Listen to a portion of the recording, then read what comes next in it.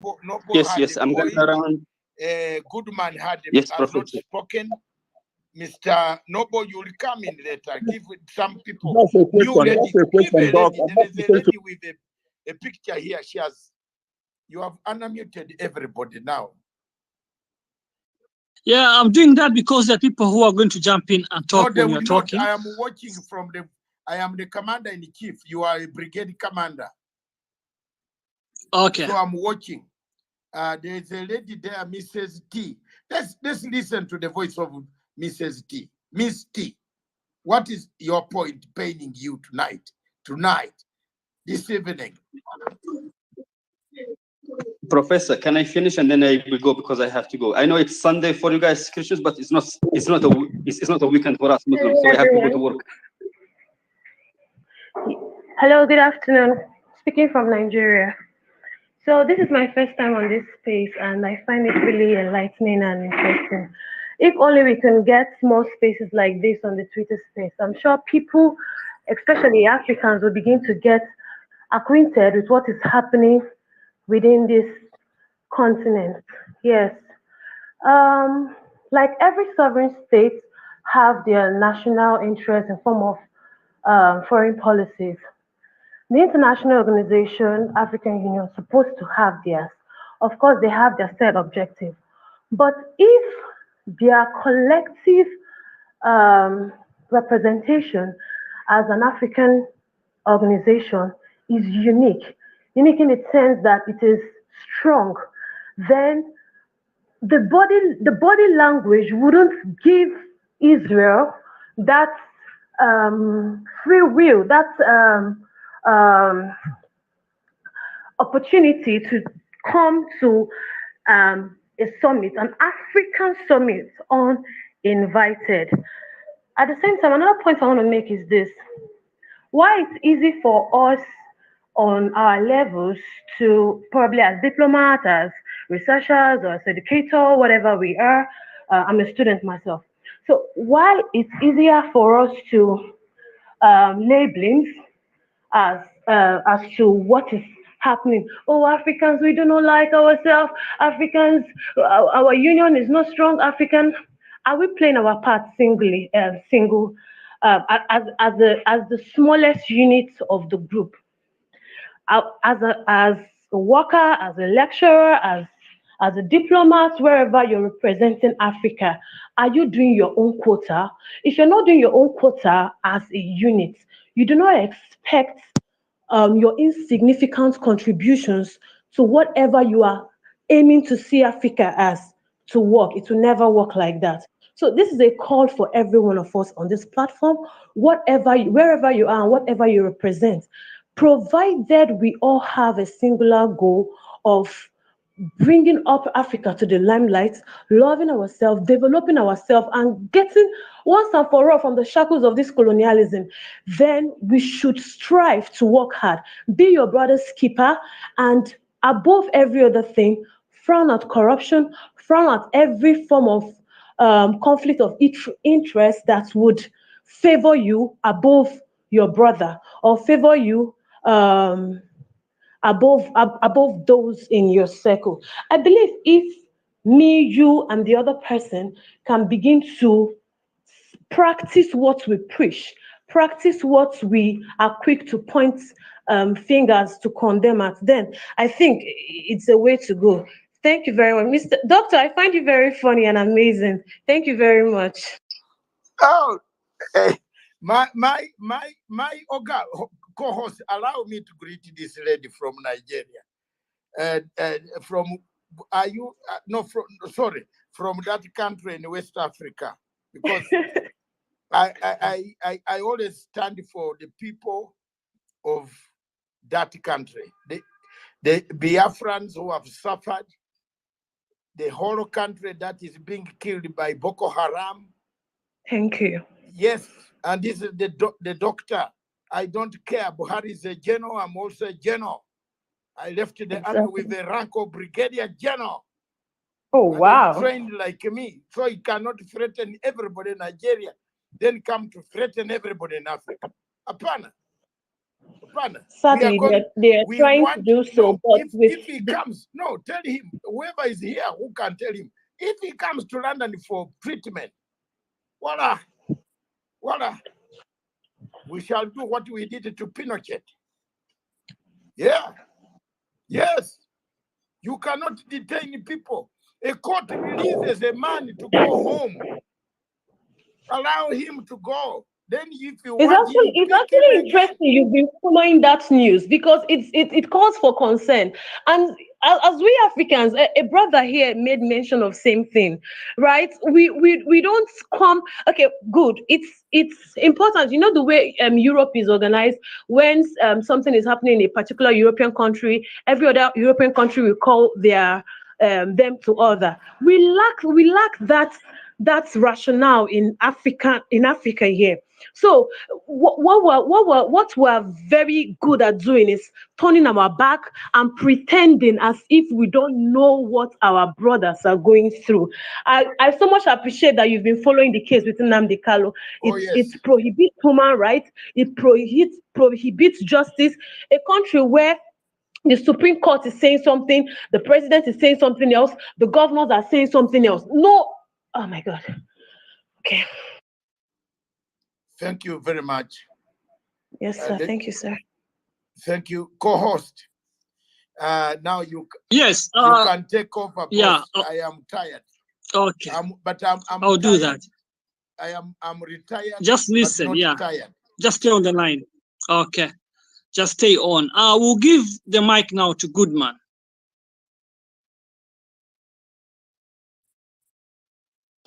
Yes, thank you. Thank you very much, Abdi Guli. Thank you, Dr. David Musanga.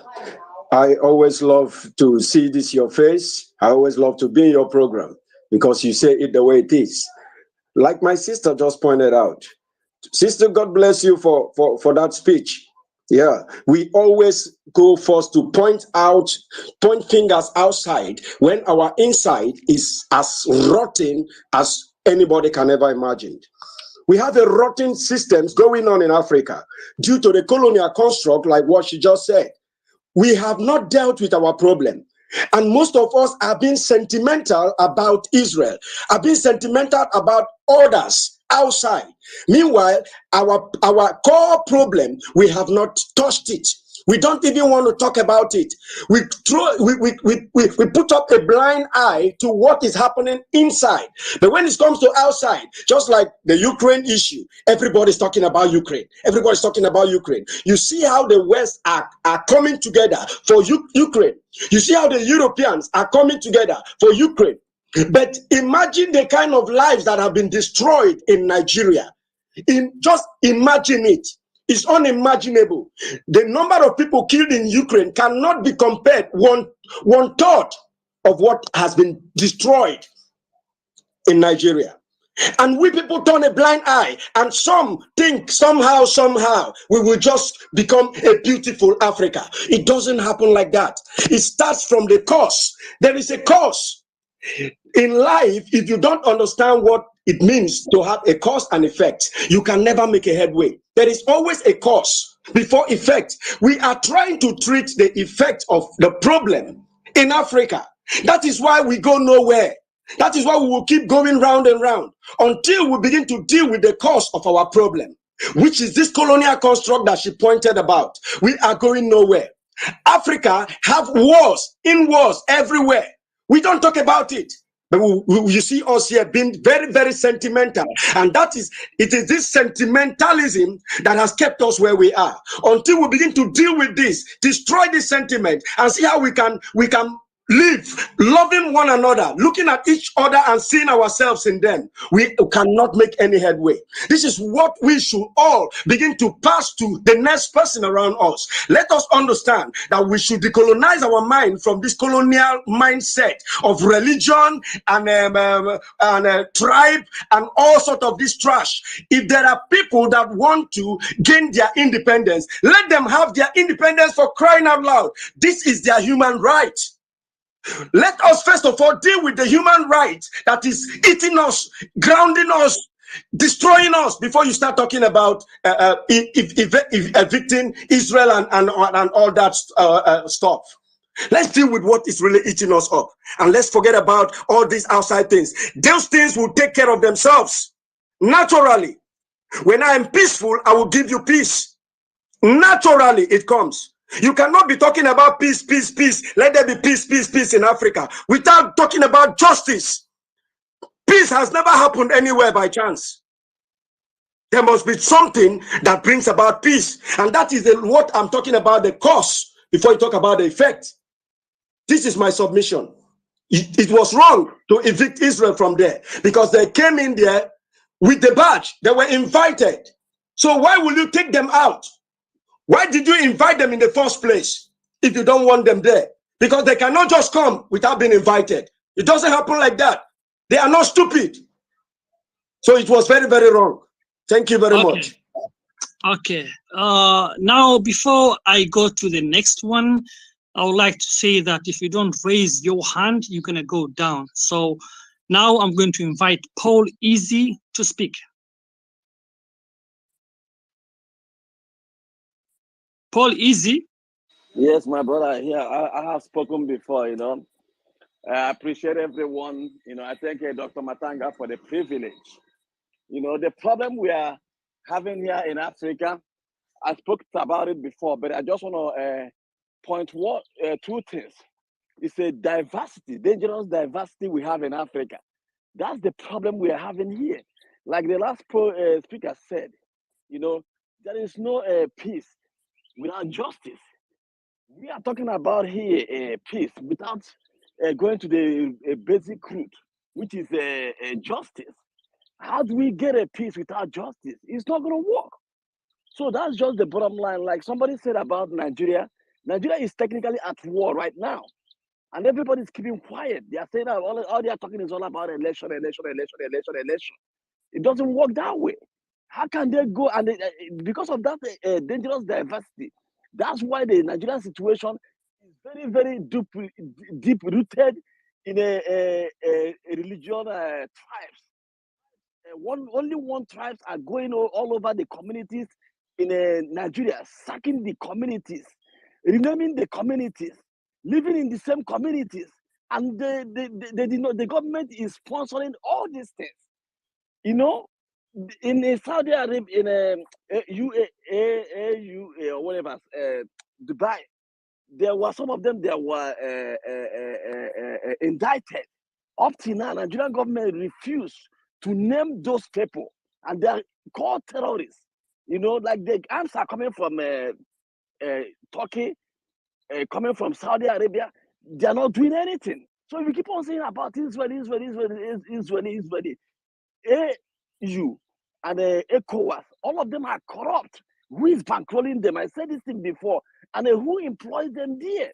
If we want to get these people out, everybody, every nation has to be out from AU. It should be only Africa. But you can't just kick one person out and leave the rest. That's a discrimination. It doesn't work that way. That's just the gospel truth that we have to face and say the reality. And also AU, EU, all these things, only some tribes are controlling this thing. That's why we are having this issue. They use Bible to swear an oath of office. The Bible has disappointed us. They looted everywhere. They use Quran to swear oath of office. They still looted the whole resources. So we should forget about religion and based on our culture. So that when they go to our culture, use our culture to swear allegiance of office, if they misbehave, the laws of the land will take its course. I rest my case here. Thank you very much. Okay. Now we go to Selat. Yes, man. Thank you for having me on. I'll be listening for the last 40 minutes, 30 minutes. Yeah, I wanted to respond to a few people on the stage, such as Goodman. First of all, I want to point out my general 2 pence. I don't believe in a united Africa. This is a fake outrage. The AU is a manufactured establishment for Africa. It's not. It does not represent Africans or Africa. It's just another branch of the EU. Just a few years ago, wasn't there Chinese secret service that had the whole AU bugged out, surveillance everywhere? So I don't know where this fake outrage comes from. Every country in Africa has a base where the CIA, Mossad, MI6 are based. So I don't know why people are outraged saying, "Oh, Africa need to be united. We need to kick these people out." And a few people are very anti-religion. Me, as an Eritrean Muslim, I will not unite with anyone outside my religion. It goes for even Horn Africans themselves. So in order to unite on something, there has to be something to be united on. Or even in the past, Africa is just a landmass. We are not united on anything. We can unite in terms of economics, nothing else other than that. We're just a landmass. We're just a few people that just live on the second biggest continent in the world. That's true. But other than that, like right now, if you're giving an example, an Eritrean has never seen a Nigerian only in the 90s when we came to the West. So this fake outrage of this Pan-Africanism, it's just a joke to me. It's a laughing stock. The biggest enemy an African has is not a European. It's another African. Look at all the leaders of Africa who wanted to unite Africa. Who killed them? Did a white man take a flight from New York or London to kill those? No, it was another African that pulled the trigger. So I'll fix my village. Then after my village, I'll fix my city, then my country. Then we can talk about unity. But whereas my village is on fire, I am not going to come to help you. Does that make sense? So brothers and sisters, the AU needs to be dismantled. It needs to be destroyed. It's the most fakest, most disgusting establishment in Africa. And that's the thing that's holding us back as Africans. Thank you very much. All right, we heard you, but I wanted to ask you. Can I say something? Co-host. Can I say Wait, something? the host has to speak. Wait. Co-host. Thank you very much. Mr. Salet. Mr. Yes. Selat. Thank you very much, Yes. my brother from Eritrea. Shakespeare said, I don't want to go there. Let me leave it this way. I'm a great friend of President Zenawi. Isaias Efek. You copy this name and tell him you were on a platform of a man called Dr. David Matsanga from Uganda, the one you worked with in Islington and Highbury in London. When we are together with Ethiopian Relief Agency, and I was the vice chairman of Uganda Relief UKRA, Uganda Community Relief Association. And Esaias was the vice chairman of Ethiopian Relief Association. And Zenawi was the chairman. Dr. Tedros was our cleric officer. He was studying medicine in Nottingham University, so he used to come down for pocket money from us. Brother, it's good you are from there. I want a message. 3/4 of the people dying in the Mediterranean Sea and crossing Sahara Desert, some of them come from Eritrea. What is the problem in Eritrea? What can we do to help Eritrea? First, I disagree with Britain. I disagree with America putting sanctions on Eritrea, because sanctions don't hurt Eritrea. Don't hurt my friend Esaias. He has very nice suits brought from I don't know who buys his suits. A very good suit. When he came to Kenya recently, he has a nice suit. In fact, I just called him. I was away, but I called. He said, "Oh, I thought you were in Kenya. I would meet you." Let me tell you, what 3/4 of a quarter of the people dying in the Mediterranean Sea are from Eritrea. So when you are talking about dismember Africa, so how will it look if we are completely dismembered? That's my question to you. If we cannot give Eritrean food, social services, schools, medicine, hunger is striking them. How will we be if we don't know and each country is on its own.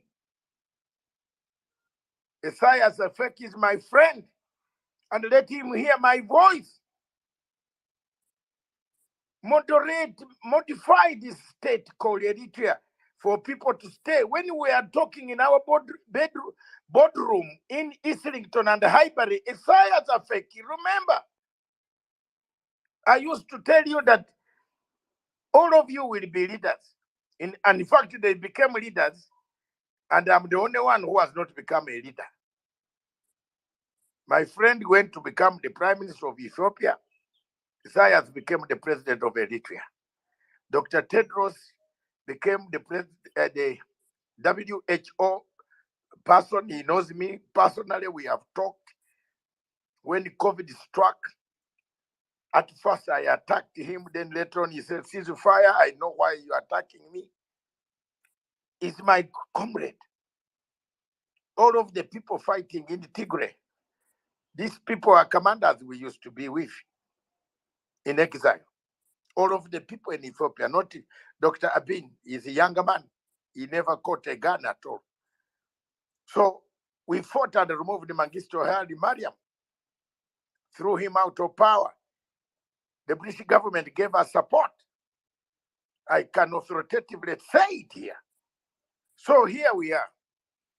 When will people stop going to dying in the Mediterranean Sea? If you are from Eritrea, why don't you tell the president of Eritrea, change some things so that people, Eritreans, don't drown, don't die in the Mediterranean Sea? Select. Answer me. You have 1 minute and a half, 2. Tell me what is going on in Eritrea. Yeah.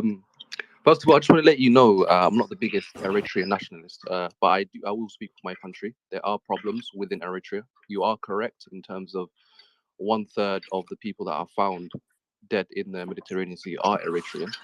The problem does stem from the dictatorship, but the problems of Eritrea will be only fixed by Eritrea. No other African nation who has their own problems is going to fix Eritrea, no matter what they do. Same thing could be said for Somalia. Millions of other countries try to help, or as they say, help, right? Which in quotation marks, because as they say that, but then there's not really much help. Look at Somalia. No one can fix Somalia apart from Somalia. So what I'm basically saying. Come on, I'm from there. Yeah. Wait a second. Can I just finish what I have to say? Yeah, one second. You mentioned us, okay? I'll tell you that the AU is in our country. The Ugandans are there. They came through the OAU. They're fighting now.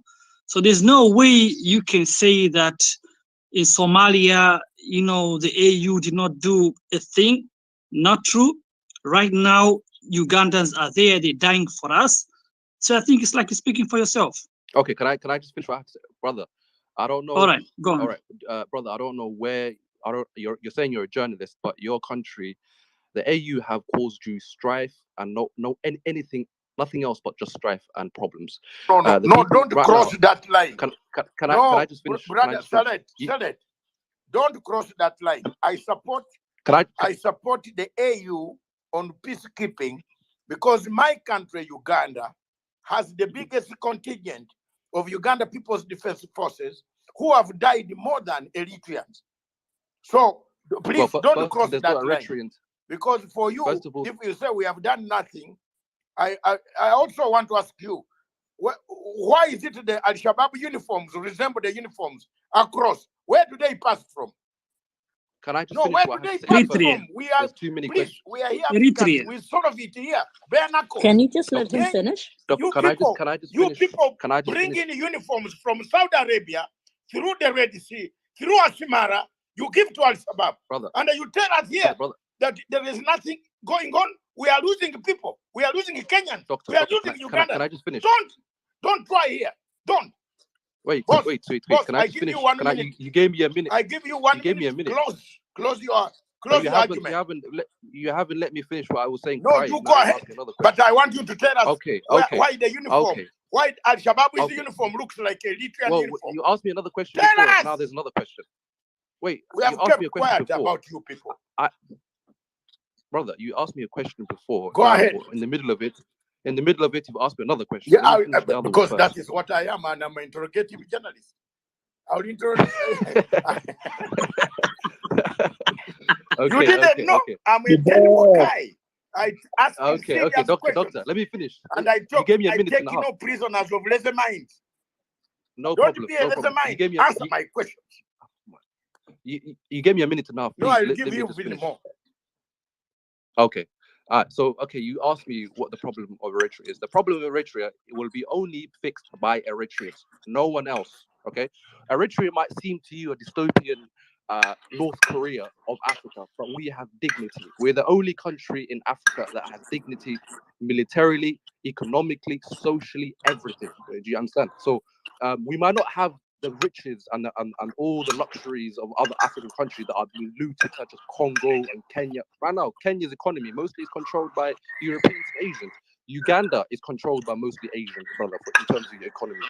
But what I'm saying to you is, I would rather stay in the same state I am right now, where I don't have no interference from no other countries, such as Europeans. Right? The brother, your co-host Abdi Guled, believes the AU is doing him any good.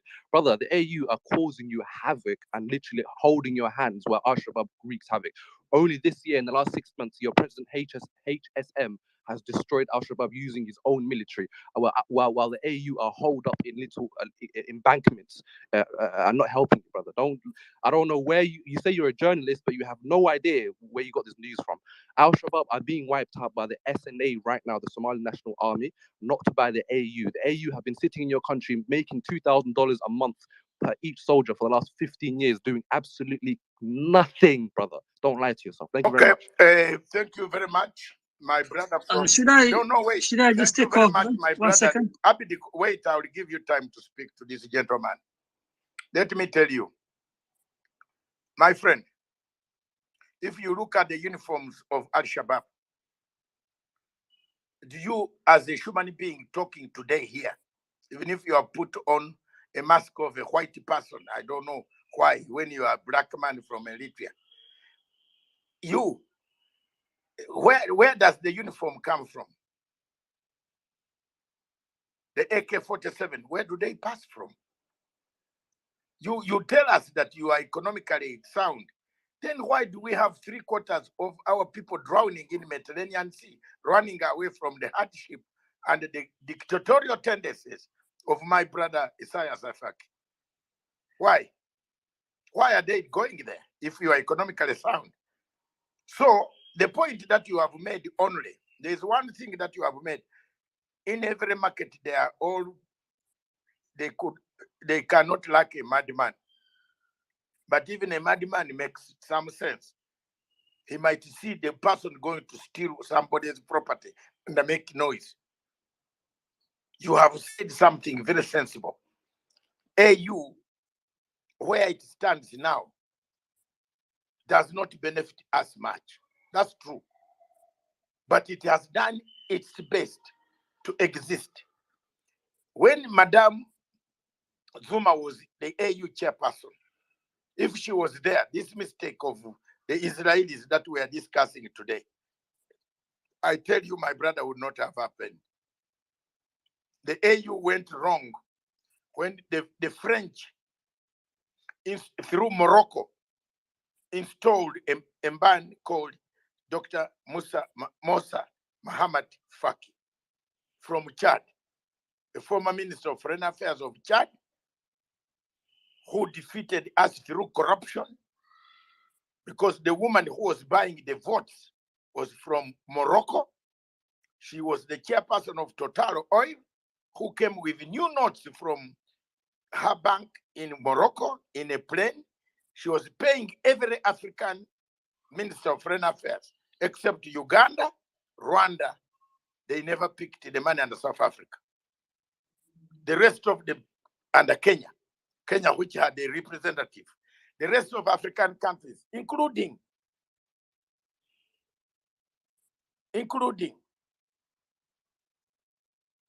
and Ethiopia, did not pick money. They picked money. They elected Mr. Mohamed Faki. The truth is that we elected him. As soon as he was elected, They said they pushed for Morocco to return. He passed it. Morocco has not given Sahrawi independence. As we speak now, they beat those black Arabs because they are black. You hear me? Is that justice? Sahrawis are darker than the Morocco. Moroccans in Rabat, Casablanca, call themselves, they are British, they are Europeans. They are not Africans. We have allowed them to come to bulldozers like children, and they are doing the bulldozing. That's why you see all this mess is taking place. Why Israel managed to enter the Union headquarters is through Mr. Mohamed Faki himself. He issued the cards for them to enter. Morocco had told him, we want them to enter. There is nobody else. It is Mr. Mohamed Faki responsible for what he did. Because why did you give them cards? Then you come to molest them, embarrass them on the floor. We Africans, we don't want embarrassment. We don't want. We might hate Israel for your own thing. Anybody can have an opinion about Israel. Yes, I'm not happy on some things that they do against Palestinians, but equally Palestinians also are deadly. They also do some other things that are not very good against Israelis. Yes, someone lays a bomb under your car and you are gone. Yes, these things do happen. But we should not import a war of the Middle East. My point is this. The new person who takes over African Union should not import war from Iran or Middle East, bring it to African Union, where we are supposed to look after our hospitals, schools, rivers, forests, and our economies. That's all I'm saying. We have a problem here. We are fighting proxy wars of France. My brother, before you go, let me land by telling you, do you know what Qatar has done in Mozambique? Qatar has now bought Total Oil Qatar Energies. The whole blocks. Do you know how many people have died in Mozambique? How many people? How many people? One day you better do a topic on Mozambique. I will bring you evidence which will shock you. You might not even run the show. Kagame went with troops. And what happened in Mozambique, Cape Delgado, I'm telling you, when it comes one day, history, things will be very, very bad for us.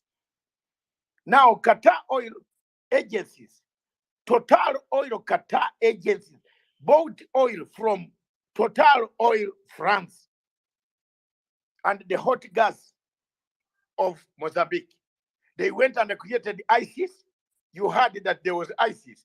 Somebody said, how could ISIS erupt in Mozambique? You see? And then later on, now they have taken over the oil. Qatar is the one going to milk that gas and oil and pipe it back to its home for the French. The mess in Libya. You tell me, if you're an African, can you not cry tears? A country divided and the AU is watching. Two countries, two governments.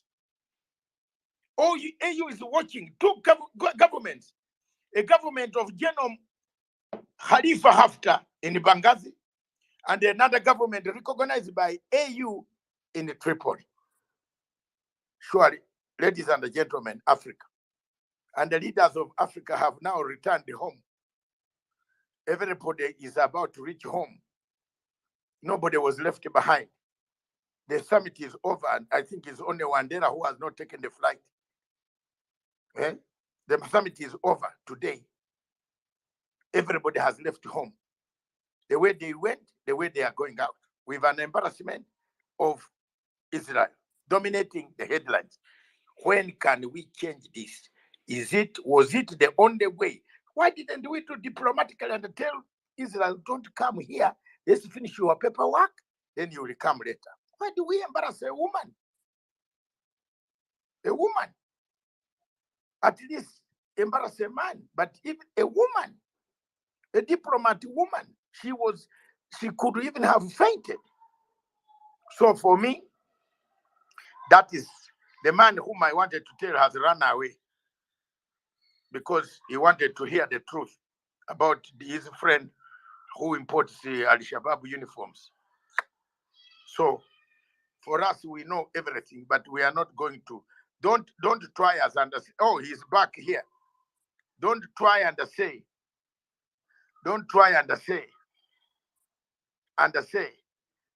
AU has done nothing in Somalia.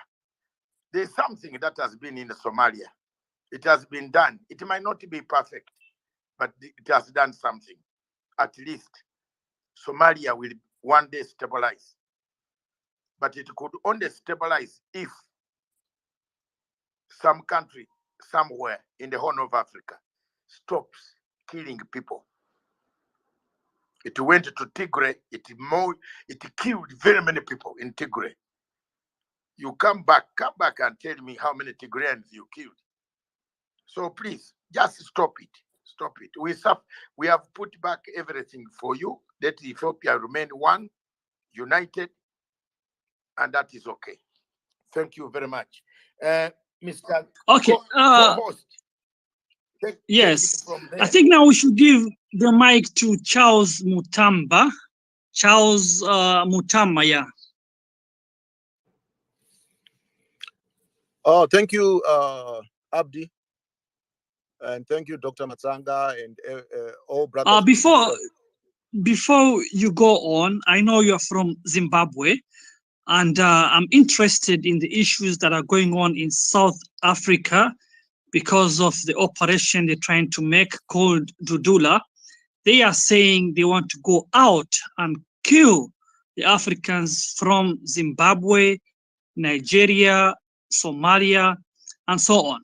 So I would like you to, if you have the chance, to touch on that. Yes, once again, thank you, Abdi. Thank you, Dr. Matsanga, and everyone on the platform.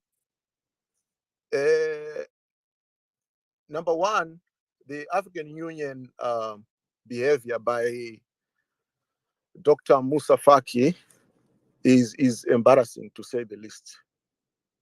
Even though Mr. Clayson Monyela, the head of diplomacy of South Africa,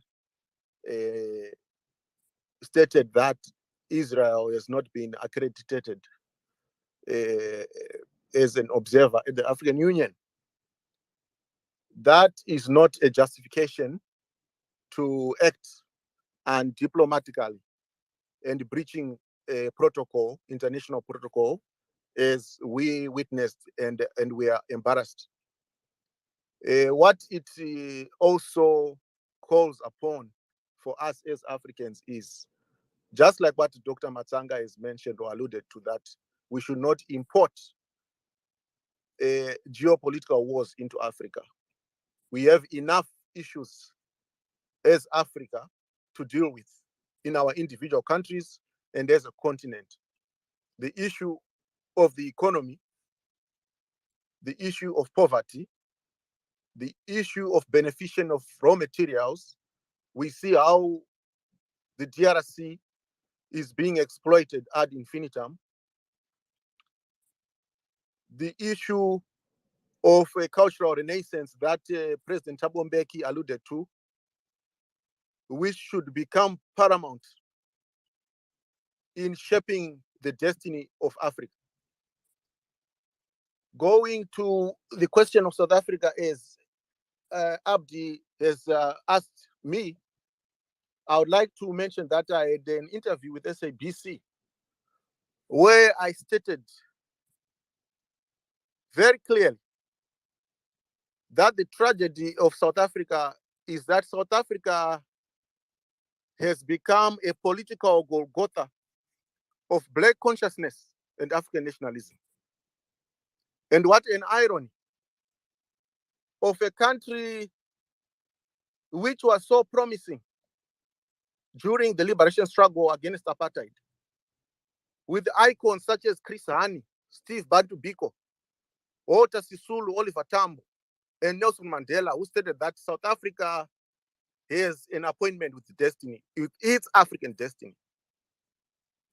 And now what do we see? Hatred of Africans by their fellow Africans. What happened to the vision of Nkrumah? What happened to the vision of the frontline states? Who has bewitched us? And what is so sad? Who controls the economy in South Africa?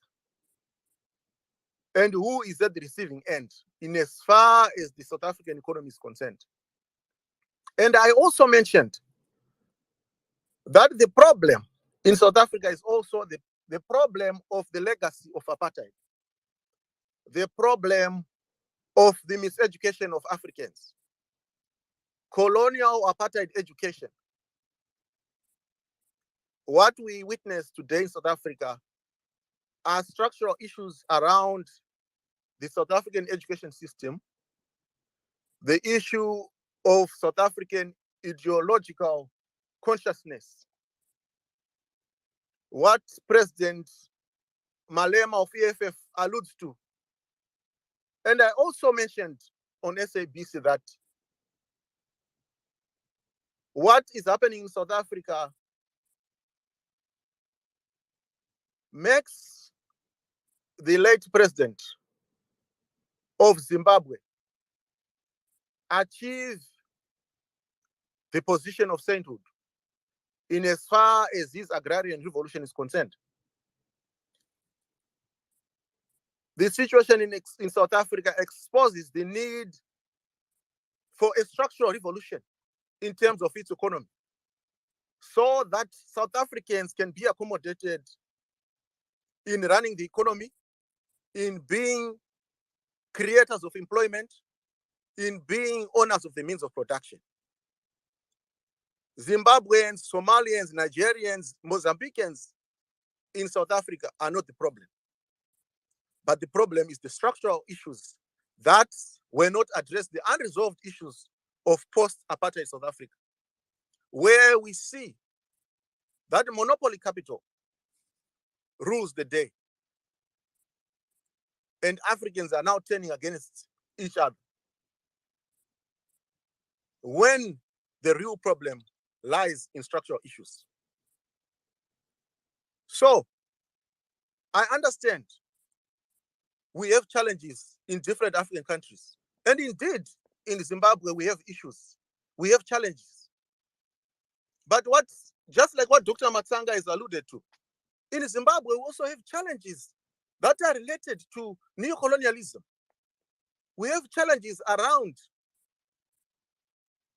Western-induced sanctions. And of course, admittedly so, we have challenges around the mismanagement of the economy. And of course, above all, we have conflict in Zimbabwe, which needs to be resolved as of yesterday, so that the drift that is happening of Zimbabweans towards South Africa can be lessened. We need to resolve our challenges as Zimbabweans peacefully and behind closed doors, not to please external forces. You should get me right on this one. We are not doing it to please external forces. Neither are we doing it to please our partisan political party interests, but we are doing it for our own national good as Zimbabweans. Therefore, the issue of South Africa and her neighbors on the continent needs to be addressed as soon as possible by the African National Congress, which is the government of the day, while addressing the structural issues that I've alluded to. And then Africa as a continent can achieve the African Renaissance or cultural renaissance that President Thabo Mbeki alluded to.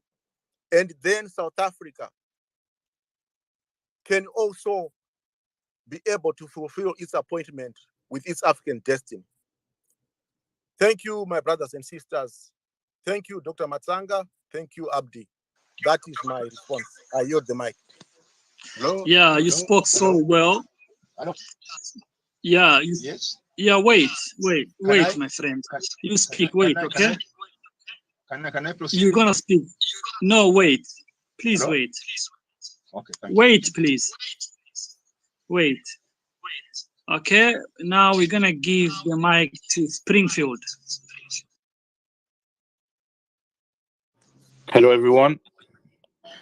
Hello, can I request everybody who has his phone on when he's not speaking to switch it off? To switch it off, please, so that you allow people and listen to my co-host. Otherwise, the general himself is watching on the side. Is my commander of the battalion. Please, let's be organized and hear more from people. There are good ideas coming out of here. Look at the Zimbabwe ideas. This gentleman is not speaking like the other one of CCC. This gentleman speaks like he loves his country, Zimbabwe. The other one calls upon people to come from out and put sanctions. This one is refusing sanctions, but he is in opposition. So let's listen to good ideas. But don't forget the topic is, was African Union justified to evict forcibly Israeli embassy staff or diplomats whom they had accredited with a badge, or it would have done it diplomatically by stopping them from even appearing near there? That is the question. As African Union got salt, is there salt left in African Union? If salt becomes saltless, is it salt anymore? We have done too many things here. We rotate. I've told you. The man issued a letter not to recognize Tshisekedi. And yet he had sent a delegation of African Union observers, 50 of them. 50. They took over $400,000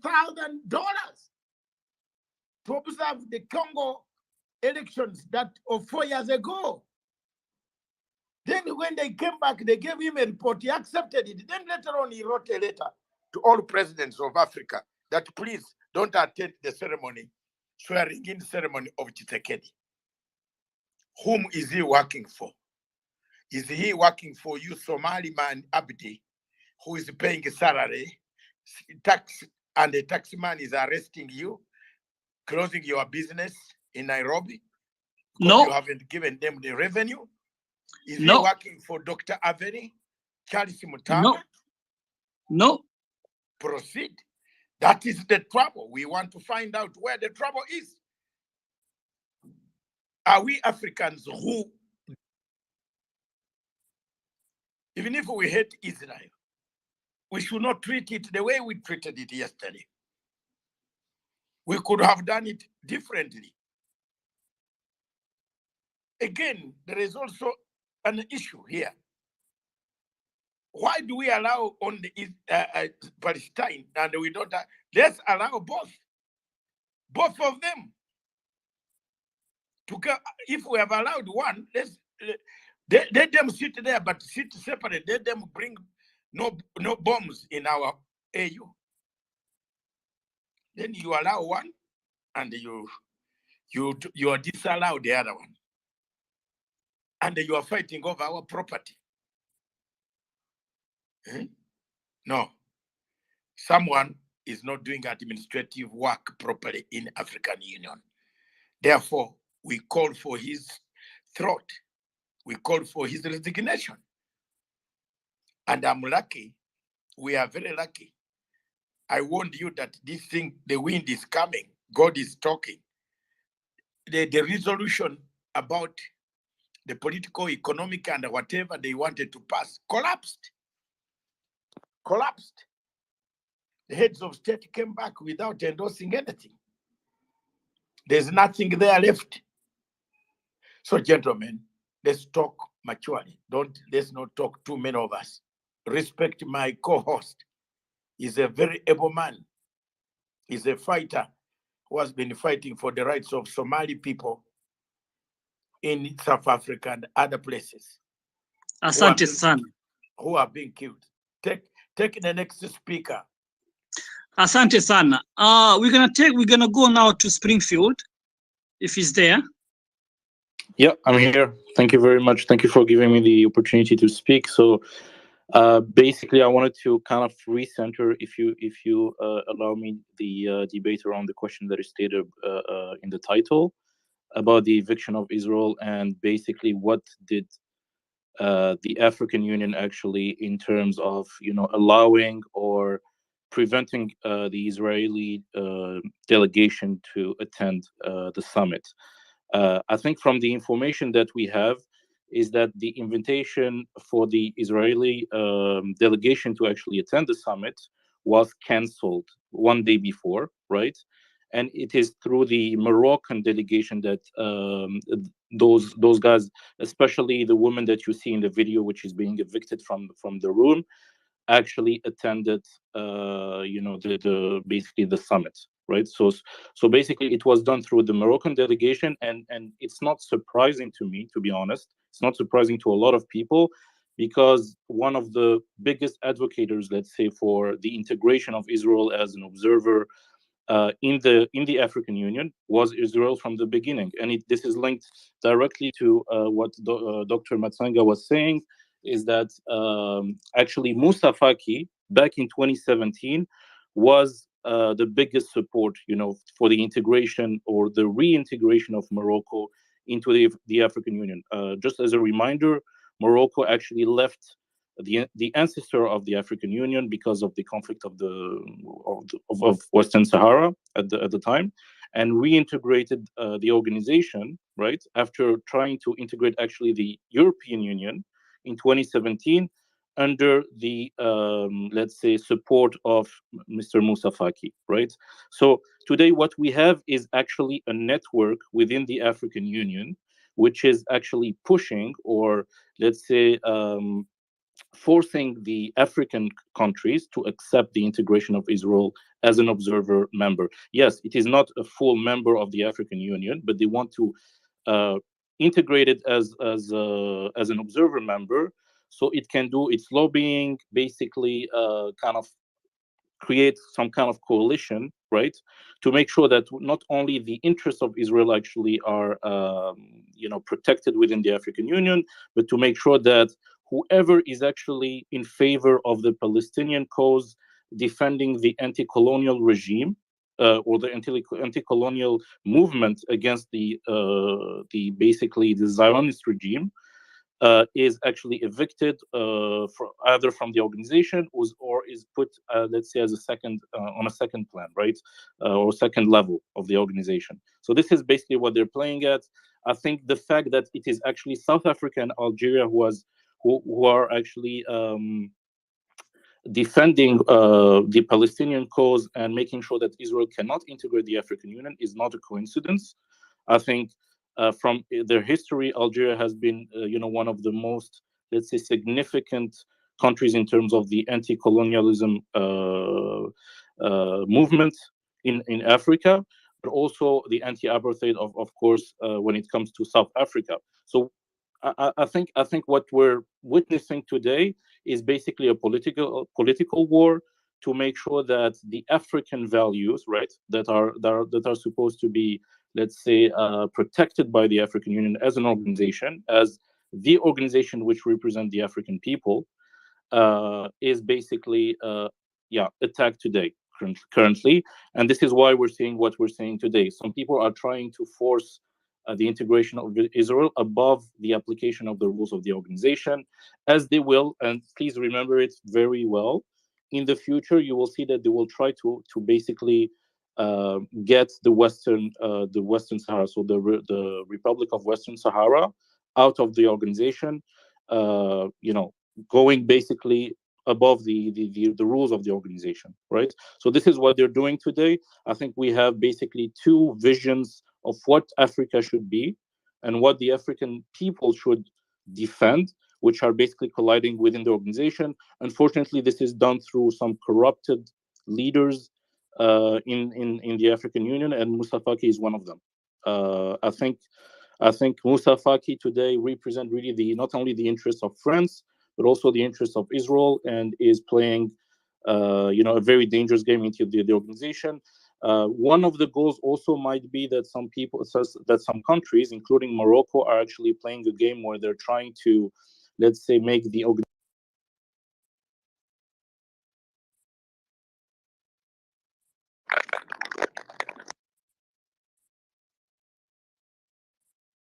Yeah, we lost him, I think. We lost him. Now we're going to go to Mr. Noble. And before you go, I see that you're from South Africa. And I would love you to talk about the issue that we spoke about, which is Operation Dudula. So if you can go on. All right, there's Abdul. I'm not actually a citizen of South Africa, but like I was trying to raise some questions earlier before Dr. Stopped me. I want to ask this question again because I'm trying to see the reason why they evicted Israel from the AU summit.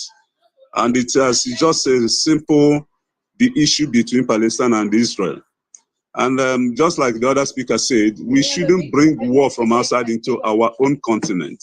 So the issue of Palestine and Israel is an age-long issue, which goes along religious line, which goes along original occupants of the land.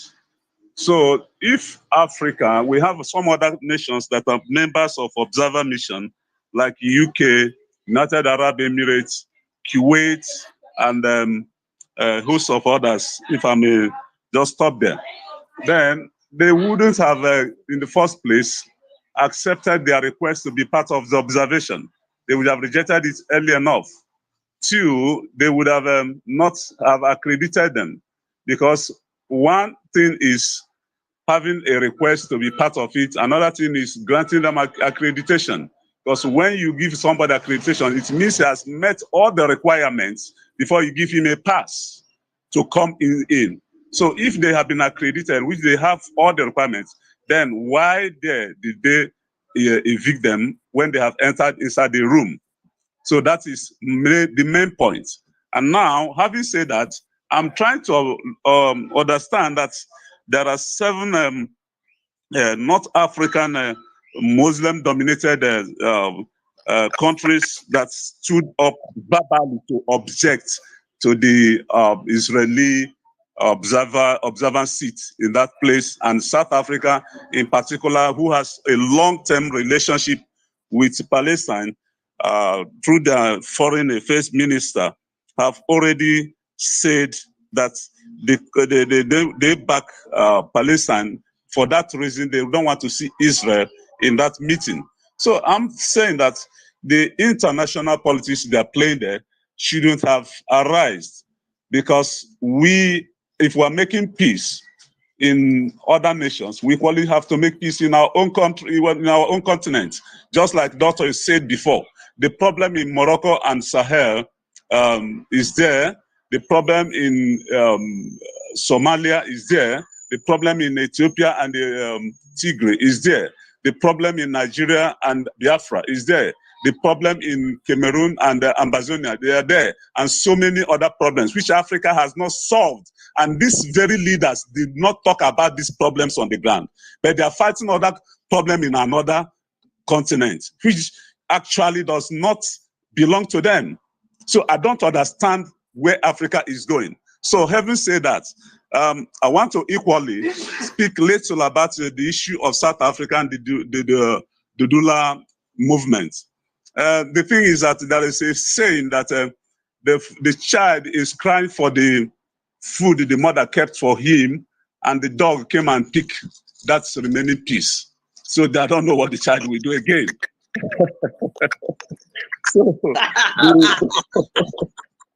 So the little food that is left in South Africa are being scrambled by Africans around. The truth of the matter, just like the former speaker,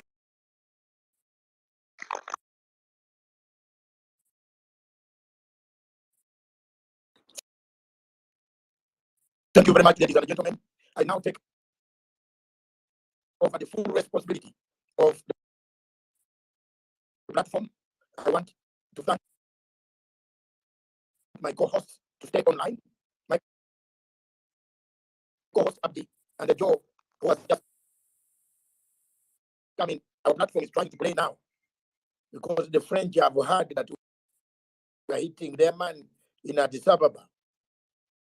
So I'm trying to make it stronger through another system. So you will see the system shortly here. I would like Abdi to make your contribution. No, Abdi, you'll stay online, but Joe, make your contribution. You have just come from the United States of America. You have never slept. You were waiting for this. You saw the pictures that came out of African Union. You are an African. You grew up in a Christian family, and which respects the values of humanity. That someone to say they were not invited, they were cancelled 2 days before, as my brother from Algeria, whom I like Algeria, because my running mate for the slot of African Union chairperson in 2024 is none other than the former Algerian foreign minister, Mr. Sibre. Do you know him? That is my running mate. We are not taking chances. We are gonna go for it. Let people who love me in Africa count. Let people who let them count. I will have some presidents counting. Some people love me quietly. My country, Uganda, has agreed. Yes, I put my name forward. I'm not going to. We can run this organization better. We can protect Africa better. We can protect Africa better. You can't go on gonya, begging. When we have tariffs, we said tariffs. Let's charge 1% of our tariffs, tax-free, charge 1%. 1% deposited in African Union Bank. By now, you should have a bank which makes profit and pays the workers and pays for elections, lends people, lends African countries money to do elections. And that bank can be banked in every country. There should be a bank called African Union Bank. These ideas should come from the AU chairperson who can present it to the government, to the heads of state. Why should we rely to African Development Bank, which borrows again from our enemy? Have you seen that? Ideas. We need new ideas. This is 21st century. AU itself should. We can create a bank. We can create a sovereign bond. We can sell our own sovereign bond, which can help to actually ease the question of monetary issues that kill African Union. Hallelujah. We are not going to sit here and watch a tall Chadi man eating money from the French DSG intelligence system, being paid. He goes to Tel Aviv and he is paid. Then when he sees the guests who paid him coming, he said, block them. Can he explain what made him to even invite Israel? Israel did not come to beg for the invitation. He visited Tel Aviv. All of us saw him on TV. How much did he get quietly? African heads of state went for Christmas in Washington, D.C. Joe, you were there in Washington, D.C. I just want to ask you one question. Is there an African head of state who now talks about the money from America? Where's the money? No, where's the money? Any country that is hearing that America has brought the money, where is it? Don't stop calling our presidents for Christmas presents. Where is the money? Where is the money from America? That's why you see the Chinese come from the East, carry a briefcase, carry their money, carry their general, carry their workers. They start digging the road. Within 2 years, the road is over, and they hand it over. They say, pay later. Yes, pay later. And I was telling Wandera, my fellow journalist, senior younger man here, who conducts a very big African gathering every Friday. Thank you very much, Wandera. I told you that start creating a Chinese tribe in every African country. Because the moment we fail to pay this money, it is going to be chaos. Wandera, didn't I tell you, create a Chinese tribe? Like we created the Indian tribe in Kenya, in Uganda. We are the only countries in East Africa, in Tanzania. They have a tribe. Indians came digging the railway. They stepped here, they stayed here, they are here. Now you think Chinese will go away. If you look in your village, in your country, how many Chinese have produced children now? No, be honest, you Africans on this platform. Chinese have produced children with our women. They are doing it every day, every night, every hour. And they are creating a tribe here called Chinese Tribe of Africa. We better start preparing. In fact, if you give Chinese Karamoja, they will make artificial rain that the desert will go away. Why do we call ourselves that we have China? We have a country called Uganda with Karamoja disturbing us every minute. Give them to Chinese. Chinese will grow that right. You will grow. There will be boreholes everywhere, and our country will stop. Will not have problem of food. Every time I see in Kenya, that country, good country in East Africa, without political prisoners in jail. And Wandera and the people of Kenya who are here, hallelujah, thank you very much. You are the only people in Africa who have no prisoners of political prisoners in jail. The rest of African countries, there are people whose hands, fingers, they can't even use to eat. They can't even touch their families. Thank you very much, Kenya. Keep it. Keep it up, Kenya. Keep it. Keep it up. You have a good record. You might quarrel on the streets, but you have a democratic dispensation, which is growing in Africa. You have never detained the people on political conscience. If you ask a Kenyan when a political prisoner was left in a jail, he will tell you many years. That is great milestone. And African Union should help, not African Union that should disintegrating us, shaming us, giving a man from Mauritania to issue a statement of which he doesn't know even English language. By law, lawyers will catch him. He said Israel had applied and the application is under consideration. Then in the second statement, it is sad. Second statement, he said, we told them not to come, but they were here. Then we told them to get out. So, which statement is correct? We have a problem on our hands. The next speaker now, I have limited time, and I'm going to give 1 minute. 1 minute. When you see me coming in coughing, you know I'm cutting you off. Joe from America, be precise. You wake up very early to support me. Let me give you this chance. 2 minutes only. Thank you, Dr. Matsanga, and good evening to all of you who are tuned in from Africa. Good morning, good afternoon for the folks elsewhere. It's an honor to be talking about our continent of Africa.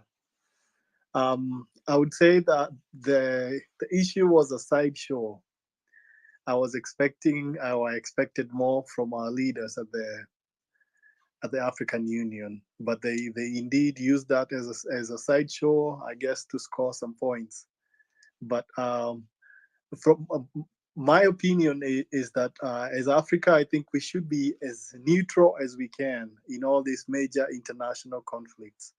But I'm not saying that we should not condemn war and violence. As a pacifist, I do condemn war in its various forms. So I do condemn the conflict that's going on in the Middle East. I do condemn the ongoing mistreatment and apartheid that the Palestinians are facing in the Middle East. I also do know that both sides are guilty of so many crimes. And it's been going on for a long time. The other issue I wanted to remind Dr. Matsanga is that before 1948, Uganda had been set aside as a new location for Israel. So we would be having the nation of Israel in the location that is now Uganda. The League of Nations had picked a site. They were actually investigating Africa on the best location to relocate the Jews who are being moved or who are moving in Europe, and they had settled for a possible site southern of Uganda. And the delegation from Israel, they should have been treated with a modicum of respect. We should also look at the people that we are allowing to attend these meetings of the African Union. We do not have any independence because 60% of the African Union's budget is paid by the European Union. You all know that whoever pays the piper calls the tune. So even our efforts to get rid of colonialism and neo-colonialism, they cannot work, especially if somebody would tap your phone. Every time you come, Breaking up. You're breaking up, man. Okay, my can you hear me guys now? Yes. All right. It's My the whole. point is, we cannot have the European Union paying for 60% of our bill, and I then think we the host, expect to be independent. The host is trying to speak and communicate. I think he's having issues. Somebody help the host.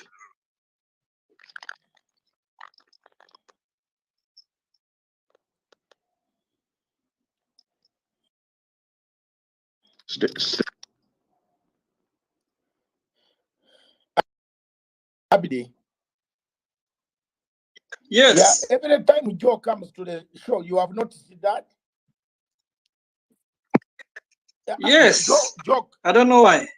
Joe, please change the handset. Change the handset. Buy a nice iPhone. I think the phone you have, do you do a lot of talk about Africa? And while you are in the States, FBI or CIA on your phone, boss, it is indicating very bad situation down here.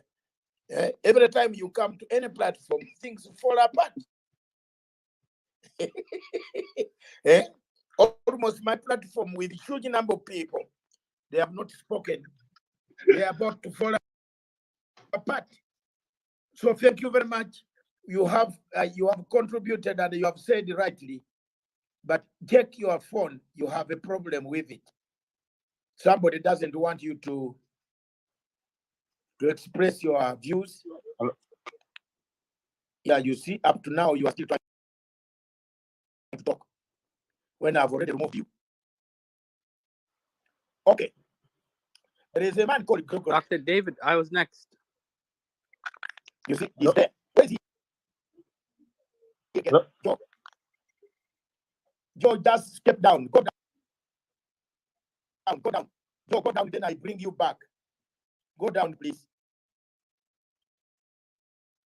Just step down. Then I'll bring you back. Okay, Abidi, are you hearing me now? I was next, right, Doctor? We hear you, but it's cutting. It's cutting. You see it. Yes, there's another gentleman, another one. That one also it has a problem. Their phones are full. I think it's your phone that is the problem, host. The other people, we hear them fine. We don't hear you, but Yeah, I think so also. So we're gonna wait. Now there's this guy called Drilly. He's been there for a long time. So you come in now, okay?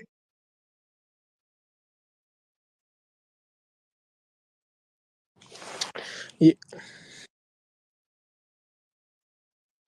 Wait. Okay. Yeah. Thank you. For letting me speak. Go on. Yeah. Oh. Yeah.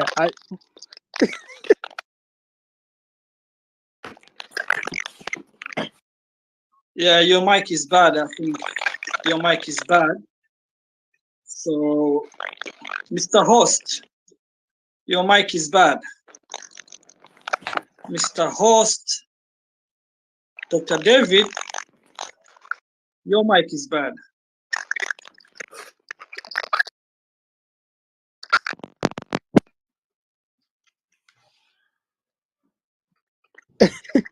Yeah. I have more of it was more of a question, but it's just what do you think the biggest achievement for the African Union has been? Because I know they have like a vision 2063, and I don't see them achieving anything on that vision. They said they want to end the wars and stuff. So what do you think has been like the biggest achievement of the African Union so far? Because I don't know, like maybe I don't know about it, but I can't really point to anything that they've done since they were created. So yeah, it was more of a question for the room. But yeah, thank you for letting me speak. Okay, all right. We get it. So I'll give the question to Charles. And Charles, please talk a little bit more about South Africa. Abdi, can you bring up Sir Gregory? He's a well-known Somali journalist. Abdi, wait. Wait, Abdi. So Charles, go on. Yes, Abdi. Thank you once again for bringing back the issue of South Africa. I think it's a hot topic right now, and I think I need to make the space aware that it's an issue that can best be solved by public officials in South Africa, and not incense members of the public in as far as promoting what we have been witnessing in terms of vigilantism through the Dudula movement. And also, it's unfortunate that last year we witnessed public officials, and in particular, Dr. Popira Matua, excoriating allegedly a Zimbabwean patient in a hospital in Limpopo. So such acts by a public official and on a live video in the reason why there's been an increase in what we can call Afrophobic attacks on other Africans in South Africa. And it is unfortunate that most of these public officials have a history in the anti-apartheid movement, in the liberation struggle of South Africa, and are ideologically aware of the debilitating effects of apartheid and how South Africans in particular and Africans in general were exploited, oppressed, and suppressed, and even miseducated by the colonial system, which we know was not just in South Africa, but all over the continent. And the continent came together, as we are discussing today about the African Union, to overthrow colonialism. And indeed, the African Union needs to take action in making sure that we overthrow neocolonialism and we deal with xenophobia, Afrophobia as a continent, while acknowledging the values of the liberation struggle that continues in face of threats from external forces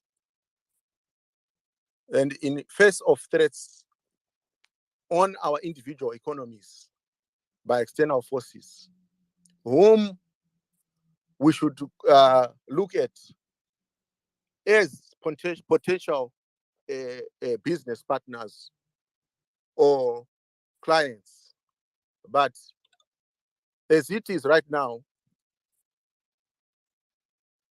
in South Africa, Black Africans are merely consumers.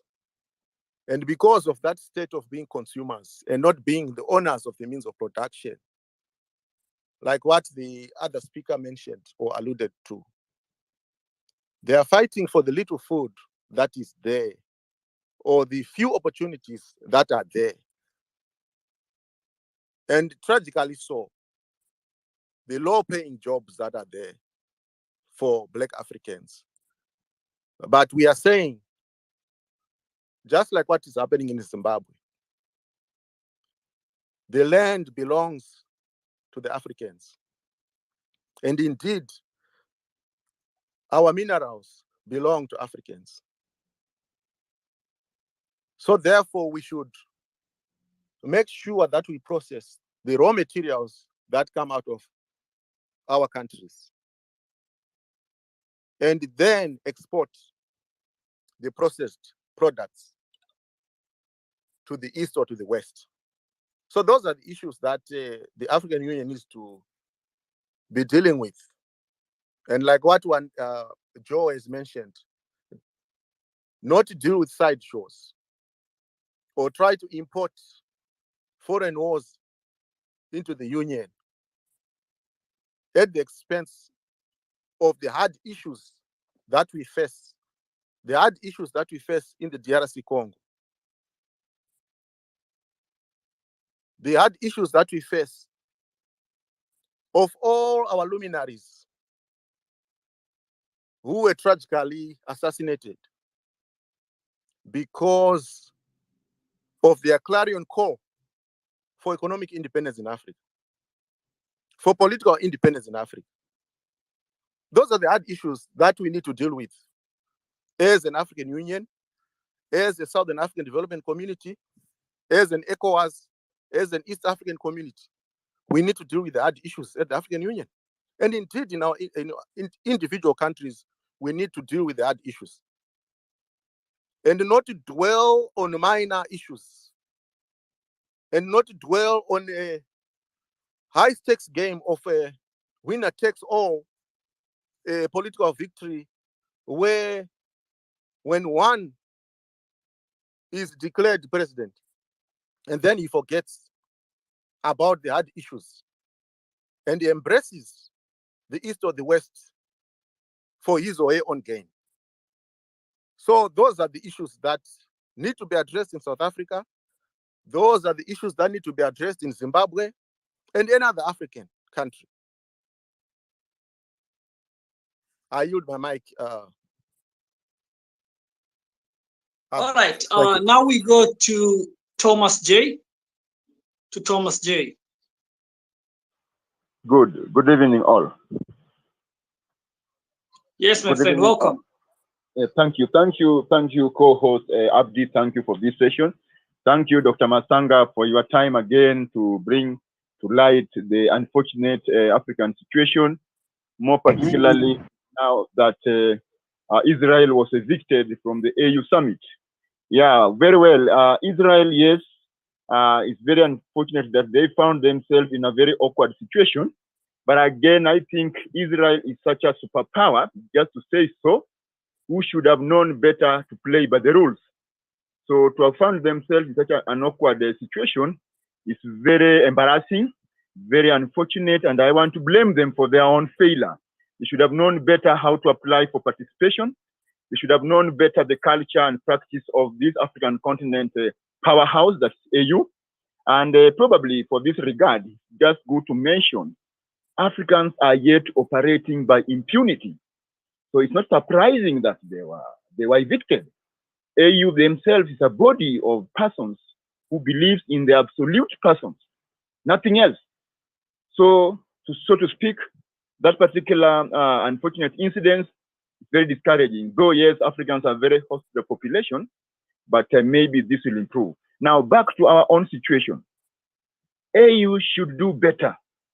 AU should do better more than expelling guests that come in attendance. AU should cross the border to be one contemporary institution of economy, a powerhouse that can defend their own rights. For how long are we going to hold ourselves at the behest of the powers that are beyond our waters? It's important that now Africans turn to themselves. It has been mentioned by several speakers. How many wars are we fighting amongst ourselves? If you look at the basis of all these problems, there is nothing so strange about it.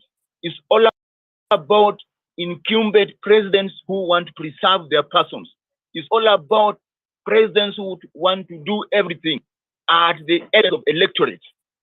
Kenya is being celebrated, but we are still having problems of democracy. To say that we are going to agree with strong men just to win democracy is not going to be easy.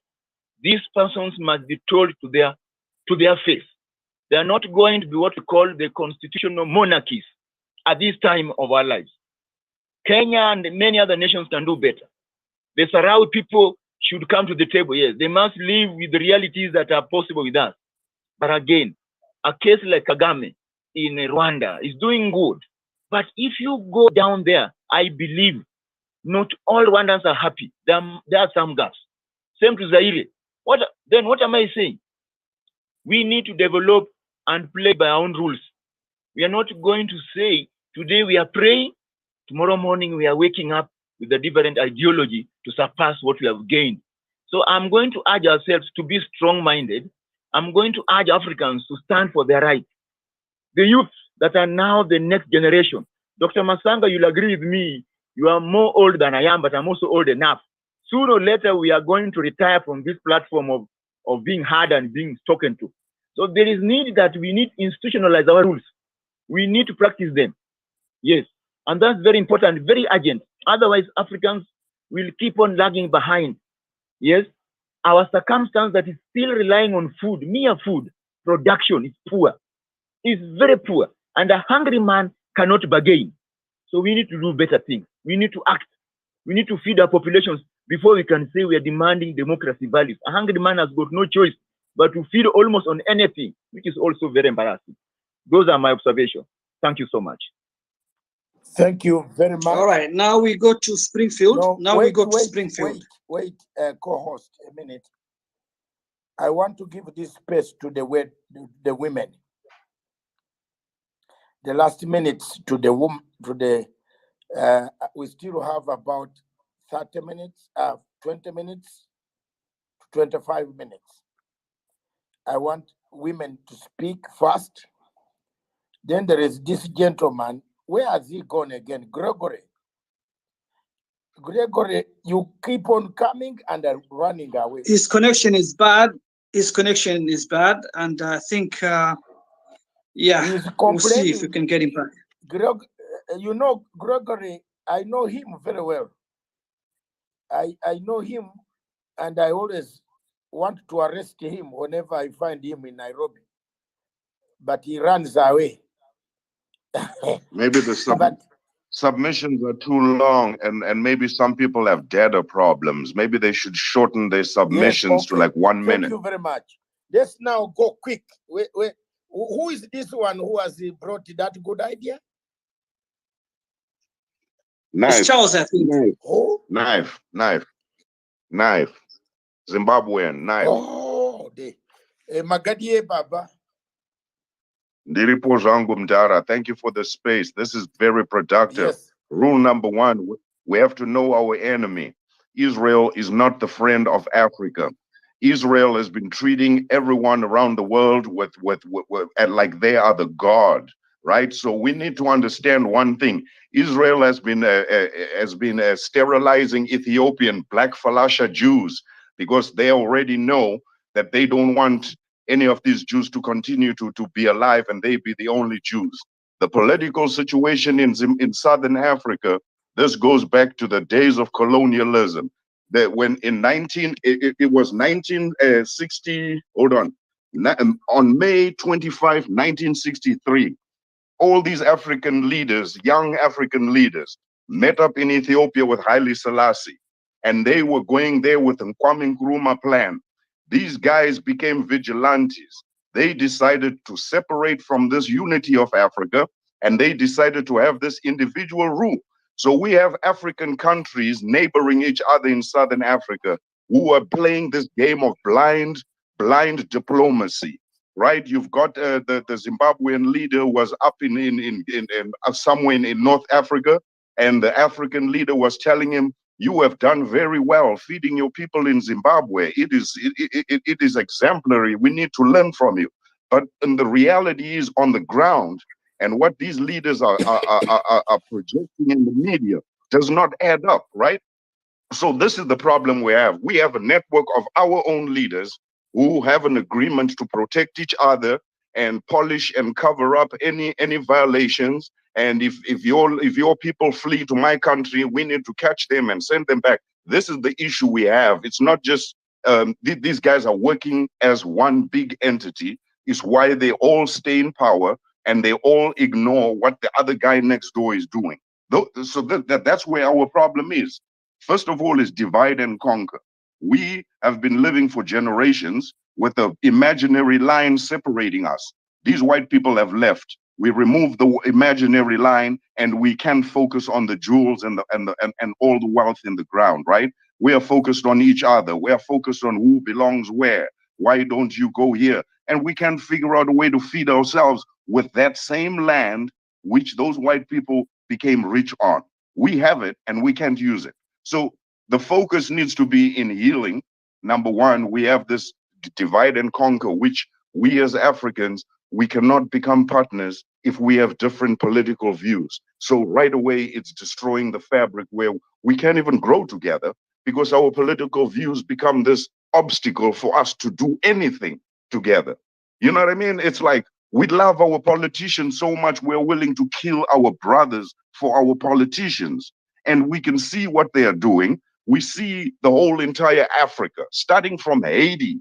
Haiti was the first black country in the world to gain independence. Haiti became the model for the rest of the black world. We are given independence by an agreement that is given to us and written for us by our colonializer. Every single one of us. We are the French Africa is paying reparations right now to the colonialists. Come on, man. So we're going to fight each other. Okay. We're going to continue poking each other's eyes out, but we don't see the obstacle. Thank you. Thank you. You made very serious points. And brother, my brother, Chef, can I call you Mudara? Thank you very much for saying, bringing in a new voice a deep voice like Obama. So it reminds me of Obama. So thank you very much from Zimbabwe. I think you have a point there. We are a problem of ourselves. We invite these people, we still talk about countries saying, I come from Uganda, I come from Kenya, or I am a Zimbabwean, or I am this. We are one people. Let's try to get unity first. Let me bring ladies now. And you agree that we need to hear something from our ladies. The lady speaker, Dency from Canada. I believe you are from Hi. one of the countries that has suffered recently. If I remember, I can see your face. Either you are from the Horn of Africa, or Ethiopia, or Tigray. I'm from Rwanda. Or from Rwanda. Aye. Yes. How did I fail today? Oh no. All right. Thank you so much for this space. I think it's absolutely a shame that they expelled Israel. Like, I mean, she cannot just come there by mistake. Okay, she cannot just come there by mistake. So it was driven by the hateful, by hate, and it may be some country like Algeria, South, I don't know, all that kind of stuff. Like, that's what they're saying, Israel, and they should not expel Israel like that. It's just really ridiculous. Israel is not an African country. Israel was invited by the South African So government. how come they were there? How come they were? Yeah, She was there. How come she was there? Even if she was not, you cannot just expel somebody. It's just really, it's like you're in the market. You are in the market. You're not in the market. You're not in the market. No, you should not. You should not just expel it like this. It's just ridiculous. People are laughing at us. People are laughing at us. No way. No. It's just this is driven by hate. Okay? This is driven by hate. The people who hate Israel. That's what they're doing. That's It's not it. driven by That's it. only That's it. And it's I a may. shame. It's a shame. It's a shame that they're doing it. It's a shame. It's a shame. They should not expel Israel. That's what I can say. Thank you. If I may just give an answer about this, I think the only hate, right, that we can see is the hate towards the Palestinian people. Basically, when you're applying an apartheid, right, system that was actually that the Africans fought, right, in South Africa amongst other countries, when you apply this, when you use the same methods, right, as the colonial states used on the African countries, on the African peoples, right, to colonize on a daily basis by killing, by basically kicking the Palestinian families out of their homes that they had for generations, right? That is called hate. I think that's No, only the hate. point is, sir, the point is to evict. This is the subject we are on now. To evict a diplomat who is dead. That is the point. The question is, They evict the person. That is the point. That it means they plan to evict to humiliate. I will mute all of you, and I will be the only person speaking from another system. Yes, that is now how I control this. Mr. Abidi, let me control this. It is going out of hand. All right. Okay, thank you. Now, please, I want the ladies to speak without interruption. And that is what, give them respect. You are behaving like a Muhammad Faki again. Up in the AU. We have invited good ladies here. Then do you know the ladies from Rwanda and Nigeria are the best ladies on the platform, on the continent of Africa. Now, some of you are causing me even untold suffering. Some people would like to interact here, and you are spoiling it.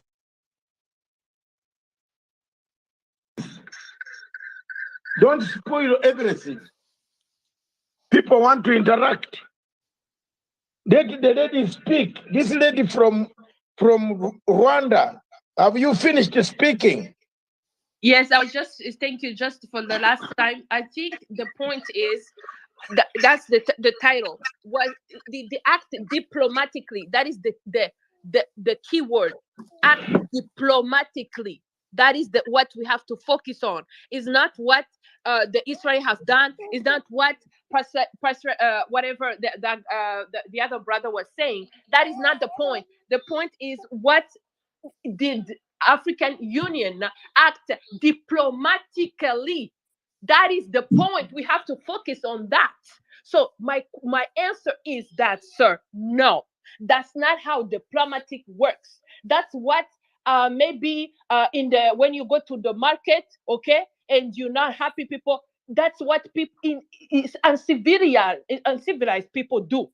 That is the difference between diplomatically it was done, it was a zero. That is not, that's what we have to do. But of course they just want to humiliate whatever that's what he does, whatever, like ignorance. So this just to follow your title, to stay focused on your title. No, African Union was manipulated by other people. Again, it was a bad move. It was a bad move diplomatically to evict Israel officer or Australian diplomatic like that. It was a zero in poor taste. That's what I can say. Thank you. Thank you very much. And I like the platform, tag each other. The people of Zimbabwe, my friend, tag each other. All of you, don't miss this chance of listening to good voices. You have seen the lady from Rwanda. She speaks good English, and she grew up speaking French. Don't you like to hear such a voice on Sunday evening? And you drink your tea very nicely. Don't harass a lady. Don't behave like a Muhammad Faki. Don't look so bad. Yes, Alimata, Alimata, lady, the lady from, tell us where you come from, Dimonekene. Hey, this is Nigeria or Biafra. Well, good afternoon, David. I'm actually from Sierra Leone. I'm Liberian. I'm Congolese. I am all Africa. So I'm an African woman, right? I'm an advocate and an activist for women and girls' rights, and I'm based in the United Kingdom. Now, there's a Congolese or a Lingala saying... Hold your fire. Just hold your fire. There is another advocate here. Yes. Whom you should exchange good notes. Honorable Jennifer Shamala. Would love that. Strong, yeah, she's a former member of parliament. Yes. In the 12th Parliament of Africa. Fantastic. Of Kenya, sorry. Of Kenya. And she was I would also love to jumbo in the Pan-African Parliament. Yes, this is, you can do quite a lot. I know now I can remember this voice. I know you do quite a lot of advocacy for women, yes, I do. children. Yes, you I can do. link up with Jennifer Shamala. She's on the platform. You can exchange. Jennifer, it's an honor to meet you. And this is why I think I am going to divert my conversation a little bit, why we need women. For some bizarre reason, when men get together, if I use a Lingala phrase here, when two elephants are fighting, it's the green grass that will suffer.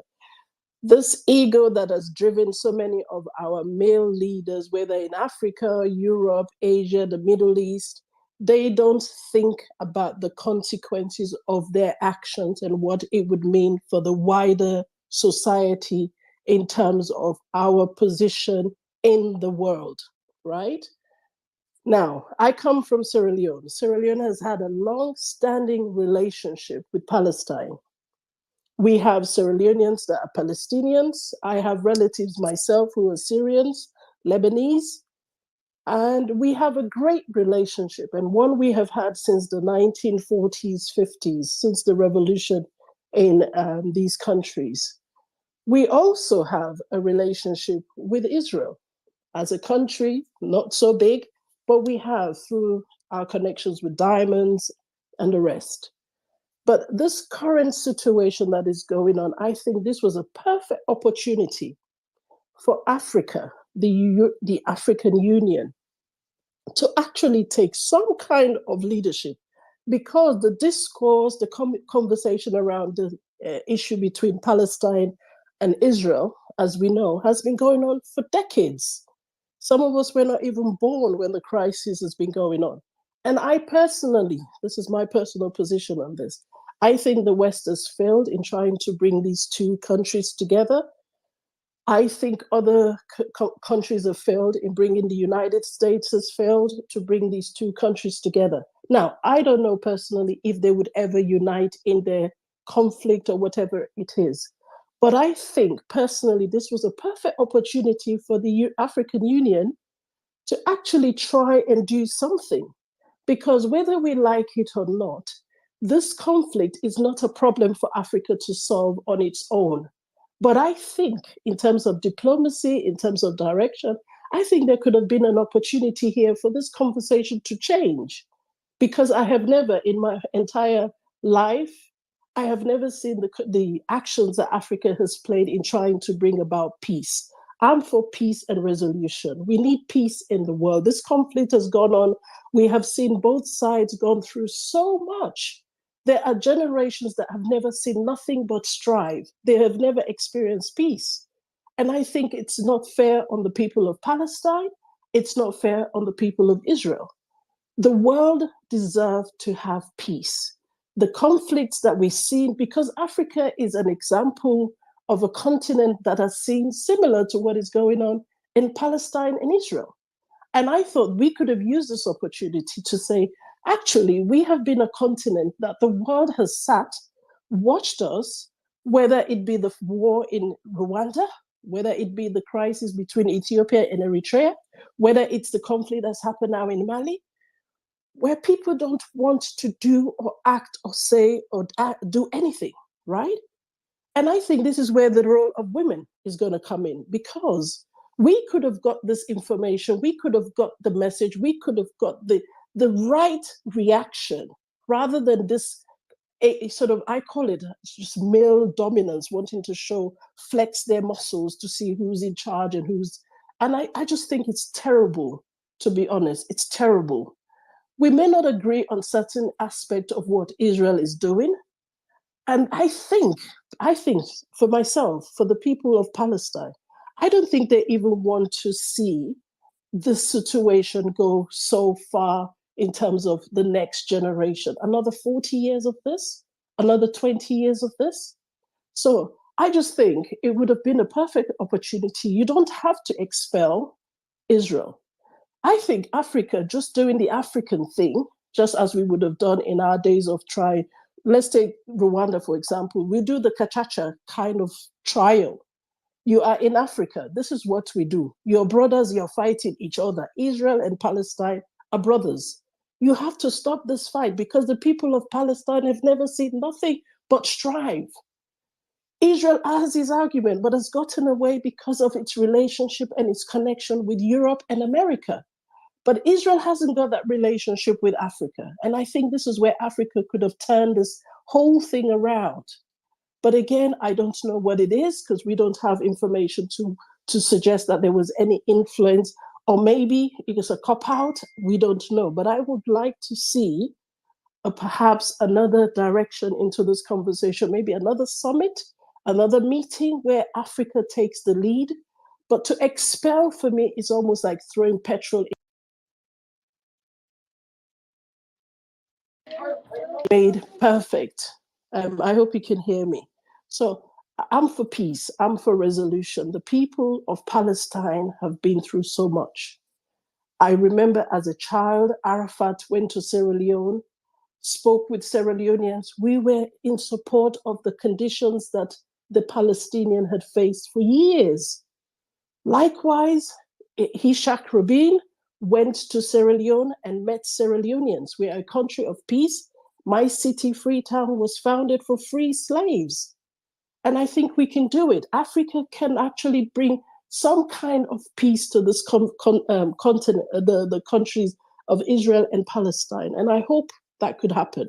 It's my wish that it happens so that the next generation don't get to experience what is going on in the region. And Faki could do better. Yeah. Thank you very much. Thank you. You made your point, Madam.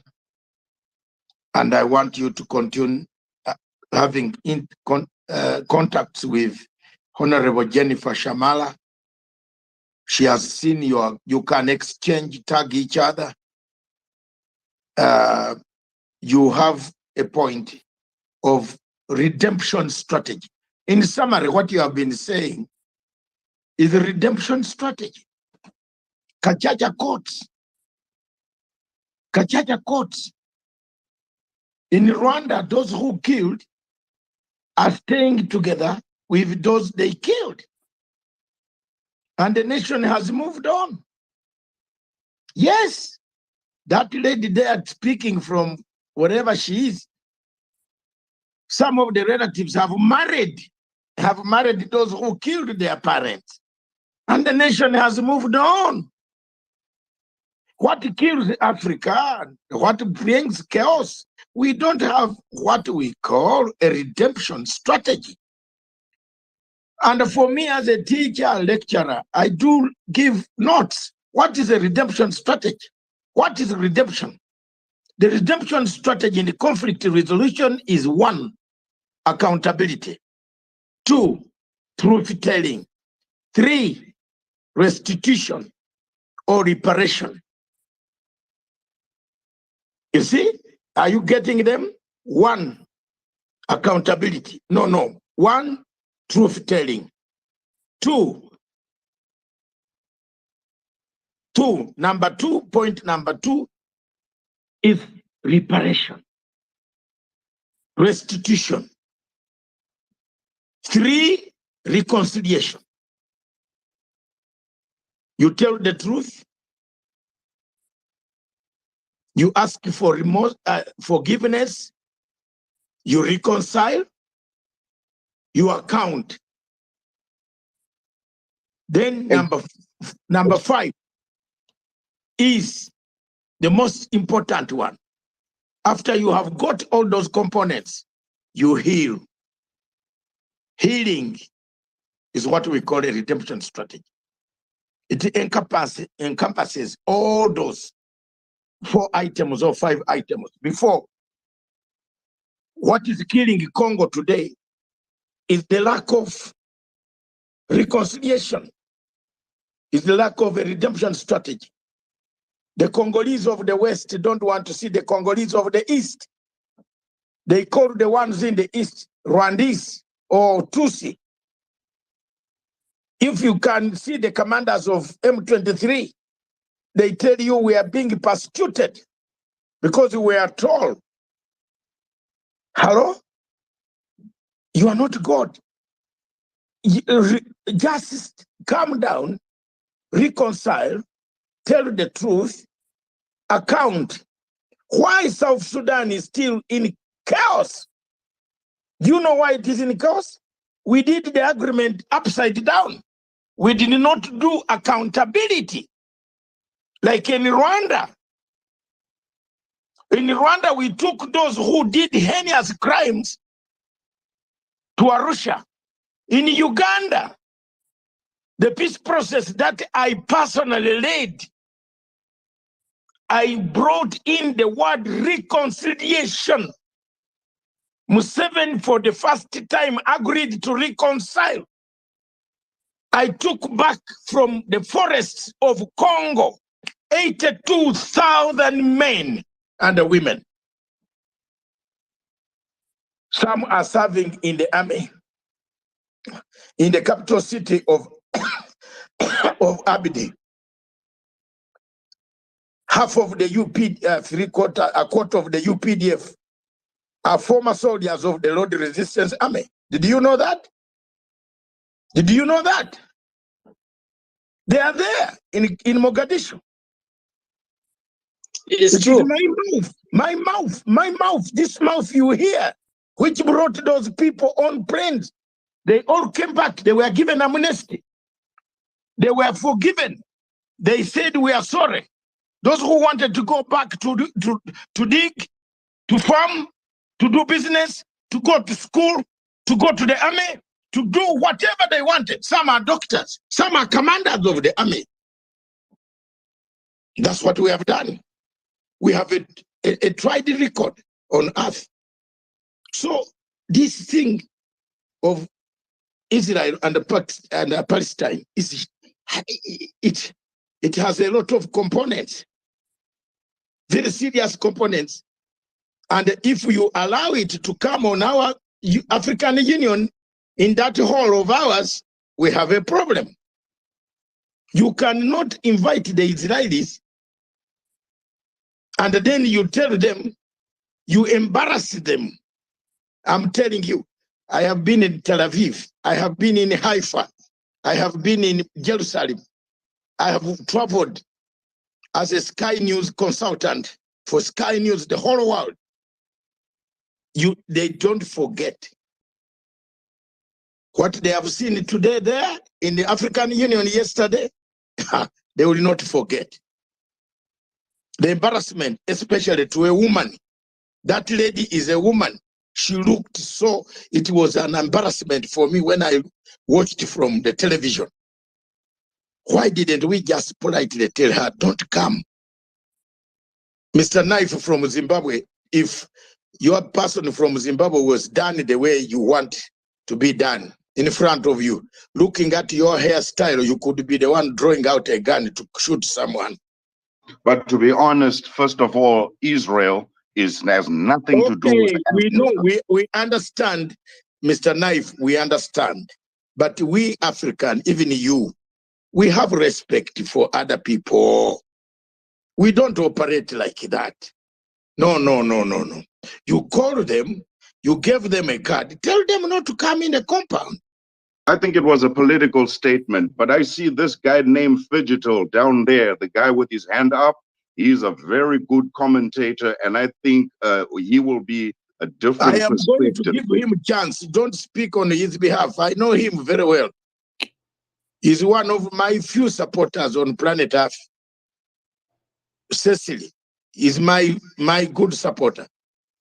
So let me move on. We have very little time. You are persuading me to even increase time because the thing is touching Africa. Don't embarrass. Was it So diplomatically? legacy? What you don't know is that I'm actually African as well, and I know that comes off as controversial, but I am South African. Who is this? Who is this Fidgetal. speaking now? This is Fidgetal. Fidgetal. Yeah, you are an African. I have no problem with you. I have not refusing to call you. I'm about to call you. Excuse me, can I speak? I've been raising my hand for an hour. I'm the first who has raised his hand. Can I speak, please? I've been waiting for 1 hour. I'm going to give this man who is making a lot of noise, thinking that we are discriminating him because of the color. It's because of your picture. It's because of my picture. I'm sorry if you don't like my picture. I'm sorry for that, but because it looks nobody doesn't hate it. We don't hate it. But can't you look the way Matsanga looks? I've never changed my looks. But there are people who put women's pictures here when they are men.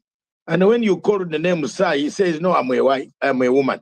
Don't you know that? That is very strange also. Africans, let's have manners. Allah, you have the microphone, sir, from South Africa. Then let's have Mwaura from Kenya, Mr. Figito from South Africa first, Mwaura, Cecil, Eddie B. And then now I'm coming back for summary, parting shots. Let's now begin with my brother from South Africa. Out of respect, I'll go to Springfield first. I was not here long enough. Springfield, please go first, and then I'll go after. That's okay. Thank you very much. Thank you. I just want to react on what was said about this particular matter, right? So basically, I find it very strange, right, that we are actually that some people are actually shocked by the fact that the representative of Israel was actually evicted or expelled, as some people said, from the summit, right, from that meeting. Well, actually, nobody is shocked of the fact that she was even there in the first place. That's actually very, very strange. What was she doing there? She didn't receive an official invitation. You need to know that particular representative. No, right, Spring, Mr. Spring, no. Don't take us back there. But this is no. Wait, hold. I'll give you time to speak. Yeah. Let's clarify one thing first. To enter the African Union compound, I am telling you in the name of God, from the gate, if you don't have a badge, nobody will allow you to go in. That's absolutely true. I agree with you. And Let me finish. You are now blaming her that she found herself there because you don't just like her. I know you.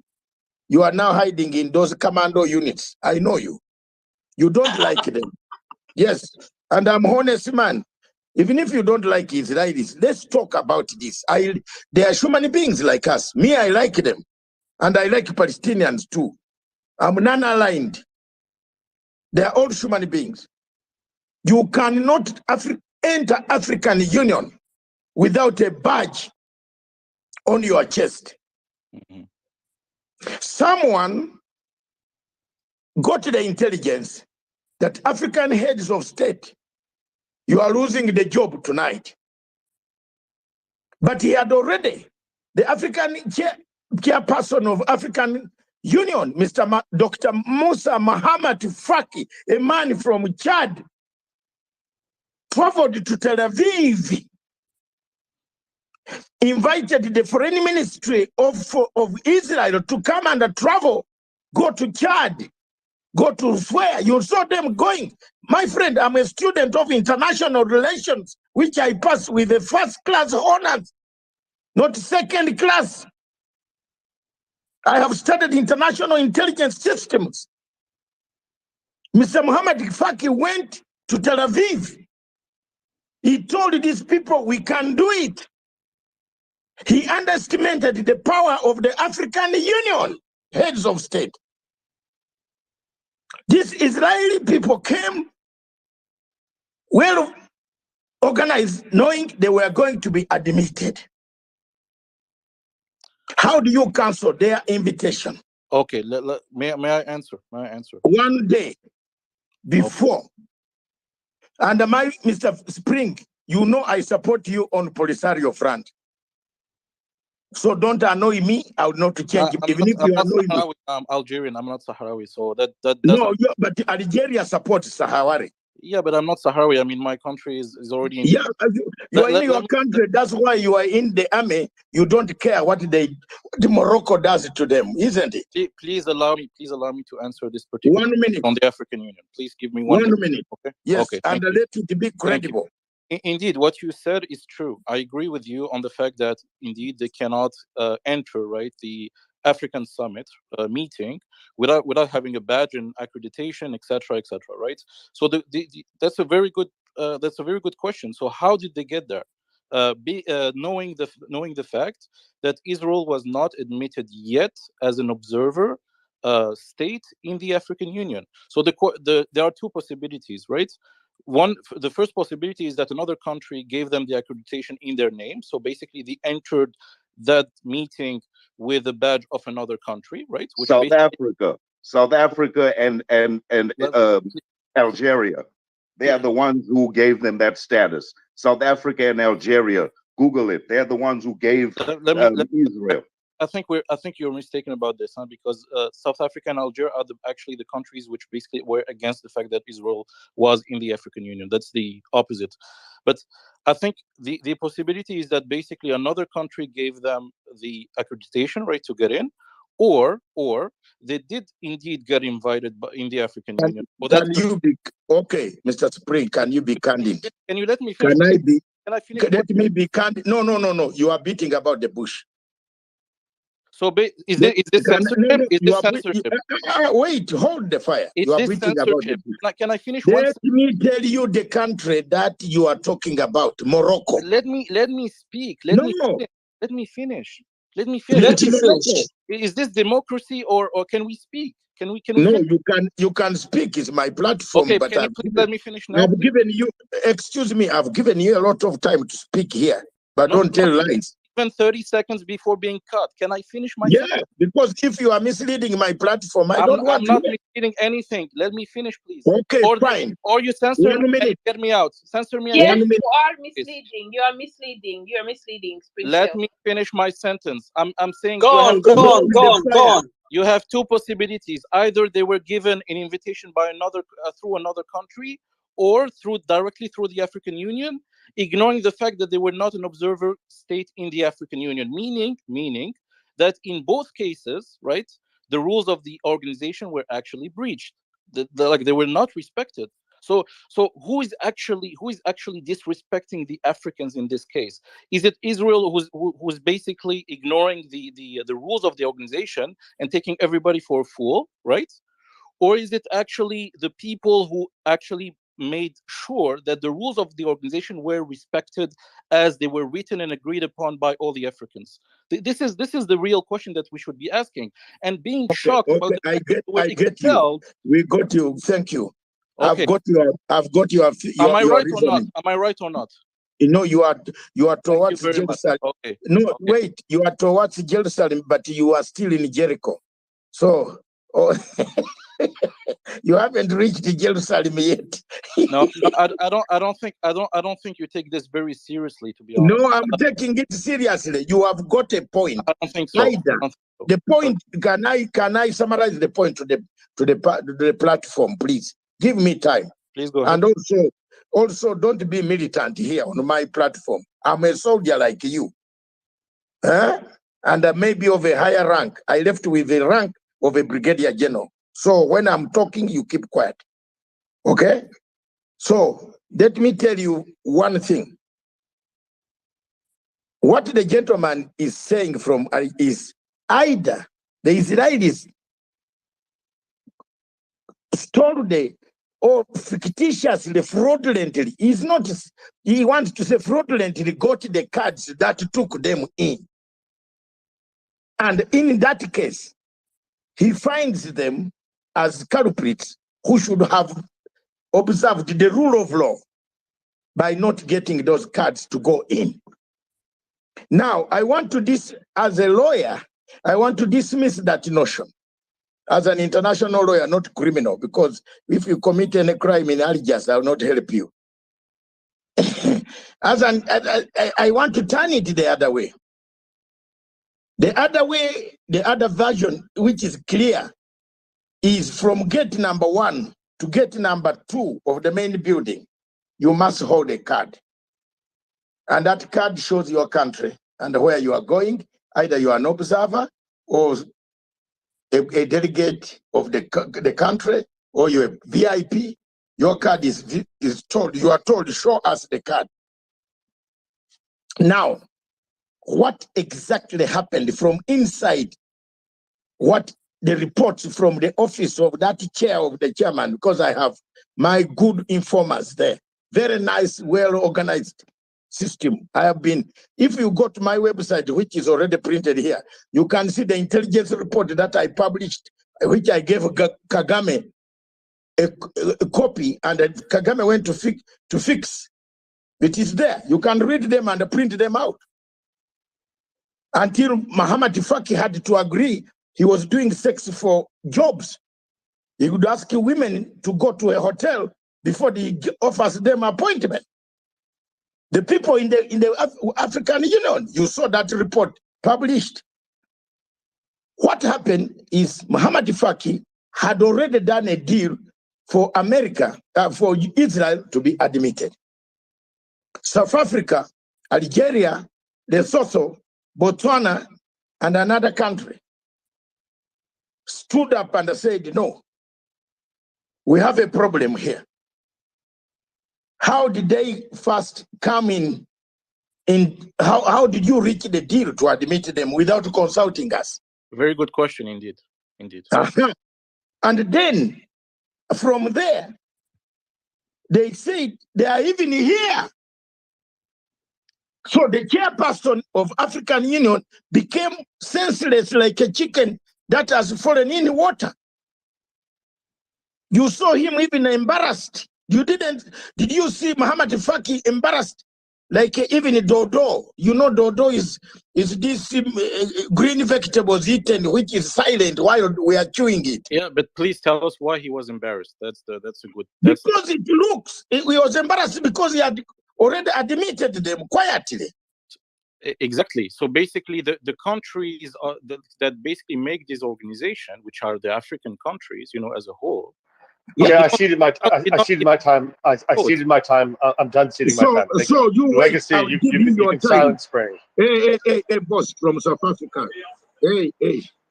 No, Legacy, I gave up my time, but now it's taking too much time. So I'm kindly requesting. No, you want even to control me myself here. I'm giving you time. I've told you'll have the time you want.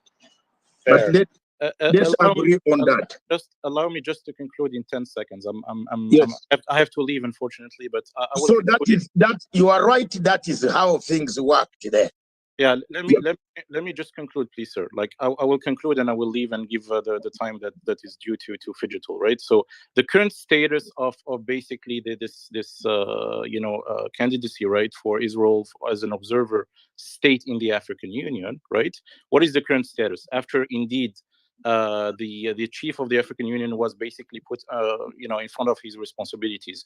Today we have a commission, right, that was formed of seven member committee, basically by 7 countries. You have Senegal, you have Algeria, South Africa, Rwanda, Cameroon, Nigeria, and the Democratic Republic of Congo, right, who have basically to statute about this. I mean, they have to discuss, and we need to have a unanimous decision on the issue, right? I think if the fact that Israel was in the African Union as an observer state in the first place was indeed legal and normal, right, and agreed upon by everyone, we wouldn't have this commission in this committee in the first place. This is all I want to precise for our audience, and thank you very much for your time. Have a good day. Bye-bye. Okay, thank you very much, my friend from these guys as a. I'm from Algeria, by the way. I'm from Algeria. Thank you. Bye. Yes, I know, and I am your former minister of Foreign Affairs, Sibre, is my running mate. So we are on it. One day I will be in Algiers and I look for you. Let's exchange the numbers.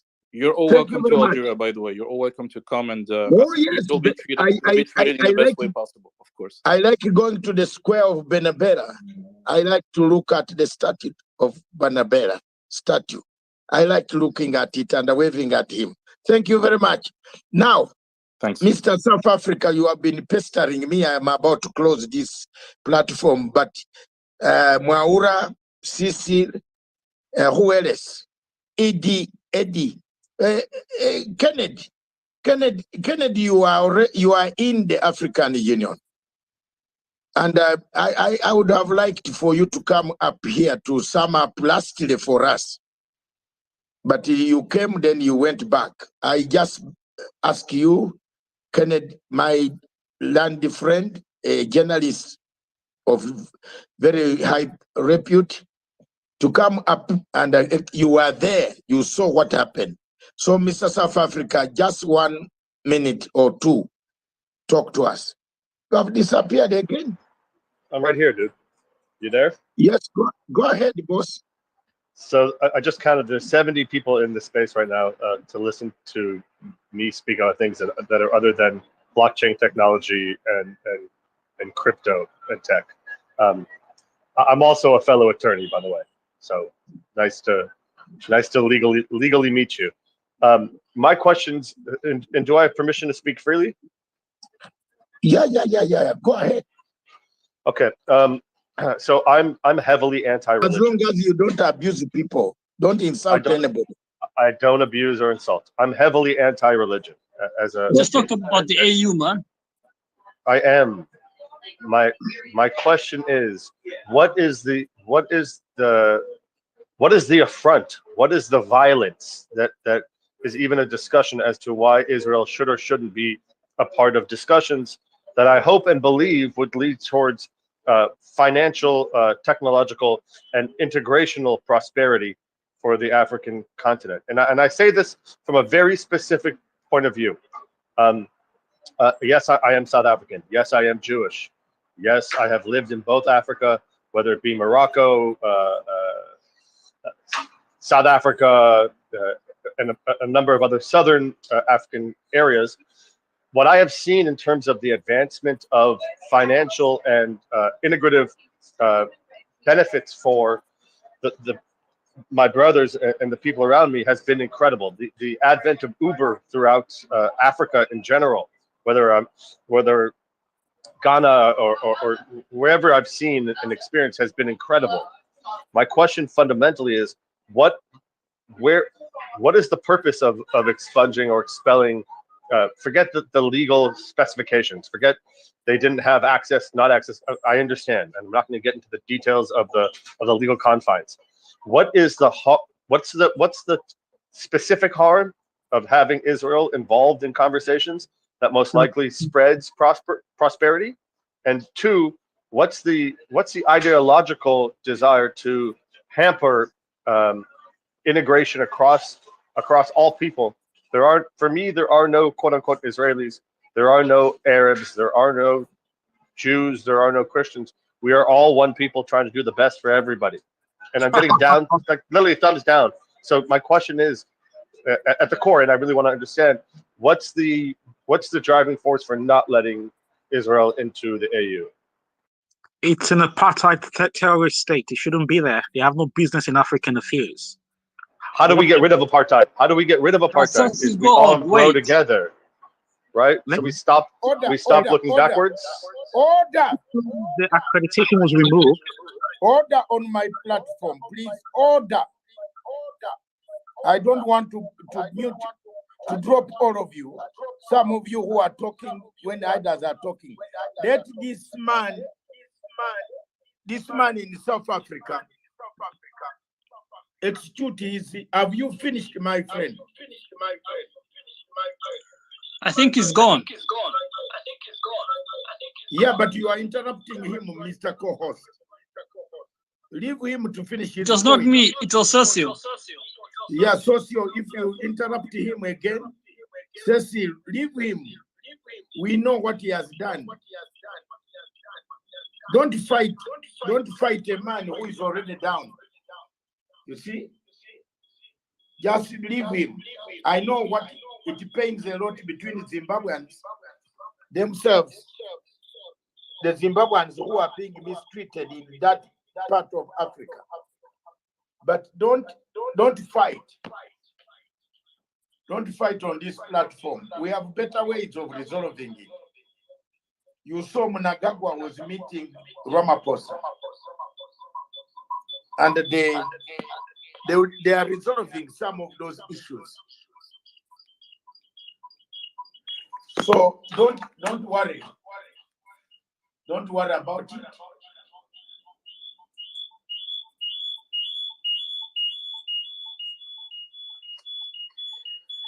So thank you very much.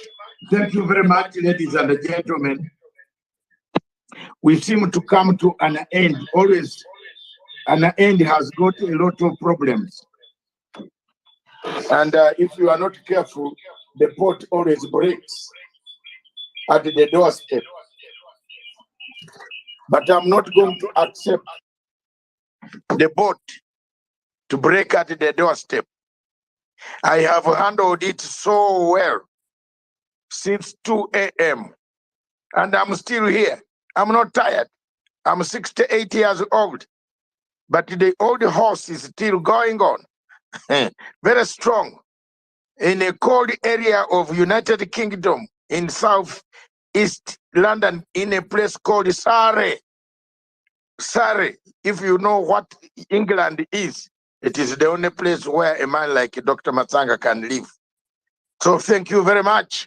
I just want to cool you down. That when somebody is making his point, please Leave him to say, this platform we are creating for other people. Then wait for your chance, then say it. Say what you want. You see, you are making beautiful ladies like the lady from Canada, of the Rwandese. She might not be able,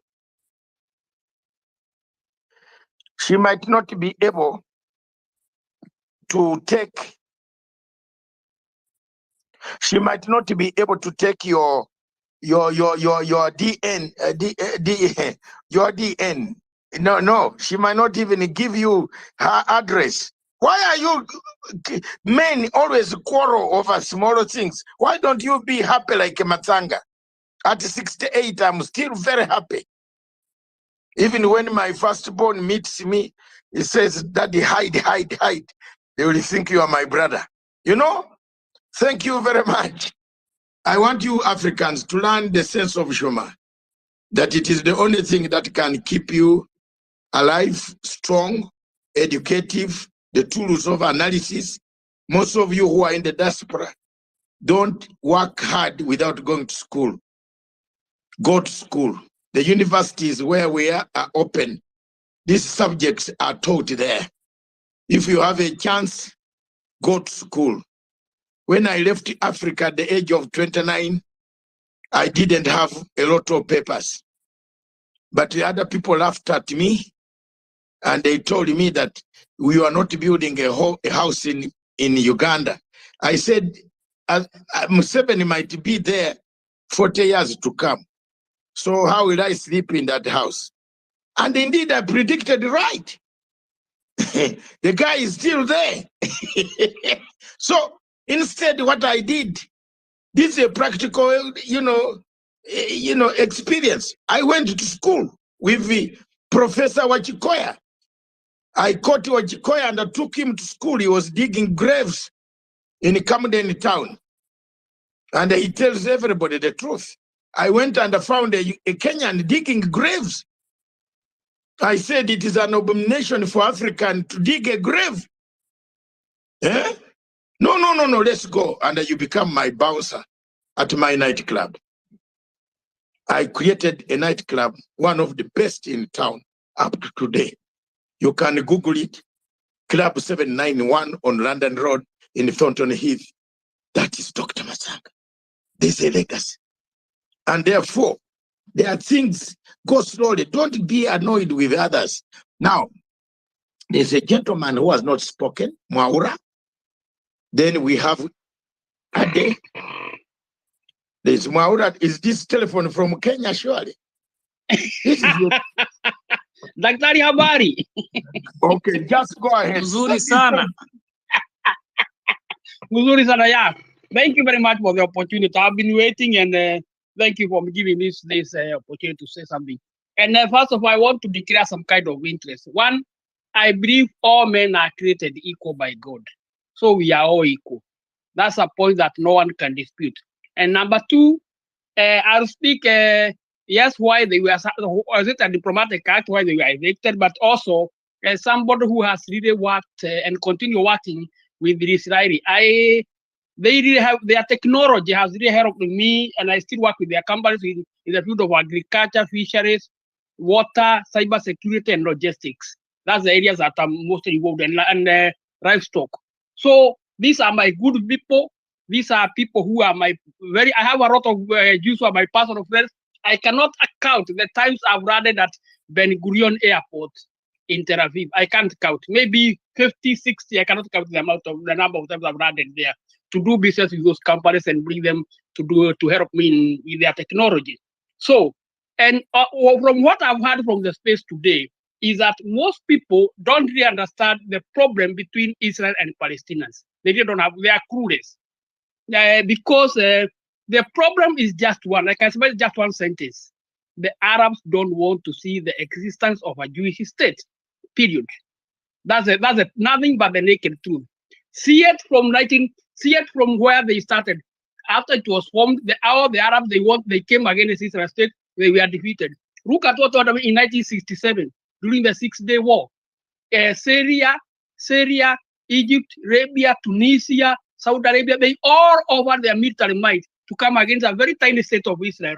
Within 6 days, they were already reached by a tiny state of Israel. So the problem between Palestine and Israel is that the Arabs don't want to see the existence of a Jewish state, period. You can dispute that, but I'm not here to dispute with anybody. Number two, you can call them apartheid, but you can see the number, how many terrorists they come from the West Bank, they kill the Jews there. So that is the truth. They don't want to see the existence of a Jewish state. That's why we hear countries like Iran saying that we are going to wipe out Israel from the face of the earth. They won't accept that. Israel won't accept that. And also, if you see the way the Israel have really helped this world in the area of agriculture, which we need in Africa, medical field, cyber security, agriculture, or name it, medicine, name it. They have really done wonders. So it's a country that has done wonders. And I agree with somebody who has just spoken from South Africa, who has said that since in Africa now, what we need is their technology. We need to do farming. You see, farming is a major key thing in Africa. We need medication. We need cyber security in Africa. We need a lot of technology. Why don't they come there and they help us? We forget about what they are doing there between them and the Palestinians. And those people at the AU, they are pretending to be AUs. Those are inside AU. Why? I've never heard of them saying, let's now discuss what is happening in Cabo Delgado, in Mozambique, the killings that are going there. I've never heard of them. Let's sit down now and seriously have a discussion of what am I going to do about Eastern Democratic Republic of Congo, where women, children are being slaughtered, about Boko Haram. Dr. Masaga has been very work on that.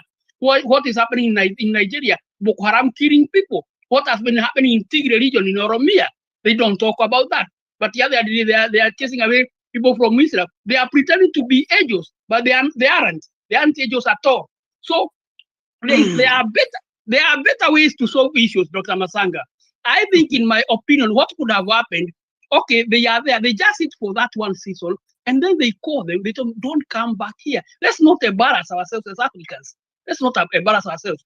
Just don't educate them the way you did. It's a very, very undiplomatic way. That's not how you handle things.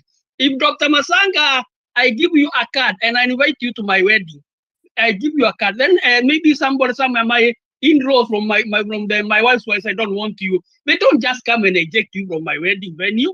No, there's a way to do things. So they could have, I don't see what it could have cost the African Union to allow them to stay there until the meeting is, but they give them money in a secret way that next time don't come this and this. Let's not embarrass ourselves, honestly. This is not an African way of doing things. We can do better than this, like Tari Masanga. Thank you very much for giving me. And next week I might fly in London, so I'll come to you and we have coffee together, like Tari. Asante sana mzee. Yeah, karibu. Nakusalimia sana. Na mimi nasalimika sana. Can I go next? Wewe mtu wa wapi I haven't sasa? had a chance to speak. Mtu wa Thank you Kenya? very much. Yeah, mimi nimetoka Kiambu County. Okay, thank Wapi you very Kenya, much. wapi? Gatondo kwa mkubwa. Hey, Abidi. Wewe ndugu yangu. Yes, sir. Not everybody understands Swahili here. Translate. He's asking me where I'm from. Where I'm from in Kenya, and I've told him I'm Yes. from Kiambu County in Gatondo area, where Jomo Kenyatta came from, and also the president was just out of Uhuru Kenyatta. I'm from that village. We can borrow thoughts with each other. Okay, can't you say that you are from a colonial country called Kenya? Because we have a colonial boundary called Kenya. Kenya is one of, ladies and gentlemen on the platform, clap for Kenya.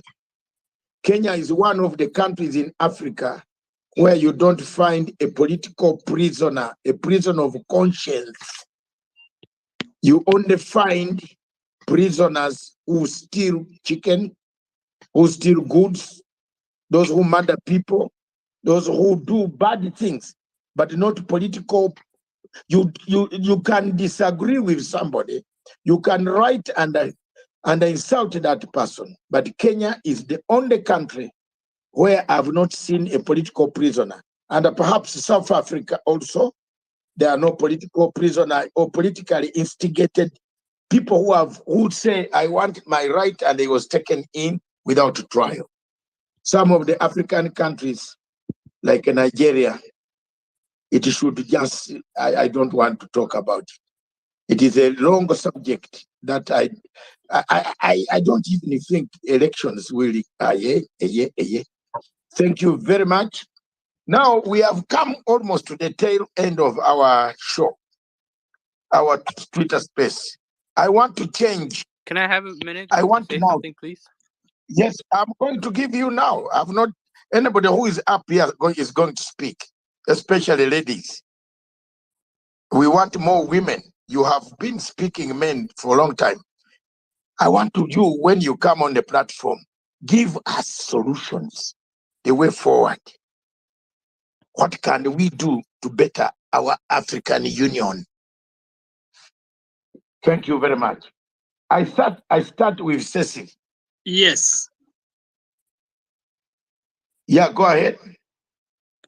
Okay, 1 second. You see, you are not even ready. Which country is this with this flag? I'm from Sierra Leone. Thank you very much, Dr. Masanga, for giving me the Okay, Sierra Leone, the land of the free people, free. opportunity. I'm a descendant of one of them. I'm a no. I think you are a descendant of Africa. They took you there, then they brought you back. That's right, absolutely. I'm very happy to be back.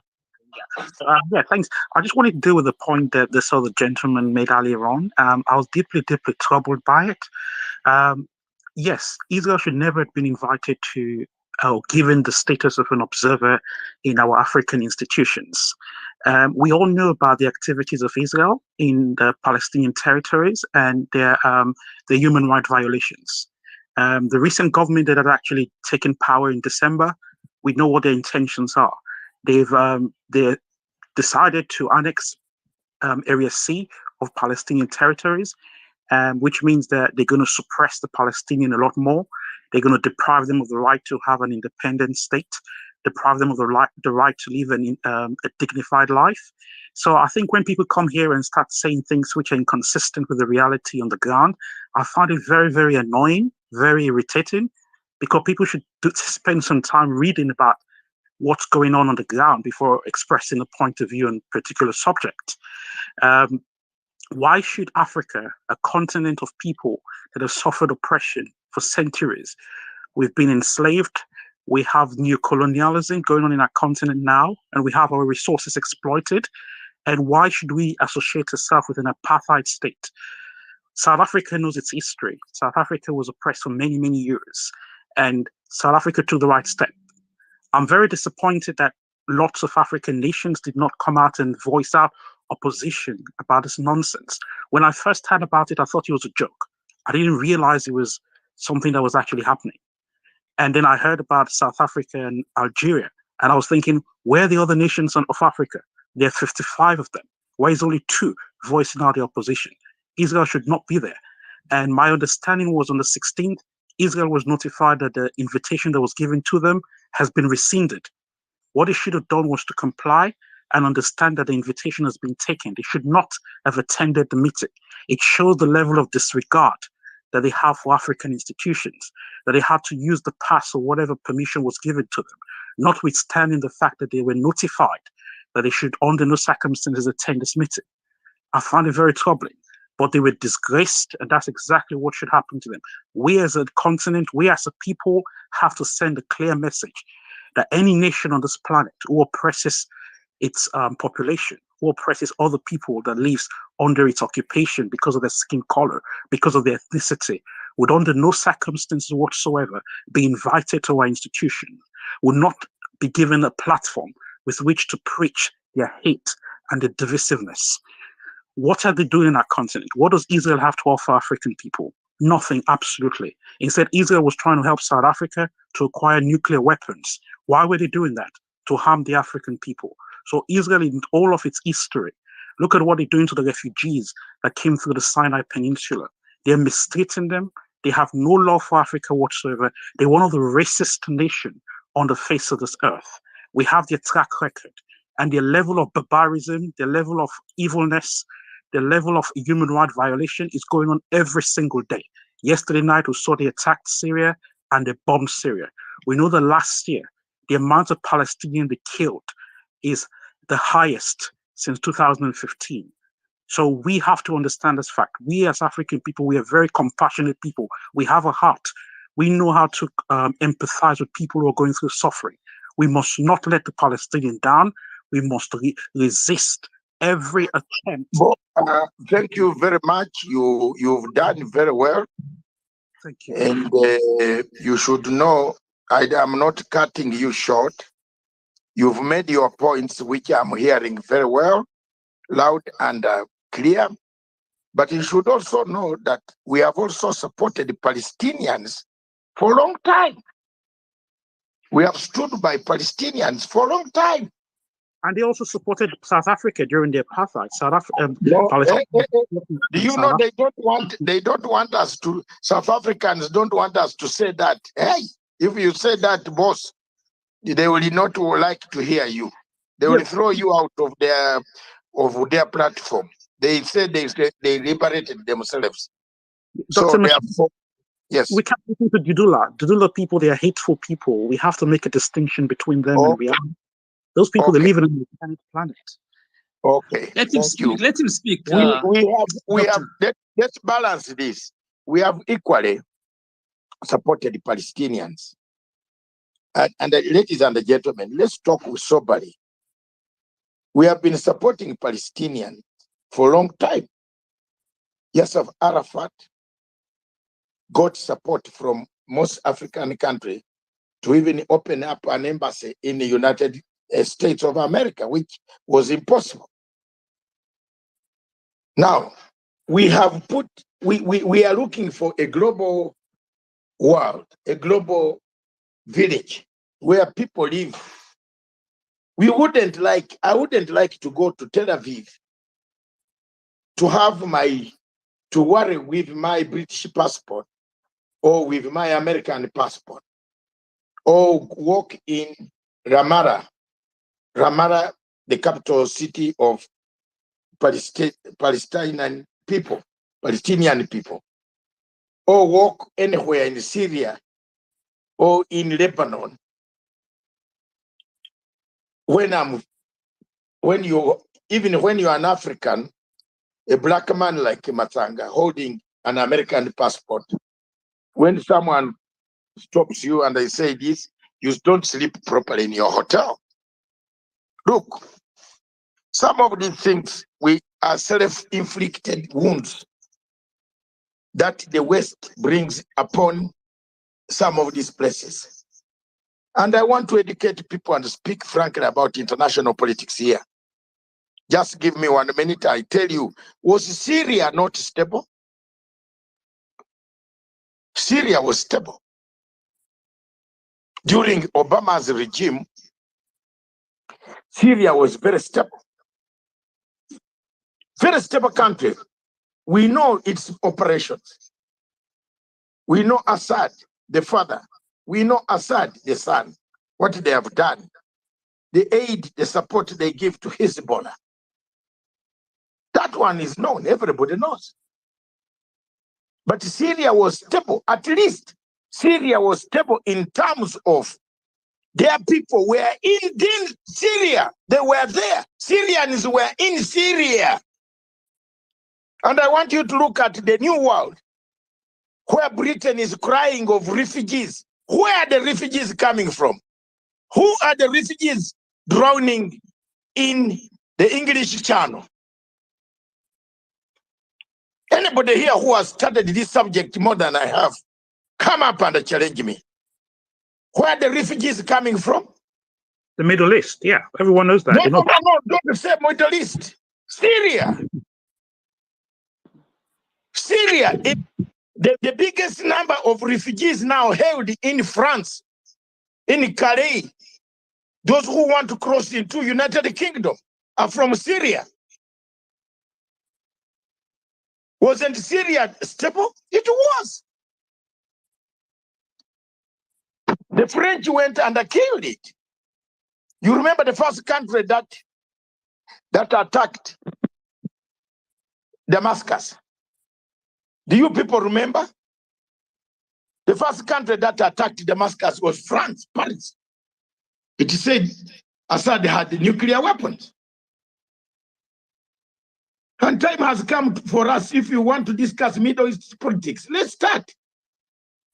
Where are these nuclear weapons that our Western powers keep on telling us they are somewhere in Libya? Where do they keep them? Are they the one causing earthquake somewhere? Where are they? Please, when you come to intellectualism, we can discuss until the cocks come back home. Who destroyed Syria? The West. Obama armed Al-Qaeda.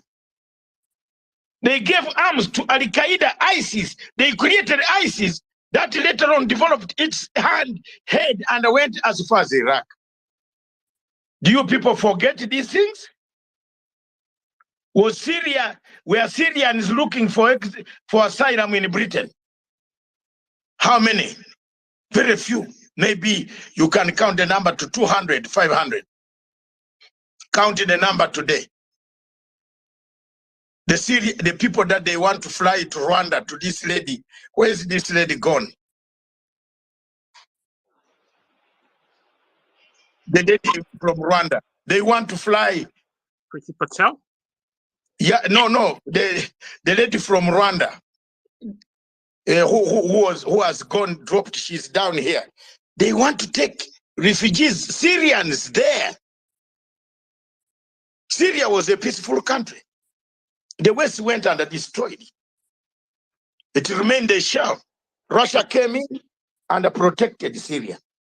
Now, where does the problem come from? What we are trying to avoid, we as Africans, what we are trying to avoid, and let me be very frank, is to avoid that war. I can see my daughter is on this line. My beautiful daughter is here. She has come but late. She was working. Let me bring her up here to be a co-host. Where are you? I can't see you now. My daughter, Hannah. I am here, Dr. Matanga. Thank you very much, and everybody else on the platform. Okay. Thank you. Okay. I think you're Why don't almost you say thank closing. you very much, Daddy? You should say thank you very much, Daddy, because I was going to punish you for having not been on the platform much earlier. I am actually quite But sorry. yes, okay. So when you look at that problem, it is the West that goes there to create more problems. Now, I want to ask you one question. Why should we Africans, as African Union, carry the burden of these two states? We don't have even money. We don't have even anything to solve the Congo crisis. We bring two organizations. You see, the whole of yesterday was wasted when the people were solving the question of Israel. There was nothing passed yesterday. Until today, they left with empty hands. Nothing has come out of AU. The summit was overshadowed by Israel. Delegation thrown out. Surely, how on earth can we stoop low to accept problems from somewhere else? They come and finish them on us. Are we an experiment? Are we an experimental laboratory, a classroom? Africa is not a classroom. The biggest thing that I want anybody coming to speak on the platform now, what can we do about African Union? We have talked a lot, we have condemned a lot. So any speaker that I'm going to allow now, I want to be giving me solutions so that the panel can take notes. There are students here, very many of them who have taken notes, some of the things they didn't know about African Union and the troubles of African Union. So this is our last departure point, which is very, very clear that we want to make parting shots. Number one, to make this parting shot, let me give you Hannah, because you have just come. You might lose the chance to speak. Then I come to another lady called Fisenado. Then I come to Ismail Ruta. My brother Ismail Ruta, you have just come, and I don't want you to miss talking. I'll bring you up there. Another person that is the lady on a horse. I don't know. This world is not my home. Okay. Ismail Ruta. After Hannah, we have Ismail Ruta. We have the lady from Rwanda as parting shots. Cecil, have you talked? Yes, I have, Dr. Matanga. I'm just going to make myself, I'm just going to go down. Thank you very much, comrade. Comrade, thank you. You are very good. Charles Mutama, come back up. I'm just now. We don't have enough space. Hold on there. Hold the fire. And other people hold the fire. My God, there are so many requests. I can't finish them. But let me start with Hannah. Hannah, quickly. We could have done it. You stay in Britain. You're a member of the Labour Party. We have been together in conferences with you. We campaign freely. We go with Labour Party. We are never discriminated. Although the Conservative has spoiled the system here now, we shall be taking power very soon. Now, it would have been done differently. And what are the solutions for making sure that there's permanent administrative smoothness in this institution, African Union? Please. Thank you, Dr. Harry. I can see Charles there. I can see a lot of people. Hello to everybody. First, my apologies. Wandera yuko hapa. Wewe hujanifollow bado, unaambianga watu follow me, I follow you back. Wewe kijana wewe, umekuwa mkorofi. Anyways, moving on. And to be quite honest, we've always had these topics about African Union, and we always say, actually, some people say it's not functioning, it's not working for Africa. Let's just call a spade a spade. For me, I would say it's in ICU. We can resuscitate it. Kennedy, your mic is on. Please. It's not on, it's from your end, so it's fine. It's okay. Not you. It's Kennedy. Kennedy mic is off. It's you who can see that Kennedy mic is on, so it's fine. Yes, many people say that African Union is dead, but for me, I would like to say it's in the ICU. We can revive it. What happened? I don't think it was a good thing.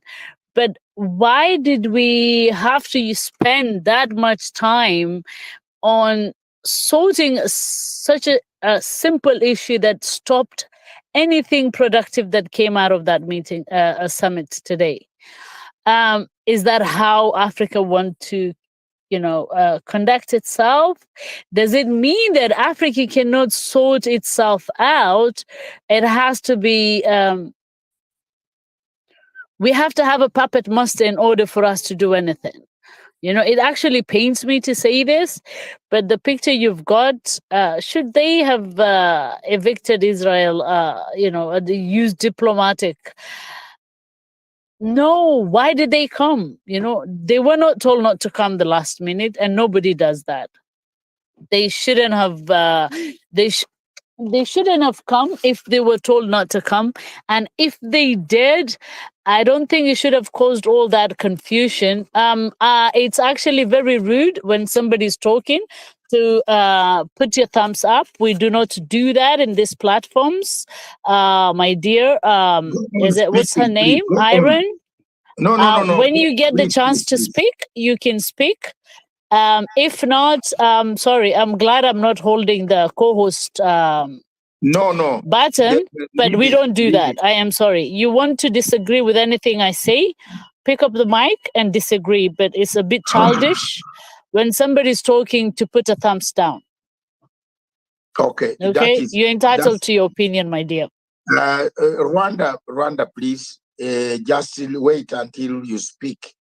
I've given you a platform. I'm giving you the second time. So let Anna, and Anna, just continue speaking. This is part of democracy. Africans are learning democracy today. So Kureti's done. No, but exactly. But there's a way we run our platforms. We, we let everybody speak their mind. Okay, go ahead. And I am now in control. Go ahead, Hannah. Thank you, Daddy. It shouldn't have taken. I don't see anything tangible that has come out of that. But where do we start?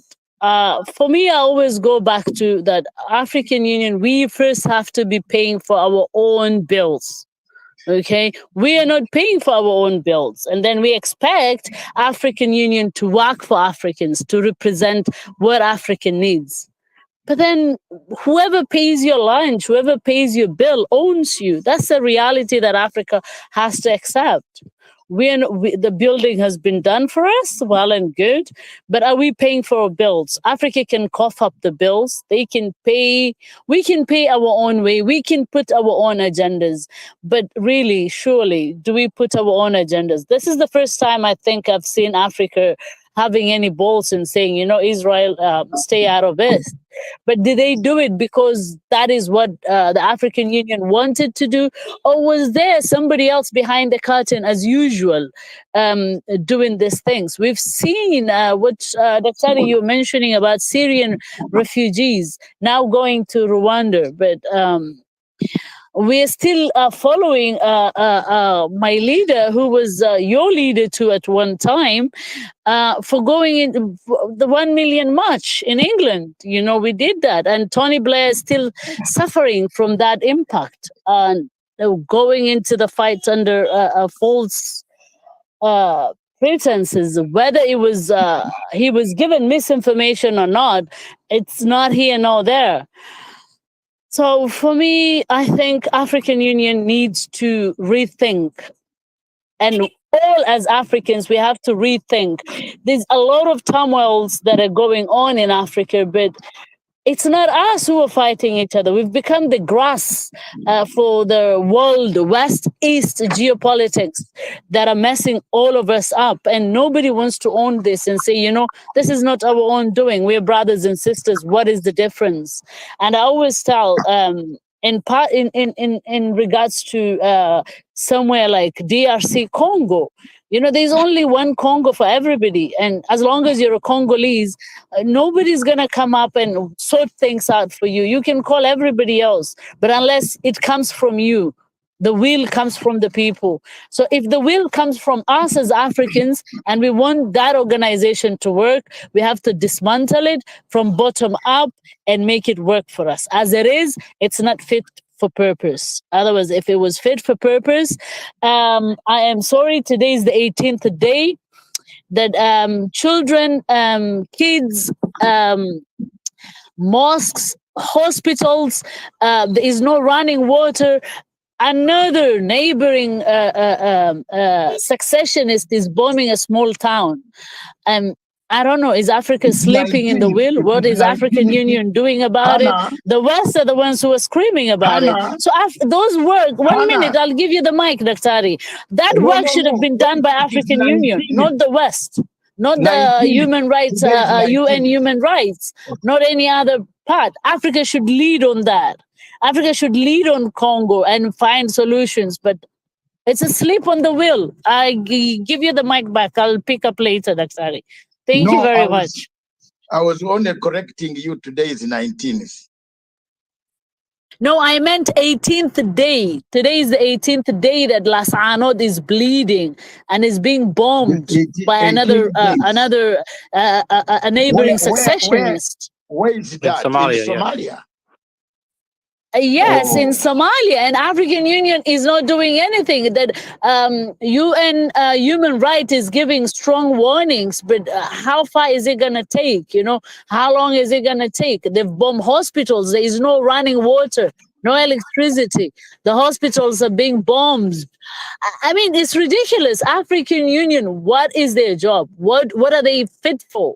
You know, it's not sorting any of African issues at all. Okay. And all we have is Let's- lip service from these foreign organizations. So I yell my mic back. I'll pick it up later. Thank you very much, my daughter. You came. You are. Asante sana, Hannah. Thank you very much. Hey, Abdi. Thank you. Now we bring one honorable gentleman who has been waiting for long, and my colleague is a co-hosting man. He hosts also a very big organization on African continent. It gathers thousands and thousands and thousands of people. Kenneth Wandera. My daughter has accused you of not following him, her. You will defend yourself. Kenneth?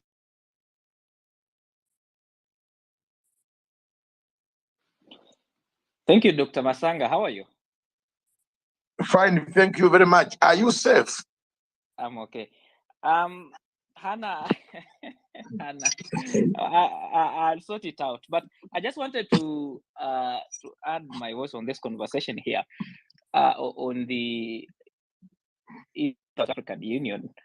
I think the Africa's continental body finds itself in a catch-22 situation because when you look at Israel has bilateral relations with about 46 African countries, and this means that each country, 46 of each country on the continent, has some level of bilateral relations with Israel, and then we have about 44 that have established formal diplomatic relations across the continent.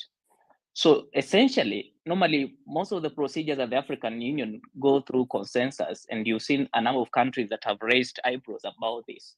However, if that particular committee of heads of state was to vote on what to do, whether to accept the status of Israel or decline, according to the bilateral relations that African countries have established with a number of countries on the continent, especially in the sub-Saharan Africa, obviously that status will be granted.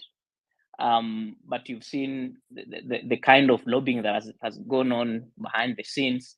It tells you that there are a number of countries that are not really cognizant of the importance that particular observer status brings to the continental body. But now the biggest question that is in the room here is whether individual countries can stand against the will of the majority. If it goes to the vote, if it were to go to the vote, then definitely that particular observer status will be granted. So that is the catch-22 situation that the continental body finds itself, because some individual member states will ask themselves, if we look at it, does it benefit us as a country because we've established formal diplomatic ties with this particular country?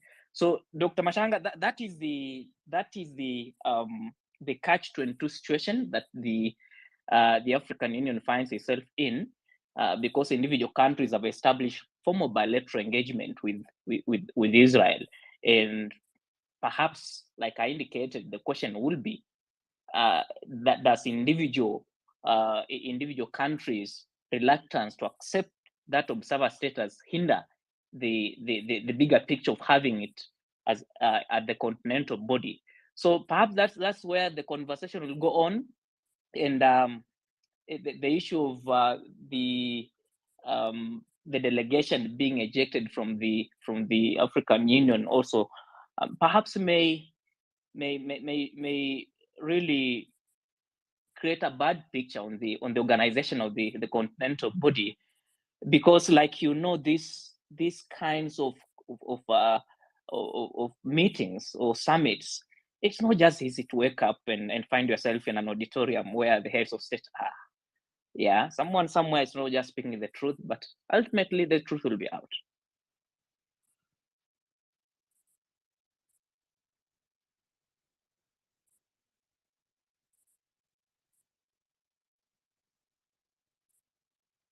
Wanda, if I may ask you, what do you think it is? What is your We have been discussing that. Wandera, have you finished? Okay, because I don't know. He's Yes, saying it's one way, true, Dr. one way or the Batago. other, the truth will come. I would love to know, what do you think, Dr. Ari? You know, because for me, go ahead, Hannah. Go ahead. No, I would like to hear your input or Wanda's input, because he's insinuated. I can see Charles here, so I'll wait. I'll take a sit back. I'm just on the road, but I'll wait and see. What Yeah. I'm saying is that we've attended summits where we've seen heads of state attending, and the kind of delegates that come to these meetings. You do not just wake up one day and go to such engagements. You do not just wake up and find yourself in an auditorium. Yeah, it's not easy. You must have been accredited. Nobody who is not accredited will always find themselves inside there. So that's why I'm saying, perhaps outside here we may not know the truth, but ultimately the truth may just be out there. So perhaps we might have to wait and see who is telling the truth, but still, there is a lot that meets the eye. Isn't it the job of the African Kenneth. Union to clarify exactly what happened rather than people making speculation? Absolutely, they will have to clarify. They don't want to clarify. They are telling lies. The truth of the matter is this, and let me put it. Wandera has put it very correctly. That place of African Union, I have been going there for the last 30 years.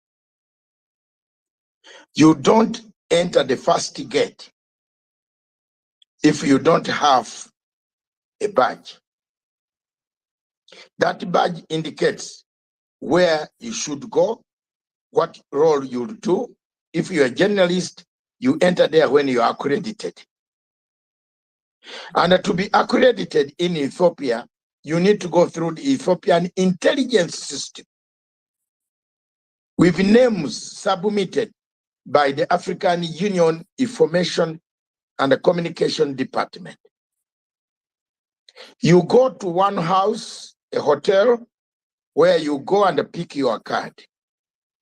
They check you as if you're a thief or you're a robber, ask you questions as if you have come to take one small Ethiopian lady in the bag and go with.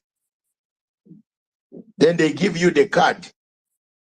That card gives you access to all functions where AU is hosting all these functions. Sheraton Hotel, you will enter. Even at Sheraton Hotel, the card that you take there, you must show the badge. It must have a sticker. The whole Ethiopia, Addis Ababa, comes under siege by the security agencies.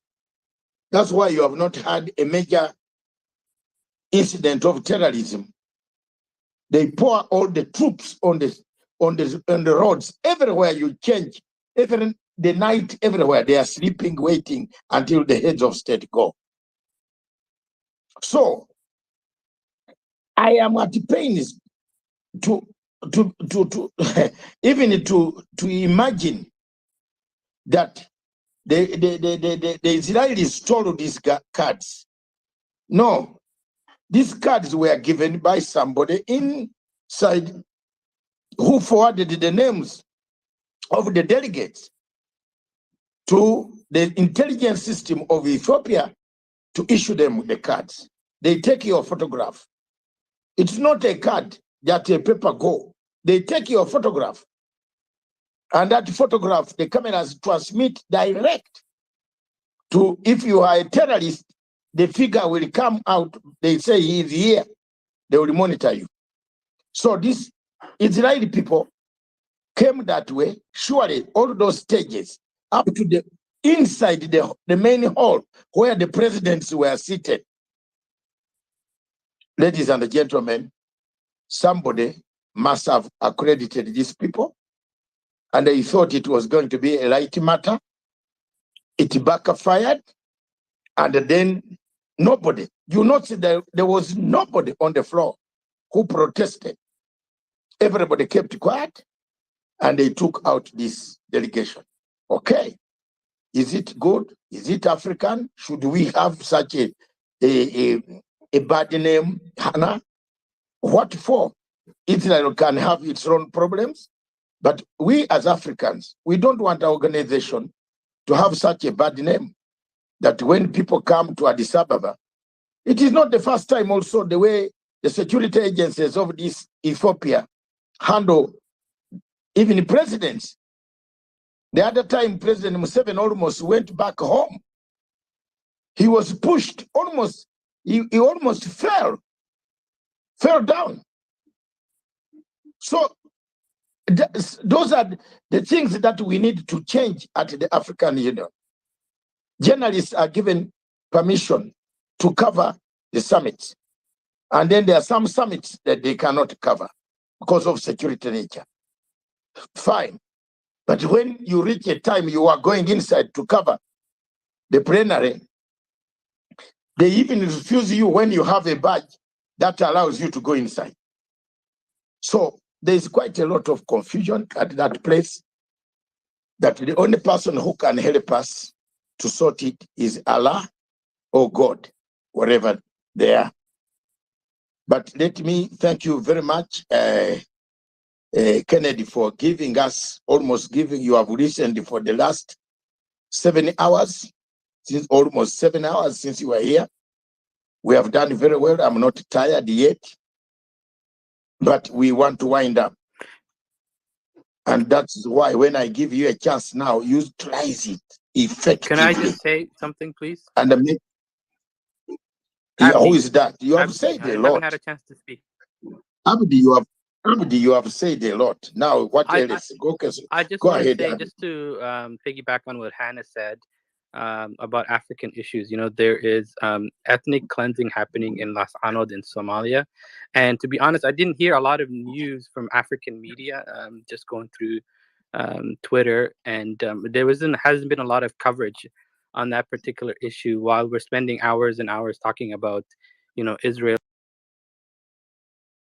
and Middle East, and priority should be within the continent. You know, I don't have, you know, any particular you know, one way or another about Israel or Middle East. But I think let's focus our focus as in general should be on within the continent. Yes.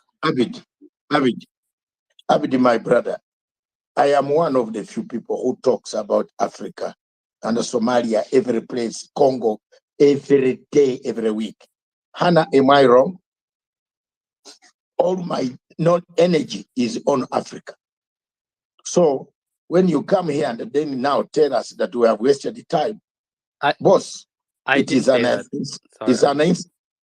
no, you have just said that you don't see the reason. You are not seeing in Somalia here. We have talked all the time about Israel issues. No, I will talk about Africa every day, Abid. The problem is that Africa does not listen. And I want to give, you are not a Christian, but any Christian who is on this platform, go and read Matthew chapter 10, verse 14. What does it say? That when you preach and people don't listen to you, carry the dust and go away. But we shall not give up about Africa. We shall not carry the dust. If I did not stand up to speak about ICC, we would not have presidents in Kenya. The two men would have gone to jail. They would be languishing with their lips white in jail, in The Hague today. But this Dr. Matsanga stood up alone, single-handedly, with that woman there, this woman, Honorable Jennifer Shamala. We became toy, we supplied cassettes, begging presidents to see our cassettes and read our pamphlets at the AU. With that girl there, this Shamala here. Nobody wanted to see us. Nobody at that time wanted to even to talk to Matanga. But I was confident I would defeat ICC. I would defeat them because they had done a very short job. I have talked for Africa. I've stood high on African issues. Nobody can challenge me on that. Therefore, this is an African issue. We shall continue talking about it. The Israel issue will go away. Tomorrow, on Monday, which is tomorrow, we shall talk about something else. In fact, the topic of tomorrow is where we want Abidi to come and tell us, are we in the Cold War? Are we heading? We have Russian mercenaries called Wagner. They are Wagner here. They are organizing us here. They have also come to share a bit of our women in Congo. You know, they are in Mali. They are in Burkina Faso. They are in Mozambique. Oh my, where are they else? Every African country is recruiting them. They are in Libya. Are they not bringing the Cold War on our continent? Wagner, mercenaries. That is the topic for tomorrow night. Let's eat it together.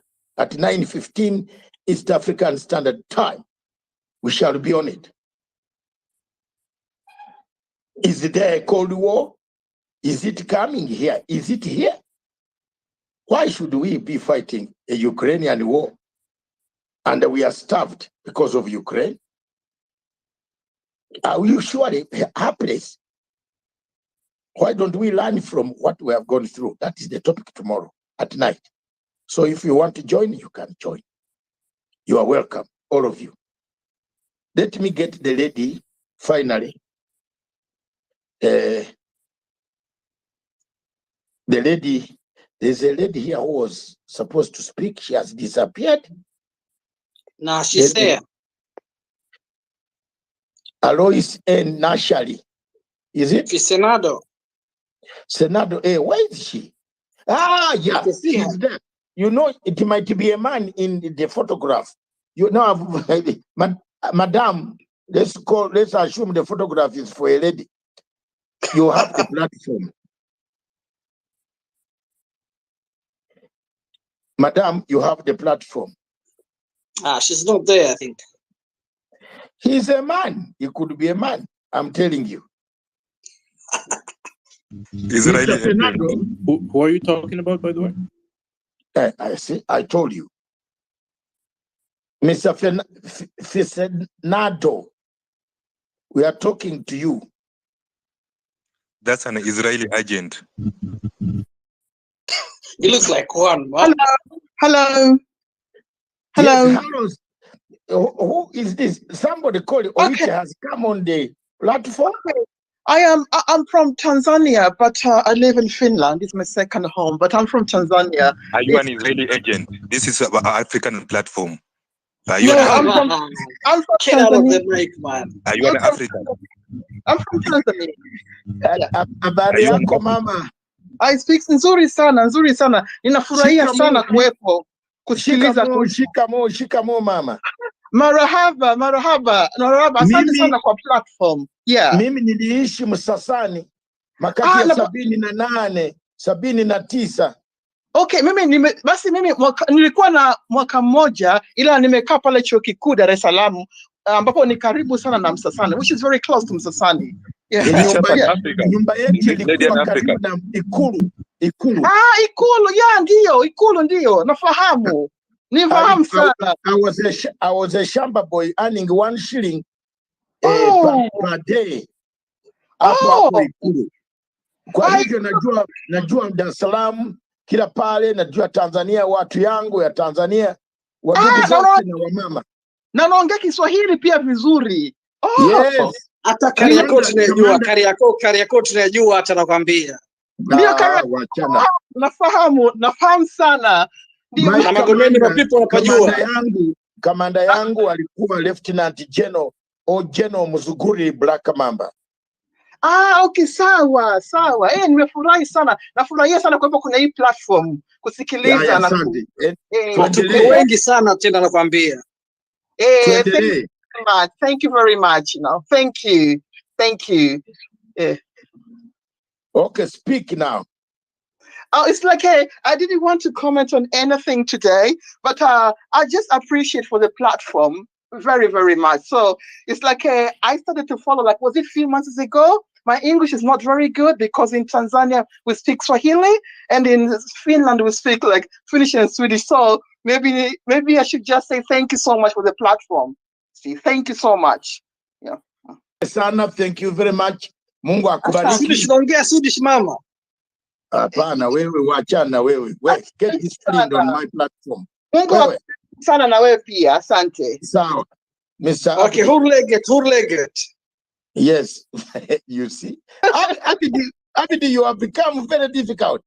I speak too many languages. Where did you get a brother like this? I speak too many languages. Okay. Thank you very much, Abidi, my co-host. Thank you very much, ladies and gentlemen. We move on. There is another lady called, another one. I'm looking for ladies to eliminate them so that they can eliminate them from stress. The lady from Rwanda, then Luther, then Charles, you will end up this show today. Charles Mutama, you will finally round up all the points we have had. Let's hear from the lady from Rwanda, Kigali. Hi, again, thank you for giving me the mic. And I wanted to address the lady over there, Hannah. If I put my point down, it's not to disrespect you at all. It's just to oppose to what you're saying. And you calling me childish, actually, you are just attacking me, and it's uncalled for. So I don't agree what you're saying. And doing this has nothing to. If I do this, is it insulting you? Not at all. So if you think that I was insulting you, I apologize. That was not my intention at all. And I do host spaces, and if the people doing this in my spaces, I don't think it's wrong. I mean, anyway. So thank you. I can say you were asking what the African Union they can do. I believe African Union should apologize for what they did to Israel. They should. Yeah, keep laughing. It's okay, Springfield. I don't find it offensive at all, because this is it. It's just like we should not take it as a big deal. But seriously, I think African Union should apologize. I think we have so many issues that we still not even we're not dealing with yet. So getting to the Palestinian and the Israel, right? And then some country behind it, you could see something is wrong there. And coming back to the title, sorry about my English, my first tongue is French, so I'm gonna try to speak, you can hear me. So when they say African Union acted diplomatically, no, they did not act diplomatically at all. Even if it was a mistake, which is not, as you know, you have expressed that you cannot just come in and get in, like Kennedy was saying, he can't say it all because he's a job, right? Like he's being prudent, and it's necessary to be prudent because he's a journalist. But we can read between the lines. You cannot just get up and go there by mistake. So even if it was a mistake, they should not have put him expel the Israeli like that. Like it shows really being impolite, like you are in the market or something like that. Maybe they want to put a political statement, but that was in a poor taste. and that's not diplomatic at all. So African, I don't know what's her lady. She left. Her name is the lady from Sierra Leone. Oh my gosh, she said it perfectly. Like African Union should have taken this opportunity actually to find a way to put those countries together, right? And they messed up so bad. But is it too late? I don't believe it's too late. They should really African Union take the opportunity and show that they've been educated. You know, African educated. When I'm saying educated, it's like we have a culture to be polite, seriously, to find people to put them together. So they should apologize. They should apologize to Israel. They should apologize, and then we go on from there. But the first step is to apologize to Israel official. Thank you. What? All right. So Springfield wants to respond, maybe. Yeah, very quickly. Springfield. I'll be quick. Go on. Can we talk? I'm just going to. Excuse me, but Yeah. Abidi, please hold. I'm holding the last speak. Who wants to respond?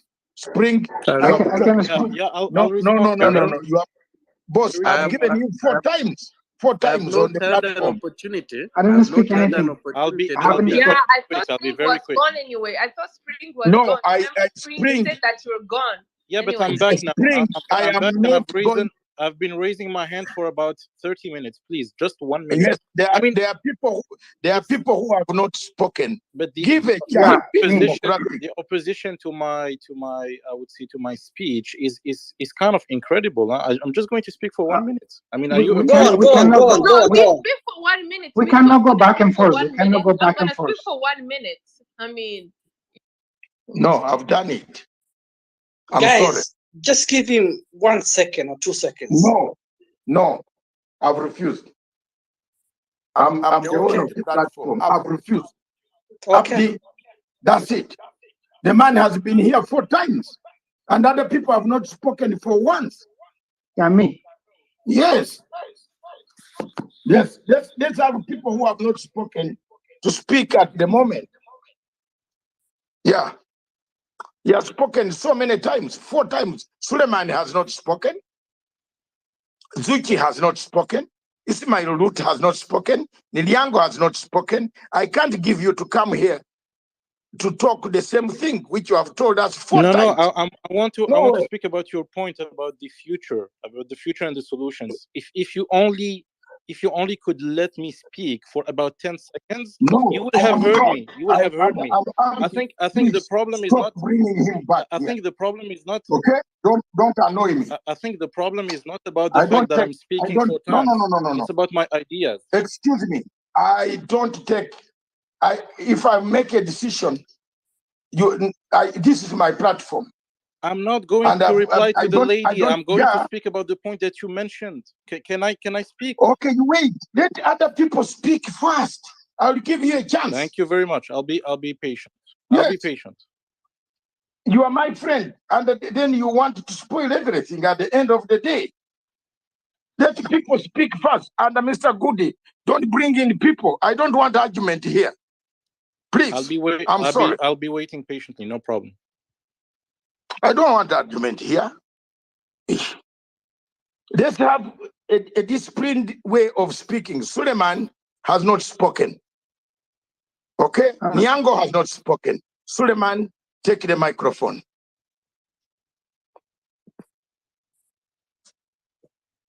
Mr. Suleiman, your hand is up and you are not talking. Oh, okay. Thank you. You're giving the platform? Yes, sir. Okay, thank you very much. I really appreciate it. And I love my African brothers and sisters when they get heated and want to fight outside the tables.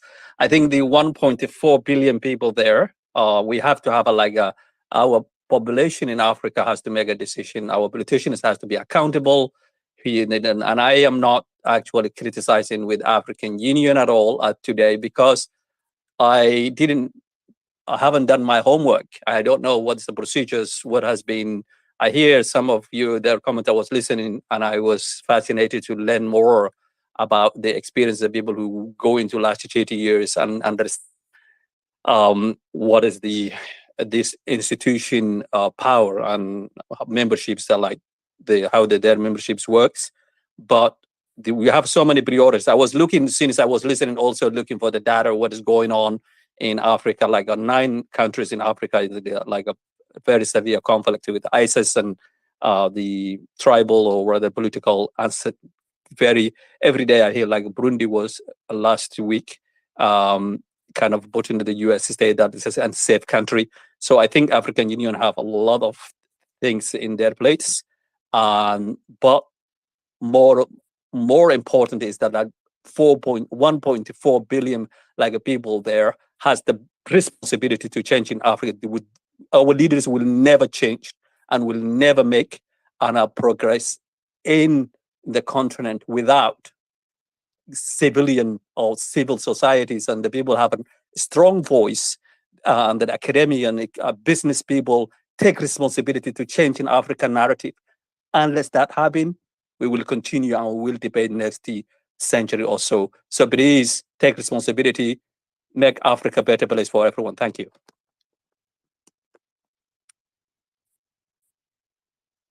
I'm done. Yeah, I think we lost the host, so go ahead. Yeah, Go ahead. Yeah, Choose we're gonna give. the second person is Samuel. Someone called Samuel. I saw him here. I think he's gone. I think he's Okay. gone. Abdi Nasir. Abdi Nasir. Yes, Dr. Matenga, thank you very much indeed. I'm actually in Addis Ababa at the moment, and I was. Thank you. Yeah, and I was with a delegation of the Somali president, and I was in the hall, first of all, when they kicked out the Israeli delegation, and that was something simmering very long time, and they blame South Africa and Algeria. But that was not the case at all, because Musa Faki Mohammed, the chair of the African Union, accepted Israeli accreditation to the bloc 2021. And there are 6 members, which include Algeria, Republic of Congo, and Rwanda, and some other countries. But I was actually sitting 3 rows from where the thing's happening. It was undiplomatic, but if I say to you everybody was upset about what's happening, then I'll be lying to you. But apart from that, thing was really moving, and they were talking about the trade and security and droughts and the wars and too many different things. One thing I was very impressed was this AFCFTA, which is the African Continental Free Trade Agreement, which is the agreement within. By the way, 54 out of the 55 countries were, signing and they were present, except for some strange reason, Eritrea, which is, not participating. So too many things was happening, and to the sideline there was a meeting, different meetings, and there some observers from UN, from US, Japan. There was a signing of different deals, environment, and the hosts in Addis Ababa, they were doing very well. The hotels were completely booked, but everybody left yesterday. Some of them left yesterday, and some of them left today. But one thing I can say to you is, I wasn't really impressed by the leaders. Some of them, they can hardly walk, probably 100 years old, some of them with the strokes, and I don't want to mention names of the countries. But apart from that, I can see very young, dynamic, well-educated African leadership in the future, which were there, and we had a discussion with a different format, and the things moved very smoothly, and the host was incredible. Ethiopia, the way they hosted, and you can imagine more than 50 leaders of Africa were landing and flying away. Apart from the negative things that the Western media say about what's happening, I think I could just see the progressive way of African Union creating jobs for the young people and creating a great environment where the investment. There are large investors from Japan and America and Europe. They were here and they were investing every industry of African continent. Thank you. Thank you very much. Daktari, 1 second, if I may. I'm Abdinasir Solo. Don't you think the time it took to sort these things out, or the time spent on this issue, would have been put on into more productive? For me, I think a lot of time was wasted on this issue, and that shouldn't have been in the first place. We've lost almost a day that would have been more productive for Africans. But it seems you have another view of how things went on. But um,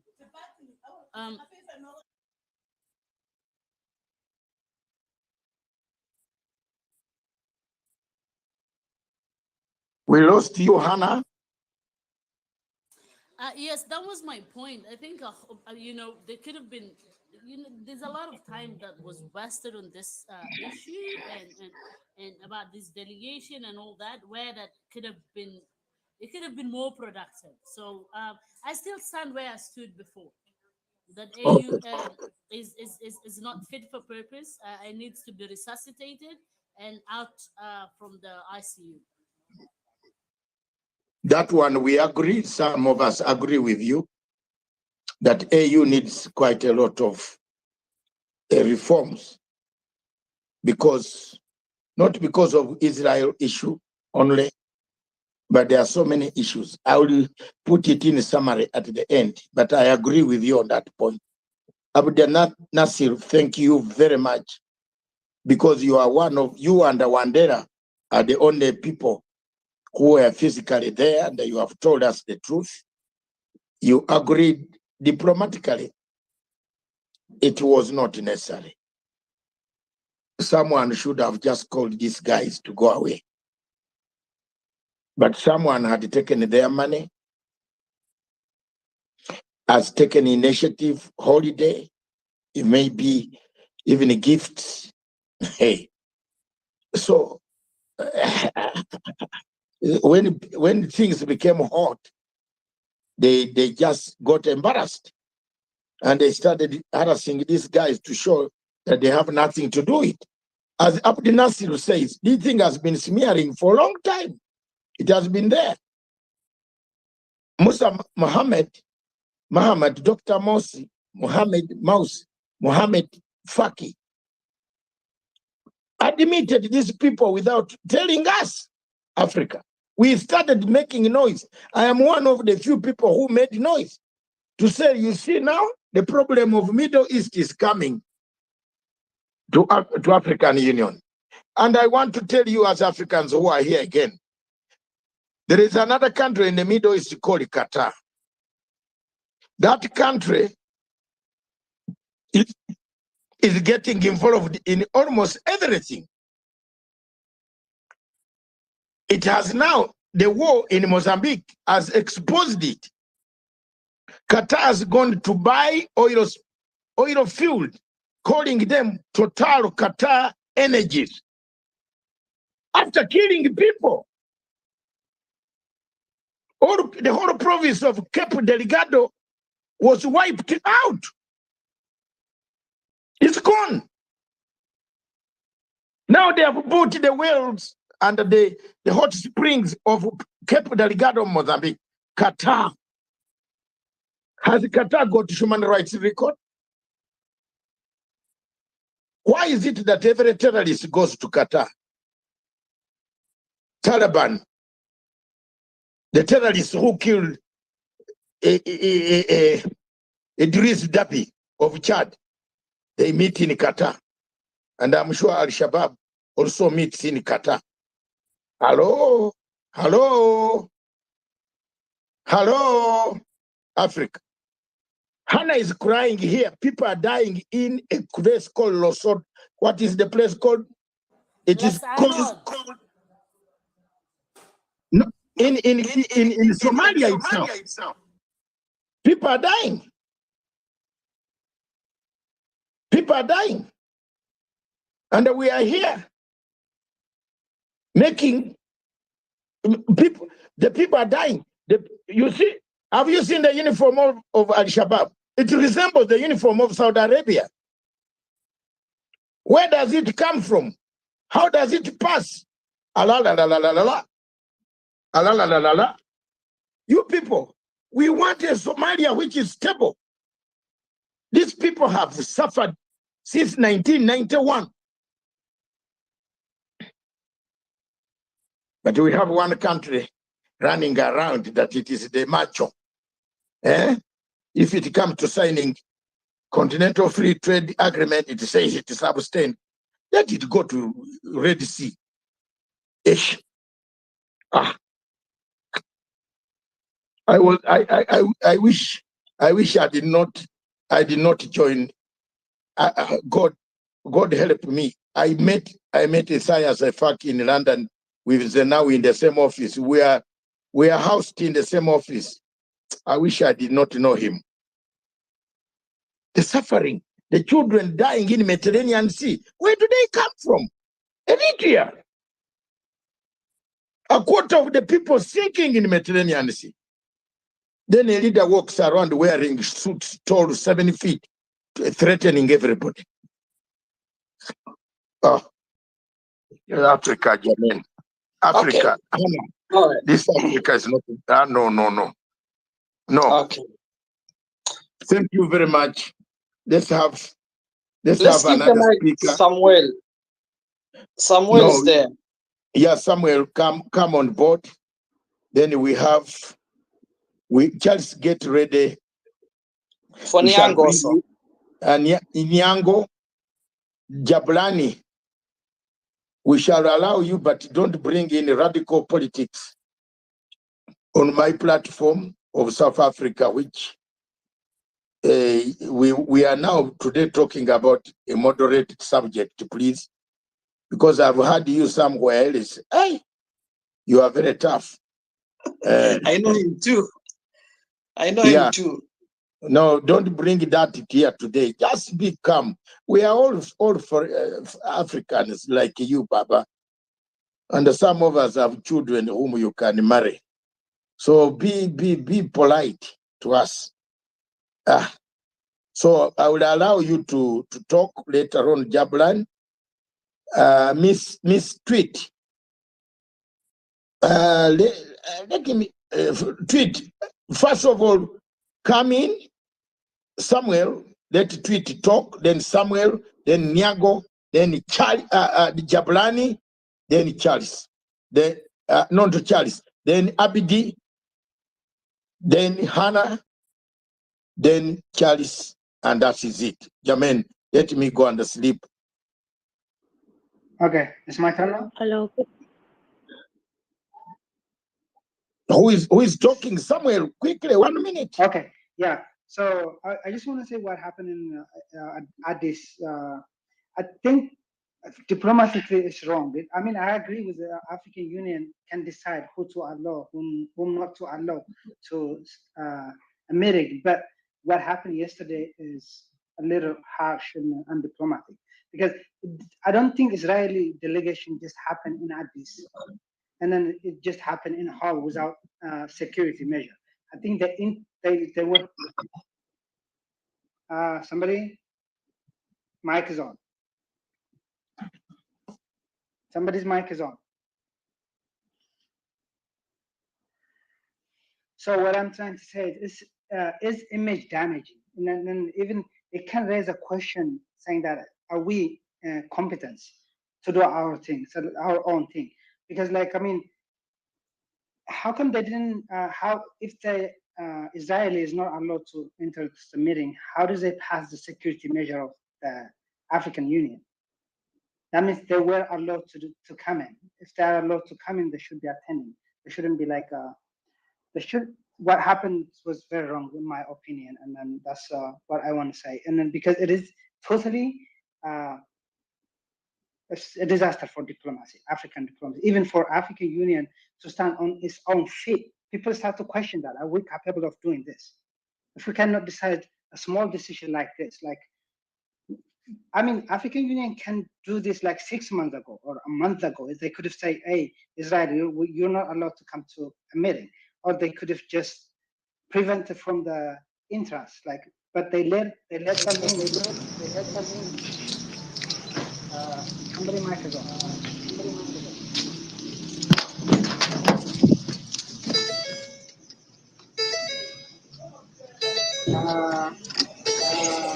What's happening? Someone has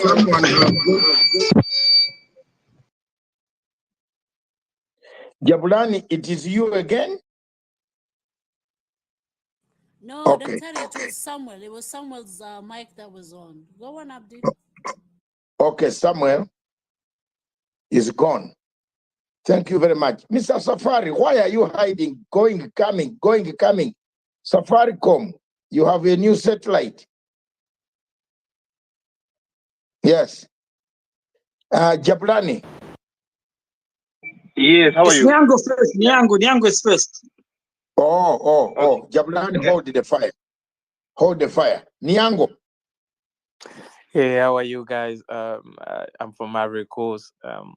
Me, I'm a little bit radical, right? Like, I don't think African Union even have like should include anybody, right? And I agree with the person that was saying that you have a lot of things in our plates, for us to thinking about geopolitical issues, Europe, Ukraine, Middle East. It shouldn't be a priority, right? For what my brother for Somali was saying, since that we talk now about solution, I think like Eritrea didn't sign up the thing, and because maybe they didn't trust the African Union. But I think that the fact that they have a good relationship now with Kenya, I think it'll be a great thing. You know, maybe Eritrea will get into this free trade agreement. But I have one question for him, if he can answer later. Where is the discussion now when it comes to the free one of the annex of free trade agreement, does mean the free movement of people, because this is a very is a key part when it comes to the free trade agreement. I hope we have a discussion on it. Now I'm just gonna link pretty quickly on that, since I most of the things I wanted to say have been said by other people. Um, we don't really have this luxury to let anybody in our organization, right? I don't see any African delegation when it comes to the European Union talk, or maybe in NAFTA agreement talk. In America, I don't see African, being represented in anything outside of Africa when it comes to other people. So we shouldn't include anybody in there, right? Yeah, we should take out for ourselves. And I think that actually AD should be a good observer in the African Union, because I think, they're taking themselves as African country, and I think we have to take them as such, rather take bringing everybody else, except no, is not gonna work. Thank you for the space, and yeah, we have to think about ourselves first, before thinking about other people, because that's the way it should be. Thank you very much, sir. That's very good. The man says, think about ourselves first before we bring others. Anna, you are having supporters. I can see. We are wasting time thinking about others. Allah, okay. My sister from Nigeria, or from Biafra. Thank you so much once again. Good evening, everybody. Yes, thank you for giving me another opportunity to speak. I was away for a while, but I'm back now. A lot of submissions have been made on this topic, and I believe that though they are varying points, I mean, what is clear is this: we all know that every diplomat is attending every meeting in the capacity of the states, right? So this is a message not just to the woman who was walked out of the summit, but to Israel as a whole. Now, if you'd ask me, for the very fact that other countries non-African countries are there in at the summit, and Israel was kicked out, especially when they've been invited, is totally wrong. It's non-negotiable. It's wrong. It's one of the worst diplomatic practice ever, right? Yes. So having said that, and I'm sure many people would agree with this standpoint, having said that, what's the way forward? I think we should, the deed have been done. We can't keep crying over spilled milk, right? I think the AU should tender an apology, a decent apology. No, Sorry. no, no, no, Wait, no, wait, wait, no. wait, don't interrupt me, please. So I think the AU should tender an apology not from a sense of, oh, Who is we interfering with the lady? thank you. Who is Yes. interfering with the lady? I will drop you quickly here and send you away. If the lady speak,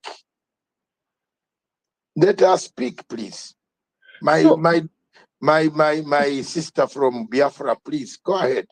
I am so glad I joined this space today. I'm saying this for the second time today. Yes, so the apology should be constructed in the most diplomatic way ever. It should come from a standpoint of, um, yes, we did not, I mean, to show that we also have good diplomats in Africa. We did not do well by inviting you and then embarrassing you.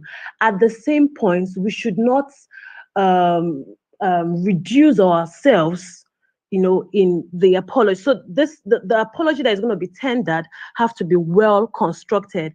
And for this to happen, the AU, I believe that um, there was a citation, a house divided amongst itself can't stand, right?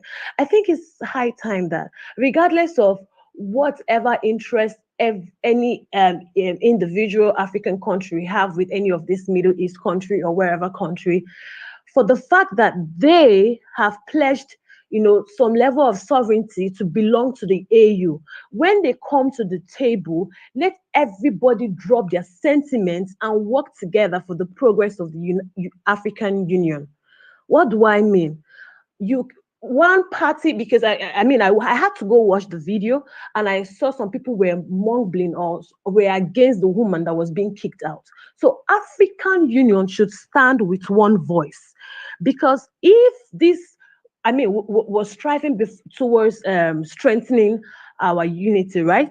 If these other countries, the Middle East, wherever is Europe and whatever, if they begin to have that perception that our house is not united, that Africa is still at this point, 2023, still fighting and still having disunity among themselves, it is very easy to divide us. It is very easy to manipulate us. It will be very easy to cause unnecessary havoc and infiltrate. You were saying something about Mozambique and all of that. Yes, this colonialism, this neo-colonialism will never end except Africa stand firm. Yes, having said that, another point to this is this: they did have been done, and every action taken in a diplomatic setting sends a message. We've sent a message to Israel. What do we expect?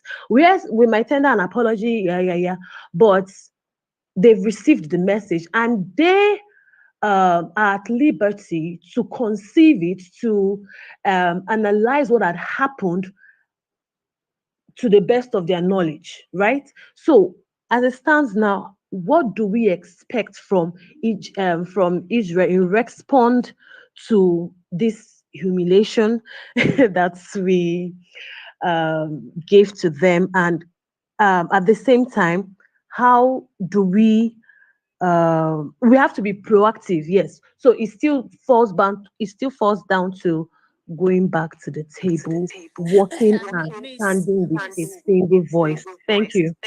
thank you, Miss. Can I just ask you something?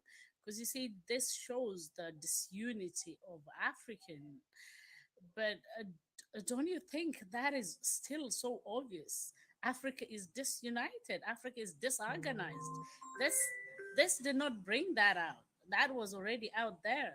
This summit did not bring that out. Africa always is. African leaders run east west. To they're called to African American Africans, wherever U.S. African Summit, whatever African Summit, and you would see the leaders, like little kids being given candies, taking chances with cameras. They never go there with one vision, with one nothing, you know. So Africa disunity, it wasn't only displayed here, it was long ago known. If Africa was functioning, not Africa actually, AU. Let me not go into Africa now. If AU was functioning, this kind of issue would not have erased. It would not have come. Okay. The other problem as Africans we have, for me, I don't see this as a big deal because African leaders, at least I could say, thumbs up a little bit, even though it's a bit messy and it doesn't look good. But hey, it was only yesterday that people were crying. Oh, our leaders were hopped into buses. They were all done this, and every African person was up in arms. And guess what? I was saying they were given the choice, they were given the itineraries, they were told this is where you'll be picked up, this is what's going to happen, A, B, C, D. Whoever did not want to go on that bus had a choice to stay behind. So, yes, Africa was embarrassed at that time, the Queen Elizabeth funeral. But I think this should go down as a history. For me, I'm looking at it on the light note side of it, not the Okay, chaotic side of okay. it, not the mess side of it, but the light note side of it. For once, Africa got to say, "Hey, no," and shut the doors on somebody, on something. Wow, that is a Okay, start. Okay. okay, thank you very much for your submission. For the better part of the beginning of this space, we all analyzed this. We took time, we identified our problems. Probably you were not on the space then. Yes, so we discussed everything you've just highlighted. The problem is there, right? And we all, I made something clear earlier. I said that we are all quick, including yourself. We are all quick. We seem to know it all. We seem to know the problem. And I said something. The change begins with you as an educator, as a lecturer, sorry, an educator, yes, of course, as an administrator, as a diplomat, wherever you're representing yourself and in the capacity of um, being an African, right? Have you played your part? If you've participated in shaming your brother, even within the office, right? I noticed some kind of little strife, and okay, someone just texted me sent me a message and said, oh, he's not been allowed to speak because he's from a so tribe. And I told him, no, it's not like that. You get, he's trying to create a discord. So whenever as an individual you see someone is trying to create unnecessary, I mean, this problem goes down to tribe, it goes down to religion, it goes down to sentiment, it goes and what have you, and then material reasons, of course, economic gains, greed, and all of that. The problem is unfathomable, and it has no end. But now we all know the problem. I mean, it seems like everyone here has a PhD. We know the problem. The problem is that we are not united. Now the question is this: since we have a central body, since we have a body that shows us to the rest of the world that we are together as United Nations. More and more people, I like the fact that more and more conversation is not going on around this, and more than ever, people are beginning to get aware about disintegrations and all of that. So this is it. At the drawing table, we have very intelligent people there, regardless of the fact that we might have people that are, below average. I mean, in terms of IQ, we still have very intelligent people there. Rather than manipulate the situation, or rather than keep quiet, that is the problem. When you know something and you don't say something, you are part of the problem. So we have very intellectual people in that house. What are they doing? Sometimes they are not doing anything because they are being financed or being bankrolled by these foreign states. We know the problem already. Now the question is, let's come together. Thank you. Okay, yeah, now we're gonna go to Okay. 1 second, host. Yeah, this man has been waiting for a long time now. Oh, Safaricom. you tell me his name. Safaricom. Yeah, there is Jablani, then Safaricom. Thank you, Daktari. Yes, Safaricom, prepare your speech. Thank you, Daktari. 2 minutes. Hey, how are you, everyone? In my side, my submission is that what happened in the Israel delegation is good for me, for South Africa, for Africa, actually. Let's put it in that context. Because here, like Israel, we cannot take the whole continent and try to feed ourselves in the small Israel province or region that is occupying the Middle East, taking someone's land, Palestinian, displacing them, killing them every day.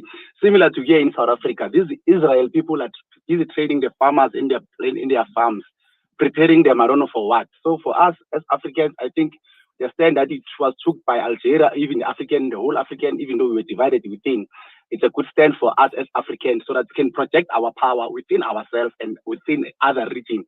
Because I never seen any African being invited in a Communist Party conference or American election or whatever, or senator. But we always run to them as if like we are kids and it's wrong. Then on second again, on this thing of apologizing, let's not apologize. We are African. Africans, we don't apologize. We have been so slaved by religious and up and down. Now it's time for us to stand up and be ourselves. We didn't run away from church or whatever, mosque, whatever, but we still have our God within us. That we must differentiate, because the Bible also suppressed us, or religion suppressed us. We must know that we didn't run away from any religious building or structure. We still have God within ourselves. We need to uprise ourselves one way or other way, because now our kids will suffer the same fate that let me. Can I put the last submission? Jabulani, you are going to, let me ask you a question, then you answer all at a go. Which town of South Africa do you live? In Gauteng, Midrand, Joburg. In Johannesburg? Yes. But okay. Also in Mpumalanga, and where I am. Okay. I have in Mpumalanga. Thank you. Now, is there an Israeli embassy there? We don't have an embassy. We have, what is that office? What do you call it? What is that office? Sub embassy. We don't have a liaison office. A liaison office. Yeah. So where is the consulate, Israel consulate situated, or embassy? You have an embassy in South Africa for Israel. It's in Pretoria. It's in Pretoria. Okay, thank you very much. Why don't you close the embassy? We did march earlier, I think last year.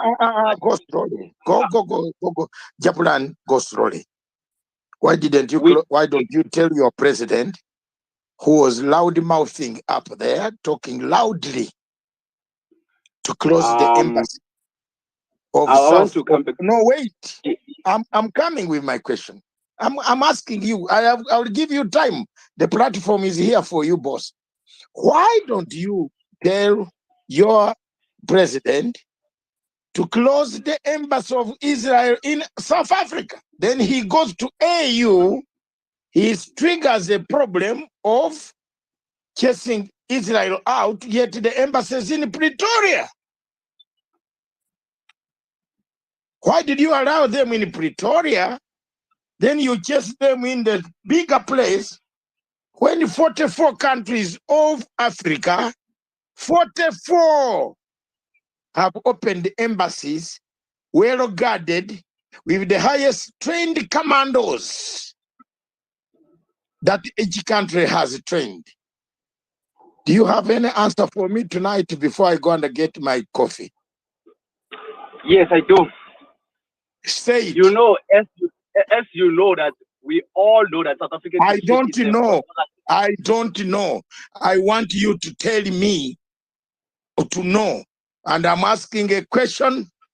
I want to know why your president goes to African Union, puts a motion to remove Israel forcefully when he has an embassy in Pretoria, enjoying the privileges of that embassy. I'm a lawyer and I'm asking a question for a lawyer, for you. Answer me, then proceed and conclude. Okay, the reason being not now able to close the embassy is still on a discussion document. You notice that there was a conference December within the ANC delegation. We concluded that we are cutting ties with Israel, and as we all know that South Africa is a constitutional country that has a world best constitution, so called, that it was designed by the Americans through the settled negotiation with the apartheid. Because our question was a compromise one. We can't take a decision now while our people we're still mobilizing our people to understand what kind of negotiation we agreed upon. Okay, on that I've answered it. And on security on the AU security level, I would suggest that we as African, we draft legal document that will bind all African states, regardless, it may be Zimbabwe, maybe South Africa, whoever sit on election or try to take election by force, that African Union should be activated and respond forcefully so that we cannot allow some African people within our African continent to be displaced all over the world and be loved by these people who are giving us donation in return, taking our resources. And then on cooperating Africa, because we can see those old guys. I heard that someone says we saw some old 100 and something 80 years old woman walking there. Then we have a problem on that. We all have a problem as African leaders. We know that African leaders, they don't want to retire on their position. On that, I suggest that as now, all Africans try to activate more activity within youth and have some activities that are within regions, SADC, ECOWAS, and East, West Africa, and North Africa, so that we can try to cooperate. As one certain another platform says, South Africa, they haven't been in other countries, not only South Africa, even Mozambique, they haven't been in other countries, Namibia. So we try to integrate ourselves within youth so that at least in 2030, as we said, we're not to silence guns by 2030 or 2060, the realization of African Union. At least the young that are coming, they can realize that someone in Liberia is his sister or brother, someone in Nigeria is his sister and brother, and also come with the laws that will bind. It doesn't matter I'm a South African or Namibian or Nigerian. We try to fight this drug that is going now out of proportion in Africa, destroying youth. We don't take favors because as I realize that African, we love pride, especially our leaders. They will take money to whoever, doesn't care the future, what it brings or what the future brings to the upcoming generation. They don't care. We have seen that. We have seen in Zimbabwe. We have seen we can see now in where the country, at DRC, whereby most of the people in DRC, they are in South Africa seeking for refugee, while that side it's been partitioned in different continent of other people, Asian, America, Europe, whereby they are fighting and looting the resources of that country. We need to come and do agree as African and then on the legal basis so that we can respond forcefully. As I said, that we need to respond forcefully to any person or any party or any government that will violate human rights in any part of Africa. We are all one. We must try to strive to be one and realize that goal of 2060. That's my submission.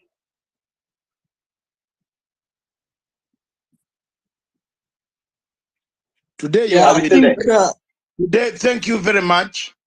Today, you have been very good, Jablani. You have spoken so well. I wish you are you growing up because you are listening to very many platforms. Thank you very much. Today, clap for yourself, my brother. You have done very well. And the second point of marching on this African Union, I agree with you. We better take it out. We take that guy out who invites people, then turns around. He claims not to have known them, yet he started accepting them without our knowledge in 2021. You see? And we have been telling him, don't do it. Thank you, Jablani. Hey, the place is getting hot and more people are coming. But remember, we have been here longer, so we might disappoint some of you by us saying we might go to sleep. But before we go down to rest and have our dinner, myself, it's time for dinner down here. Late dinner, since I prayed to Jesus Christ in the morning. I have been on the platform. Safari. Thank you, Mr. Safari. Thank you, Daktari. things is getting very hot, and the funny thing is you're about to wrap up, but at the end it's getting really, really heated up. But I just No, I'm not. I'm not. I'm a soldier. I can go on. These people are speaking very well. There's nobody insulting anybody. I can't allow anybody to insult anyone here. No way. excellent. Actually, You insult one person here, I remove you and block you. You'll never see Dr. Matsanga's platform anymore. Just discuss your point and go home safely. Go and look after your children if you have any. If you don't have, look after your girlfriend. If you don't have, go and look for a drink in the pub. But don't bring here your problems that you have in your house to insult to people. No way, not on my platform. Yes, go ahead. What really amazes me is the part you spoke like a really African, saying, "Hey, you have daughters, so everybody should speak very well because you never know." So that part I really liked it, and it's an African thing to respect the elders. Especially if they say and tell you, "Hey, come down." You should come down regardless if you know them or not. That's the African culture, and that's the African way. So I just want to say thank you again for the platform. To be very honest, I have 5 daughters. Wonderful. And 5 daughters and 3 boys. We must show a lot of respect in this platform then, going forward. The firstborn of my daughter is 43 years old. So, and here I have 11 grandchildren. I don't hide my children. I don't hide my wife. I don't have my grandchildren. If I die, they know I have them. They will come to bury me. Thank you. And I think they are alive and they are doing very well. Wonderful. Out of the 5 daughters, I have 3 who are married, 2 are not yet married. So when they get the right men whom I can look in their eyes and I approve, they will go. If not, sorry. That is the really African dad. Wonderful. The question I only had for you, Doctor, is only 2 questions. The first one is it possible to combine the AU with the East Africa legislation that includes several countries of the Eastern Africa, like to combine forces and make up one huge umbrella that instead of addressing small issues that comes up like drought or famine or war or whatever it is, social economical issues, instead of going into different under different umbrellas, that we combine both and then maybe come up with a certain legislation that is acceptable through the African continent. That's a question that I had in mind. I wanted to ask you. Thank you.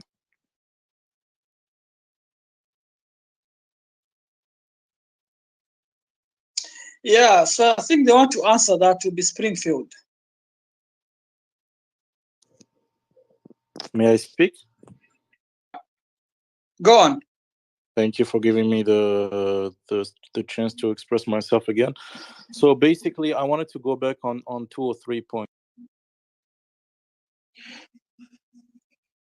I want a new speaker, please. A new speaker who has not spoken. There are very many people. Somewhere you want to finish your. There are so many people who want to speak. This guy will come to speak later. You wait until others have spoken. I'm not going to bring you here. You have spoken 10 times on the platform since we started. There's no point you are clarifying. That's it. You have told us your position about Israel. We understand. Algeria led Israel, a delegation that threw out Israel. You have told us the solution. All of us. Me, I'm not for Israel. Me, I'm not for Israel. I'm not from Middle East. I'm from Africa, in a place called Uganda, in the mountains of Elgon. So I don't know whether it is Palestine or Israel. I don't want to know. So as an African, I protect my integrity. And that is one I've given you platform several times to speak. And you have spoken. We have heard you. So when others finish speaking, I'll bring you up. Less than that, you are not going to politicize me here. Don't think you will politicize me over sang. This act was very bad. It is done very badly. Whether it is Israel or Palestine, there was no need of treating them the way they are. They are human beings. We should have treated them nicely, told them not to come. It is a wrong thing that has been done by African Union. We have wasted the time on something. Everybody has told you, you can't get a badge and enter that room, go to that hall without the AU knowing. It is a lie. The AU chairperson knew about all this, but he decided now to embarrass because he has taken the money and eaten it already. How many scandals have taken there of corruption? Very many. Mr. Akikumi from Nigeria. The platform is yours. Thank you, co-host. Thanks for having us. Host. I am the host, not co-host. Okay, well, because I'm seeing you as a co-host and you're talking, so that's okay. Both co-hosts and hosts, Okay, you're fine. having us, so that's okay. That's fine. Thank you. Good evening, everyone. I mean, I'm just gonna make it short. I mean, we cannot have a internal policy and we don't have an external policy. We know our heroes, our founding father. We know their stance on the geopolitics that goes on the whole world. As Africans, we are free as an independent sovereign nation. Even if if we're going to defend an external entity, we must do it without denigrate our leaders and having an infighting, without having a secessionist among us here. Because I was surprised that someone was calling someone a Biafran. I mean, what country is that? Who are those? Are those people that are using divide and rule against us, paying our own brothers? Like Chino Achebe said, sadly, they've joined the rank of those who oppress us. And as an African, I bleed every time that I live in the European capital when I see that not only that we have to speak truth to the power, but at times, even our intellectuals speak truth to gain power. And after they gain power, they throw us under the bus. Because, okay, who knows? I'm for Africa. If they have invited an entity into that hall to humiliate them, to tell them that humiliating others is not the way forward, I stand in solidarity with that. And know what an oppression looks like when I see one. Whatever the African does on African soil, I'm with them. As long as not taking the right of others away. If your right was to be the Comrade Malama has spoken on this about 8 years ago. Why are they there in the first place? I mean, we should look into that. We should deliberate on that. As for Israel, thank you, host. I think they don't belong there and they shouldn't be invited back. Thank you.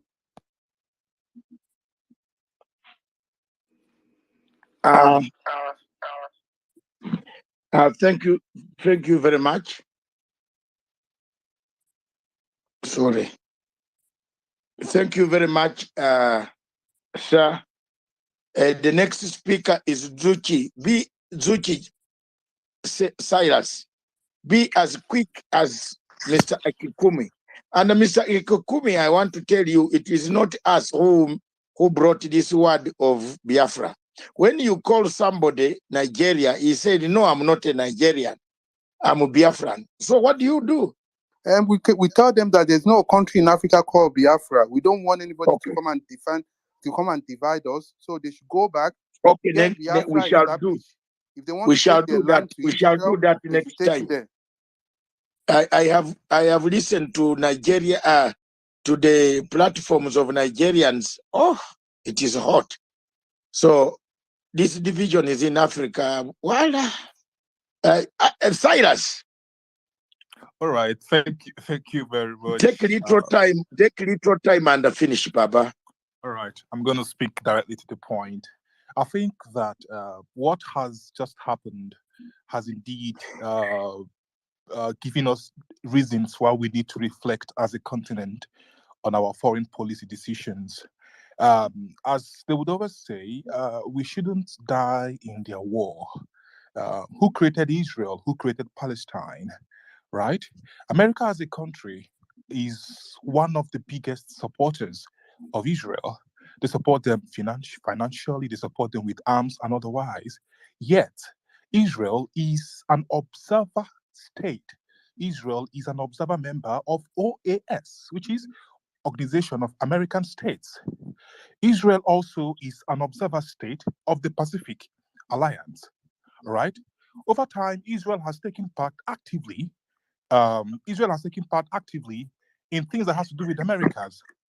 Israel has joined the European Union's framework programs for research and technological development. So why must it be Africa? Why must it be us that will take up these upon our heads to fight for something that we do not create? That is not an African problem, if I might say, right? What is happening now with Israel and Palestine, it is not an African problem. And I don't think that we should kill ourselves. We should be, I don't think that we should try to bring up problems ourselves by engaging in such acts. All right. I have watched the video, just like you said, and I think that it is actually dehumanizing to treat diplomats like that. So going forward, I think that it is a high time that we rethink our foreign policy, our decisions, and think about things that will benefit us as a continent. Right? Neutrality, I think, is the watchword. Over time, we have had presidents, we have had head of states that have been neutral, especially when it comes to dealing with issues that deals with other countries. For example, we can see in the Ukraine-Russian war, right? So I think that neutrality is the watchword. We shouldn't be found engaging in such acts, in some things that we do not really create, that we did not really create as a continent. And as I would always say that Africa as a continent not really been blessed with the best of leadership. And that is the problem that we have as a continent today. Check out, in almost all the parts of Africa, from North Africa to East Africa to West Africa to South Africa to Central Africa, we have divisions, we have wars, we have problems going on. Our leaders are meant to focus on actually tackling these issues and not engaging ourselves in issues that don't really benefit us as a continent. All right, engaging in this Israeli Palestinian crisis of war, I don't think it is of any strategic importance to Africa as a continent. We should focus more on trying to solve issues that affect us internally as a continent. We have seen countries in Africa that even a Western country up to today still decide their fate. They still design their currency. They still have a very strong hold in their countries. All these things are happening. And we as a people, what are we doing? And we keep on keeping quiet, watching these people do what they do. So I think it is a high time that once this thing has happened now, I think it is a high time that we need to rethink our foreign policy decisions and actually think of what is it that we can do as a continent that will benefit us more, right? African Union is a collection of different states, and we would, because of whatever problem South Africa or Algeria has with Israel, and then we die in their war. That is, it is the problem that the West can handle, all right? Now, Israel is an observer member of OAS, as I said, all right? Now, has the OAS taken decisions to expel Israel from their summits or from their forums? Israel is an observer member of the Pacific Alliance. Have they taken any step to expel Israel from the alliance as an observer? Why must it be Africa? That shows you that we are not really setting our priorities right as a continent, because we have the worst of leadership in the world. Africa has not really been blessed with the best of leadership. We have people that have been in power for years, for decades, and nobody's saying anything about it. They have grown old on the seats as presidents, as head of states.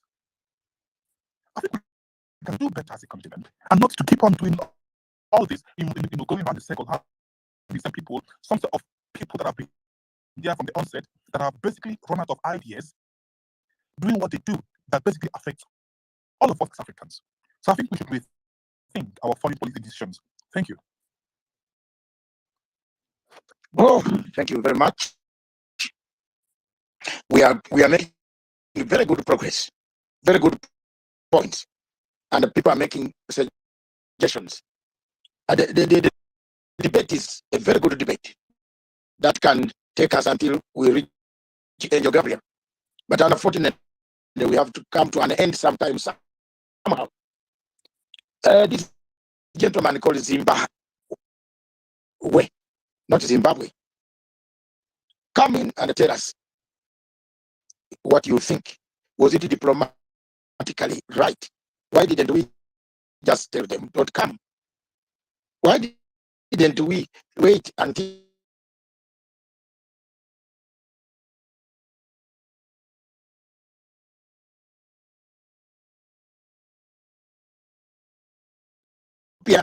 that's the system in Ethiopia? You cannot get that badge. I have about almost 70 badges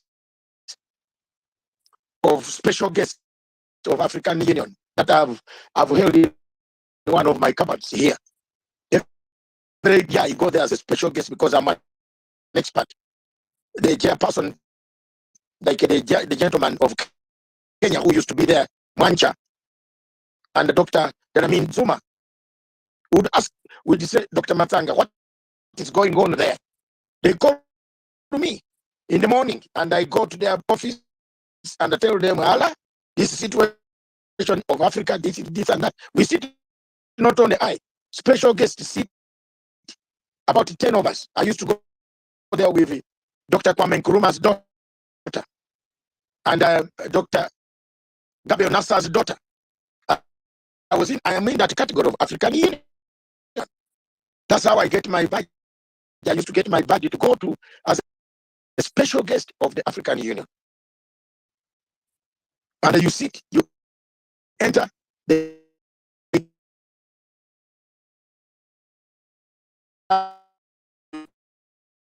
to have act in some meetings, except for the heads of state only.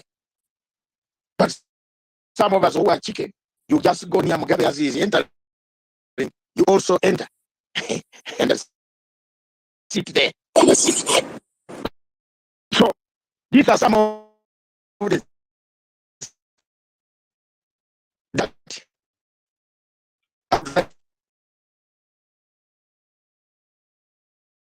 and Union. Is this the one we want? Is the African Union? Has it become a laughing stock? Why do you allow yourselves to be embarrassed in front of people? In front of the whole world? They come even the things that they did there now are not known. Everybody is talking about Israel just out of. So, ladies and gentlemen, we have been here on the platform since about 2 a.m., 2 p.m. today. We have done a marathon of myself and Abidi Gu, my brother. I have now silenced him because he is very radical. When he saw Jabulani, he wanted to jump on him. But I will allow you time, Abidi, to make your contribution on this subject. I want to thank you for the good job you have done. And we are coming to the tail end of this. Before you end, I wanted to say what's two words, if you allow me. Who is this now? Host. No, I would allow you. Dr. Matanga, you said I'm coming in. I will allow you.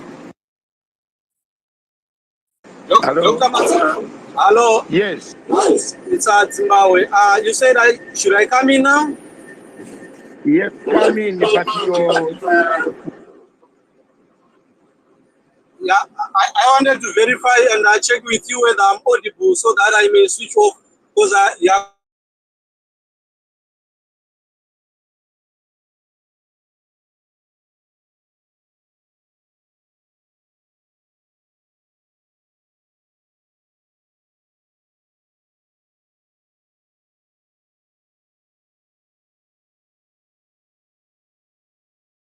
Very audible. You are very audible. I don't think we should have waited until the summit was on. as Africa or as the AU for us to evict them the way that it was done when the meeting was now proceeding. But I think from listening to you guys and making my analysis of what might have happened, I think you have brought it out that we have a problem with the secretariat that is working at AU, because they are the people that are in charge of our protocol and procedures. So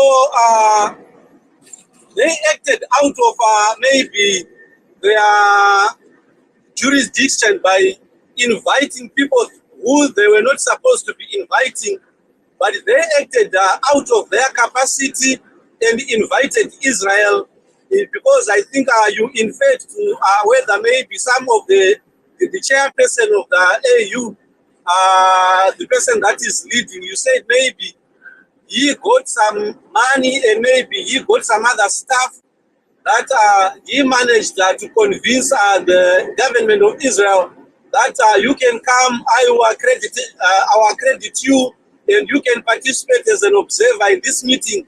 But then when the people that matter, that is among the delegates, among the leaders of the African countries, when they came in and they noticed the anomaly and they now requested for the delegates from Israel to be removed, it had to be done. And because he had no legal ground as a secretariat where he could stand and defend the delegates from Israel not to be evicted from the meeting, it had to happen.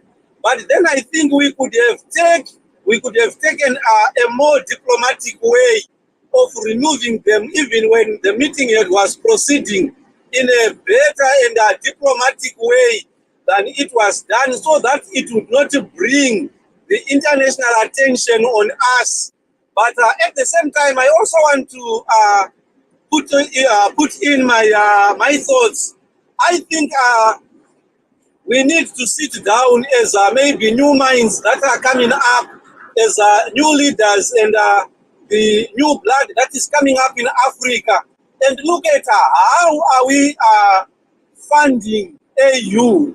And if we have got foreign funding that is coming to AU, what is the interest of those people that are funding AU? And who are those people that are funding AU? Who built that AU building? What is their interest in gifting us that building? We need to begin to have a paradigm shift of where Africa has been a dependent, and we have nursed this dependence syndrome where we just accept donations from Jack and Jill, and we begin to stand as a people, just like we do in our homes, that as a father, you do not accept people to come in and provide. For yourself, for your household. You stand and you work to provide for your household so that you can put in and stamp in your feet in your house, so that we can now stand up as Africa and present our foreign policies to all these other countries and nations as a united Africa, and stand for the benefit and for the good of African people, of Africans. So I think we, as we look at for the solution, we need to begin to look into ourselves as the countries that make up the AU, and we need to begin to finance AU on our own, work on our foreign policies that will unite us and give us a united front, that whenever, if we are having a meeting, whether with America on trade, we have a position as Africa and not as individual countries. If we are having a position, if we are having trade meetings with China, we are not this fragmented and we negotiate as individual countries, but we have a position as.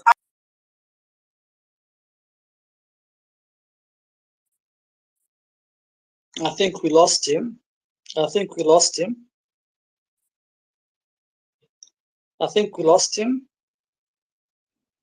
Can I finish up my?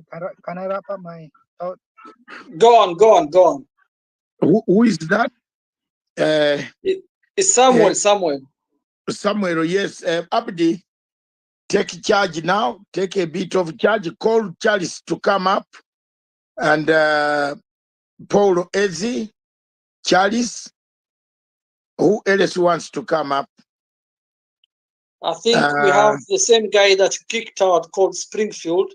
He texts me a lot. He texts me a lot, that guy. He texts you, but let him text me. I will give him the chance. I've told him. I've not refused any African from speaking. But he has spoken more than 10 times here. And I don't know that guy. That guy is too much. No. He's Let's just give him the time. Boss, he's telling us the same thing. He's not telling us any solution.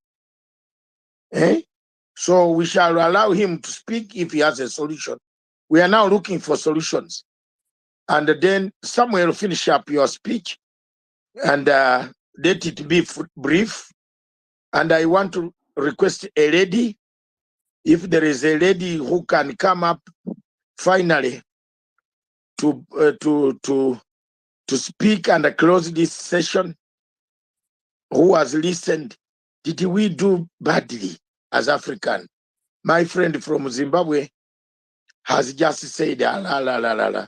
We could have just told these people not to come there. Look at the all bad name we have carried. Everybody, our presidents wear very good suits. Ruto was wearing a nice suit today. I saw it when he was talking to Al Jazeera. My president Museveni, for him, he didn't turn up because he said he read my 80 pages of good Shakespearean English. He said, this AU has a problem. So he didn't turn up. And President Museveni did not turn up. He sent the deputy president, the vice president of Uganda, who turned up. But basically, let me tell you people, this is our organization. We should not have embarrassed ourselves the way we did. We can not agree with Israel on a number of things. But we should treat them in a way that is humane so that they can learn that we have treated them nicely to go back to treat others nice. But the action of today is simply an action that is an eye for an eye, tit for tat. They will also wait and say no. But believe me or not, someone has eaten something an African way. This man went to Tel Aviv. He must have got a small handkerchief that is not telling us, or an envelope. These guys could not have all the guts to come like that, get the ID, then come, and then when they know that the leaders were going to be rough, they told them, get out. And then they will say, it is not us, we had allowed you, we even gave you cards. That is how conmanship works in most of these countries. So there was some conmanship involved. And let this conmanship in Africa end. What is the use of taking people's money and then you don't allow them to come and take part? Yes. I'm not very, very pleased with some people. This organization is full of... Someone was telling me that there was a man who was walking on sticks. Why don't you give power to someone? Step aside. Give power to someone to lead you and you stay home like a Nyerere. Africa. Thank you very much, Samuel. Okay, now I think you have to go and get some coffee. I'll take charge now, Mr. Host. No. It's okay with you. No, people have told me that you are so... there's a man here who complained. You say you are a tough man, you will cut them off. Let me be here and hold the platform. It has done very well. We have had a number of 1,600 people so far. who have been here on the platform. That is a great knowledge that we have given to Africa. Clap for ourselves. Thank you very much. So it's a good platform. Let's not spoil it today. Abidi, prepare your notes while I bring up Robbie, Shake. Then I will bring up, there's a lady here I'm looking for. Where is she? This lady, my sister from Nigeria. She doesn't want to be called from Nigeria. She comes from, there's a problem in Nigeria. I don't know how they are going to sort this election. It is bad. I couldn't go there this time. I lost a lot of money booking hotels twice. So, this lady from Nigeria, yes, she's here from Biafra, sorry. Why Is am I it not seeing- Tweet? Yes. Miss Tweet? Yes, let's bring her up. Okay. Yeah, Can I- then can I- now can I take charge. I am watching from here. Don't overthrow me. Okay. All right. Under Miss Tweet? control, Mr. Spring. Okay. I'll do that. It is I now promise you. somewhere. I It is now wonder somewhere. what you have against me. No, what is wrong with you? Don't speak. You, when an elder in Africa is speaking, you keep quiet first. But We your, have given you your co-host platform gave now. me your co-host gave me the mic and you kicked me. Springfield, wait. Springfield, You wait. kicked me from Please the wait. space because you can't Please stand wait, with my brother. ideas. Wait. That's Springfield, wait, brother. Why do Wait. you quarrel so much, boss? I am not in the mood of quarreling with you. Why did you kick me out from the space? Hey, come on, wait, brother. Wait. You are asking a commander. I am your commander. You are a soldier. You should keep quiet when a general has sent you out of the space. What rank are you in the army?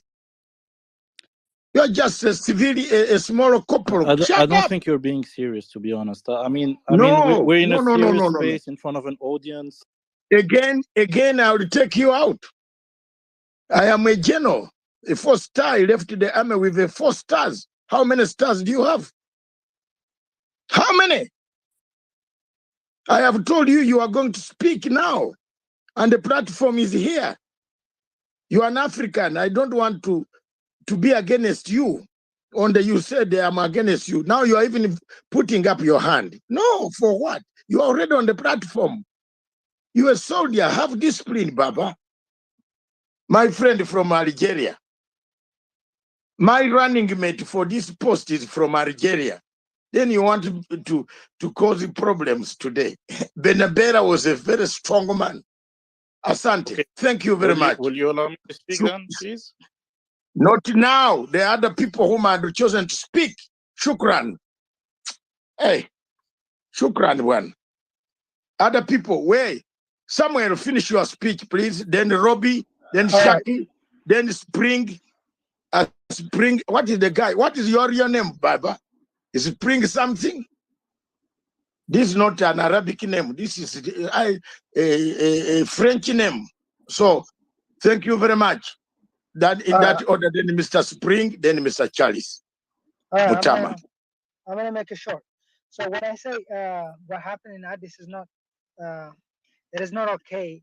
I'm not questioning the decision making of African Union. I'm just the reason why I don't like it is just when the delegate come to Addis, they come to Africa, they come to Ethiopia, they come to Addis, and then they enter the hall. That means they pass all the security measure. So kicking them out like that would raise a question in African Union integrity in a capacity of decision making.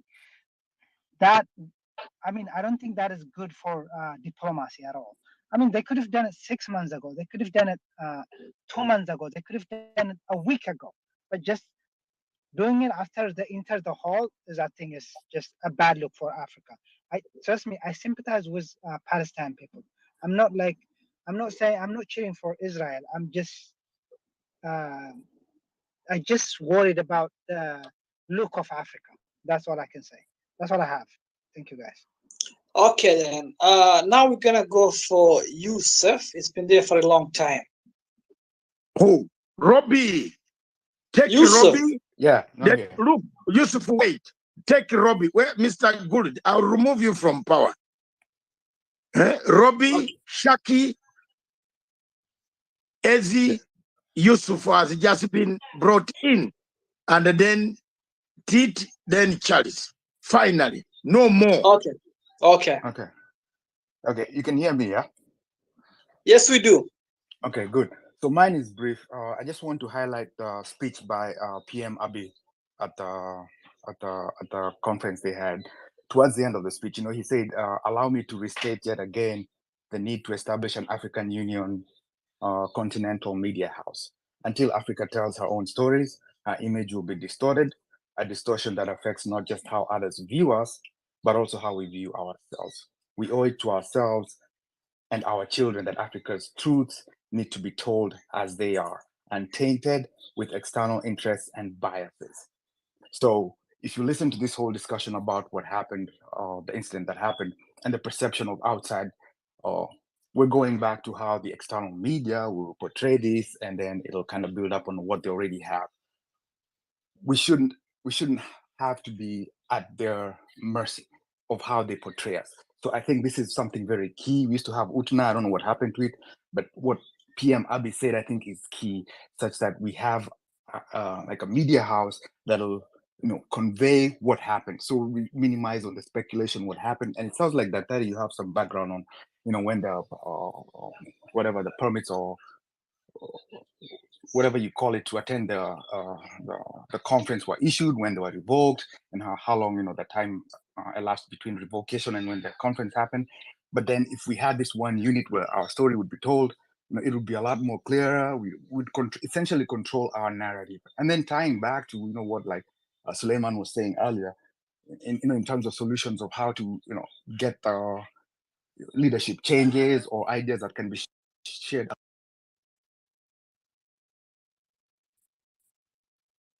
Oh, we lost you, Baba. Yes. Oh. Dr. Mataka, can I speak, please? My hand's been up, please. Can you hear me? Who is that? Yeah, this is Paul. I've been up since wedding. I just want to respond very quick, please. I thank you for the privilege and our protocol observed. You see, when people don't know their history, they don't know where they are coming from. And also, when a history is removed from the school curriculum from Africa, they can come and tell us anything they want to tell us. Like in Nigeria, I'm a Biafran. I said it. Somebody came over here. He said, there is nothing like a Biafran. I'm a Biafran. British government, they came to Nigeria. They came to Africa. Okay? They amalgamated Hausa, Yoruba, and Igbo together in 1914. And those people they call our founding fathers, they are like 5-6 years. They are not even eligible to sign any document. So we don't have any founding fathers. That was a scam. They amalgamated Nigeria in 1914. And Nigeria for 100 years. The amalgamation expired in 2014. Okay, so Nigeria has expired, nothing like Nigeria. Don't let anybody deceive you. Okay? We are being forcefully amalgamated by British government. So that's just the truth, nothing but the truth. That's why they removed the history from school. Okay, don't let anybody tell you, oh, I'm Nigeria. Oh, we are not causing any confusion. We want to go. Who are my grandfathers before Nigeria was amalgamated? The guy that was saying something, he cannot even answer that question. Who are my grandparents? That's the question we need to answer. Nigeria has expired. We say no election in Biafra land. We can't just keep quiet and the AU, the remote control, they are not doing anything. And my people are being killed. We are paying with our blood. As I'm talking to you now, they are sending the repeated Boko Haram in military uniform in my land, Biafra land, killing my people. You say we should not talk. I think we lost him. Everything not talk. Buhari died 2017. AU, observe a minute silence. Nobody's saying anything about it. So the reason why they are trying to establish a media is to control everybody. What is going on? Everybody needs to speak out because once they succeeded in taking our land because of our mineral resources, they will go to another country to do the same thing. We need to speak up right now. That's what I have to say. Namikali is there. He was kidnapped in Kenya. Nobody said anything about it. You're talking about Nigerian election. While he was kidnapped, illegally kidnapped and rendition to Nigeria. These are the things that I had here. Nobody said anything. No country in Africa is saying anything. Is that right? That's the question. My Paul, I said something. You have forgotten. At 222, I said something about Nigeria, Cameroon, Biafra, Boko Haram, Somalia, Libya.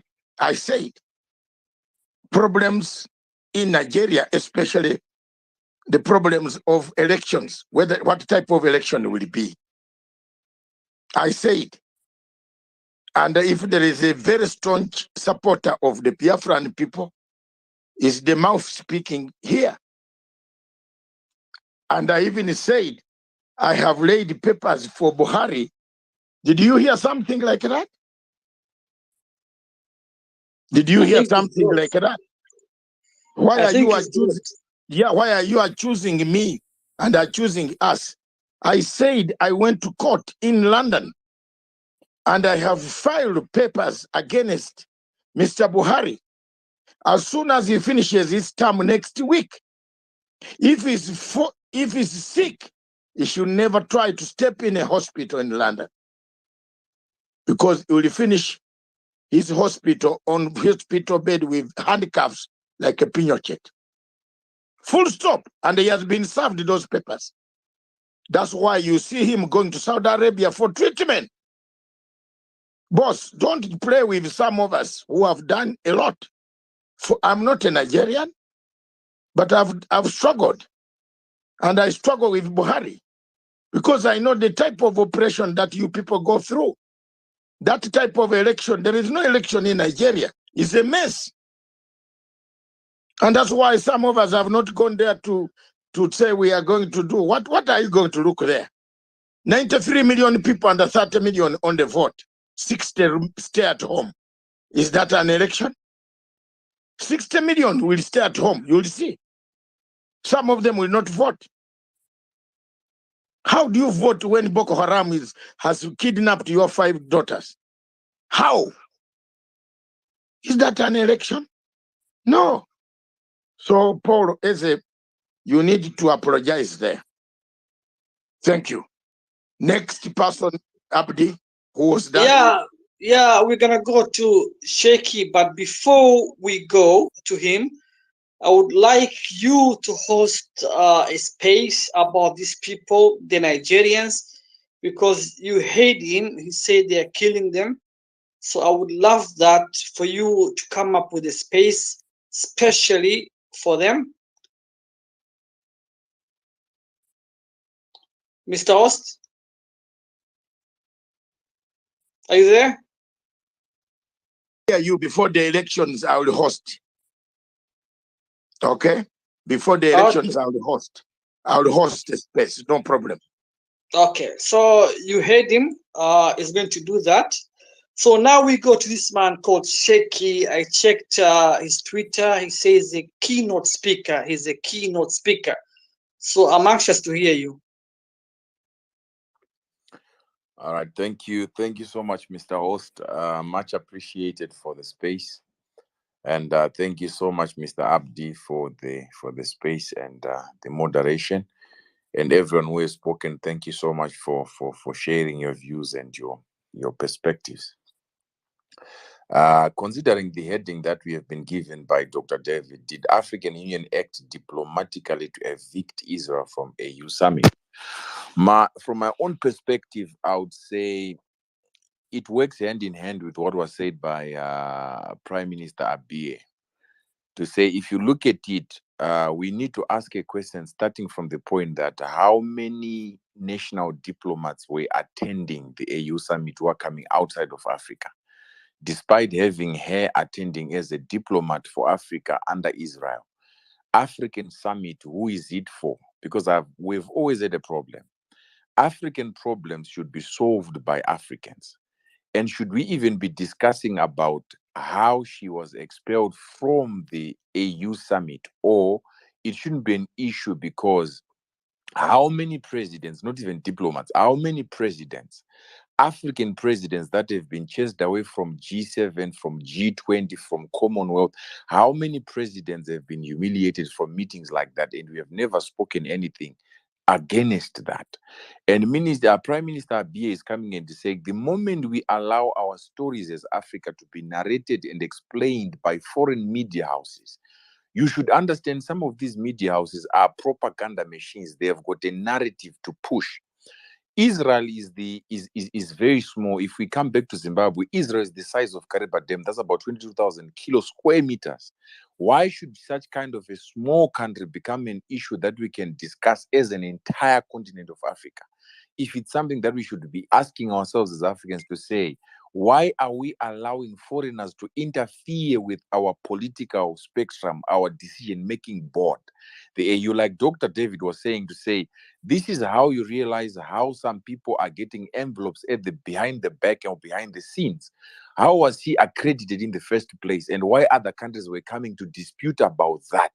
Why was he part of that particular meeting? Because this is an African Union meeting where African problems are discussed and shared, how we are going to progress our peace as Africa. Look at what's happening in Cameroon right now. There's an outrage in Cameroon because Canadians are trying to come and teach us what they classify as peace. Their definition of peace is our definition of peace. Whatever they are coming to say is peace in Africa, isn't it a looting scheme for them to erupt wars?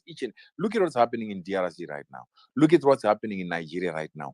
Look at what's happening in Ethiopia, the war that is between the Tigray and the other people, the Tripoli.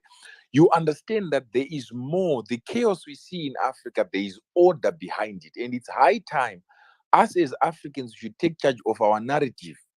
And our leaders in that board, which you call AU, they should be firm enough to know that the moment we allow our narrative to be explained by Africans, how many African nationalities have got shareholding in BBC, CNN, Reuters, all these media houses that are trying to change or that report much about Africa? So this is what I would say to say, I think it was a noble thing.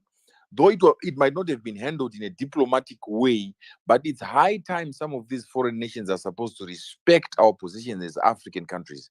We know how to govern ourselves. We know how to rule ourselves. We understand our own democracy. Before they came, democracy started in Africa.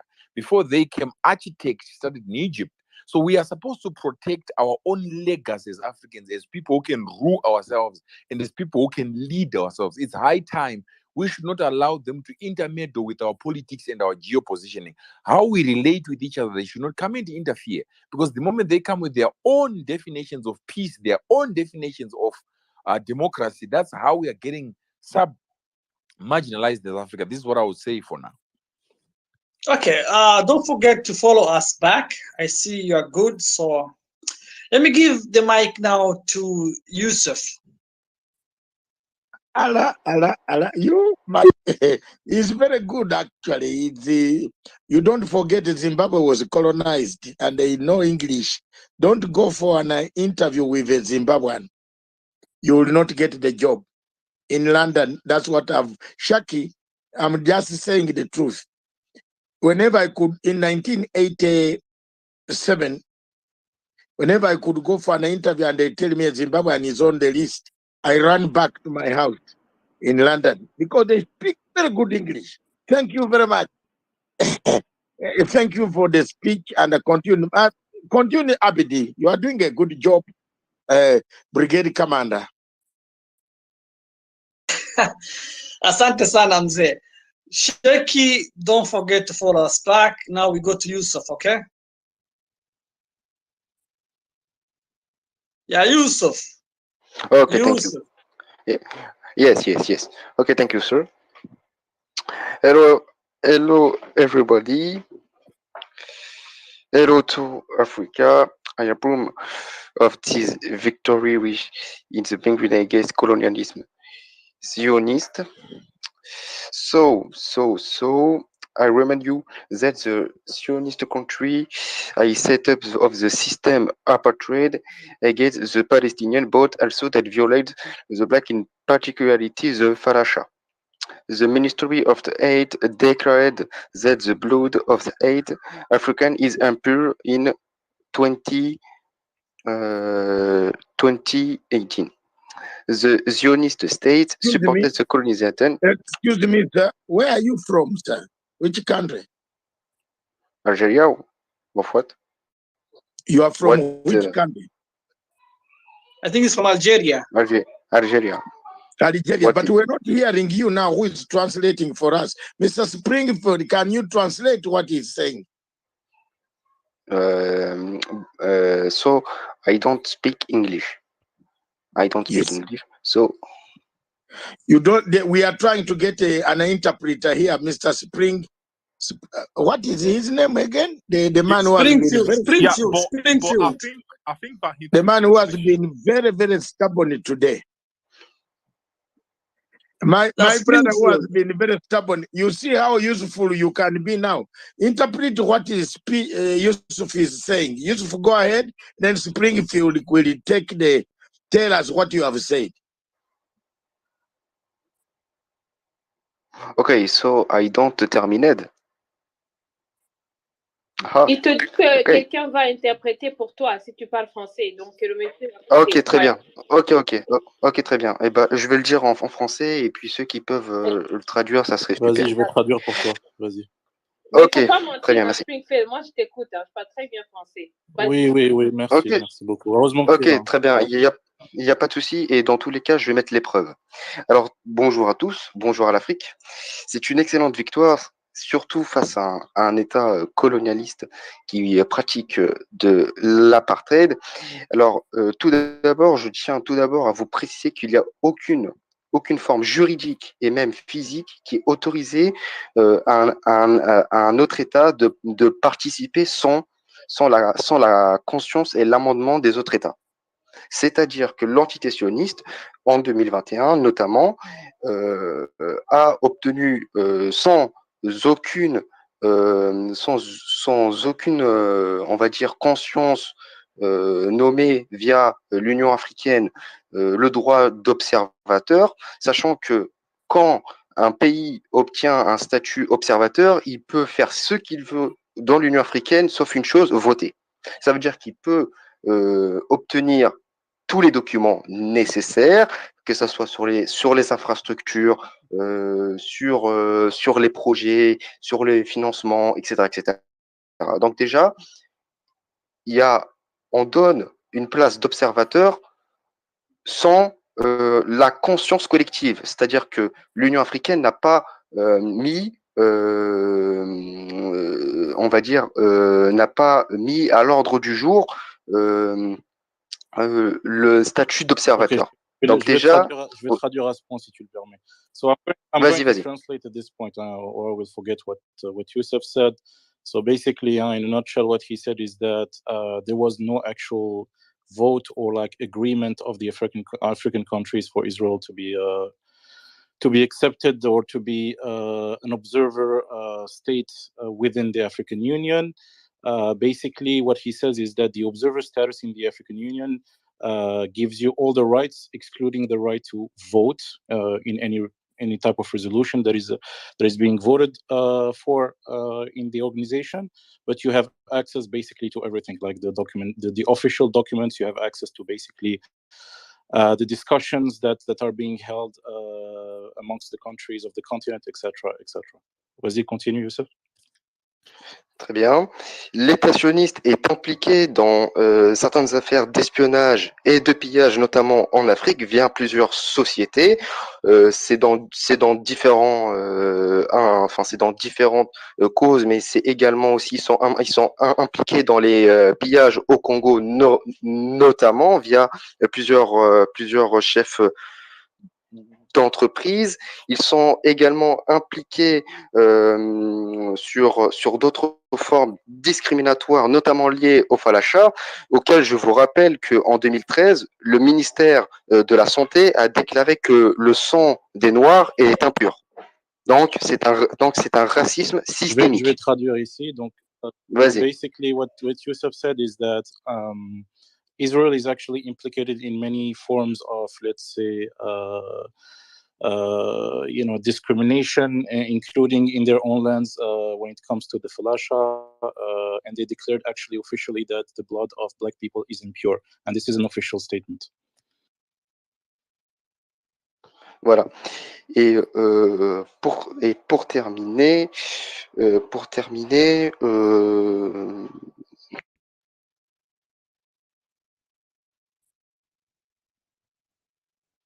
pardon.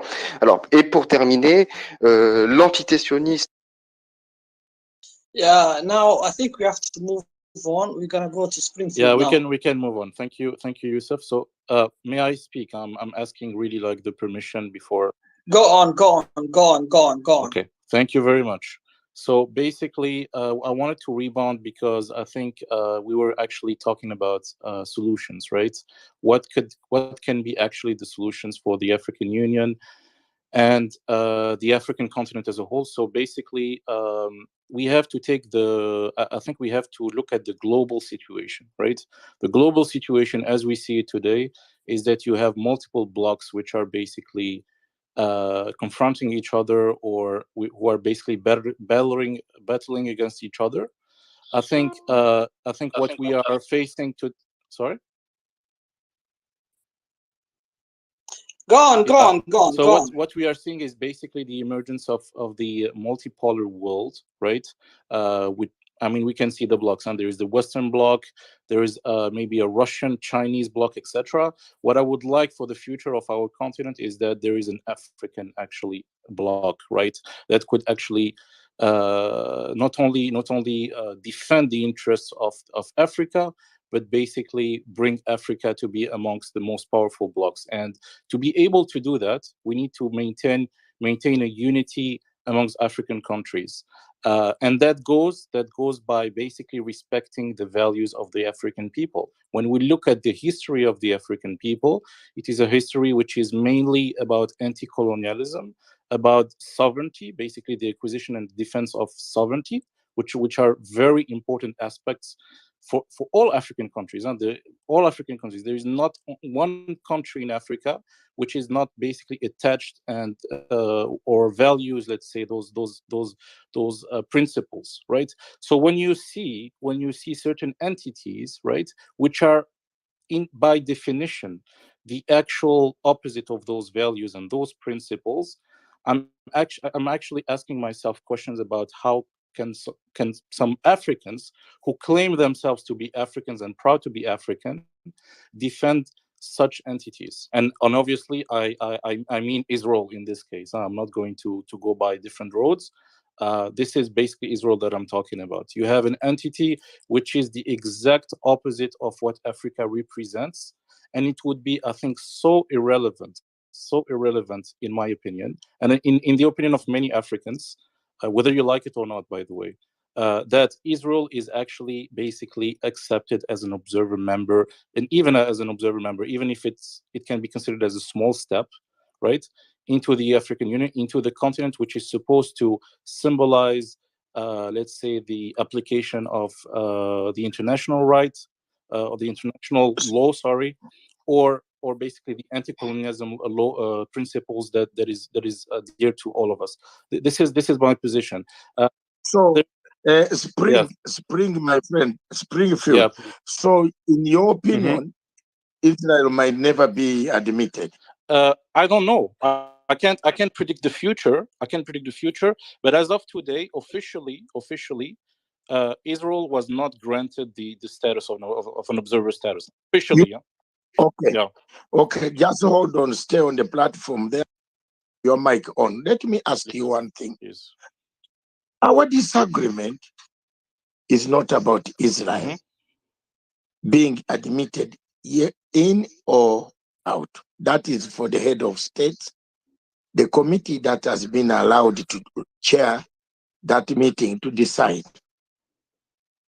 Our disagreement, or my disagreement, when setting up this topic, was it the best way to do it? what was the best way we could have done this? Okay. Who is, and understand me nicely, clearly, who in African Union is betraying us? Is it Morocco that has come through its legs of money that brings in Israel? Then later on, there is an embarrassment. Then they say, we don't know. Who gave this Israel accreditation? Very good question. Up to the summit, up to the door, up to the hall. They entered the hall where our presidents were. We are not, please, if AU in the future does not admit Israel, fine.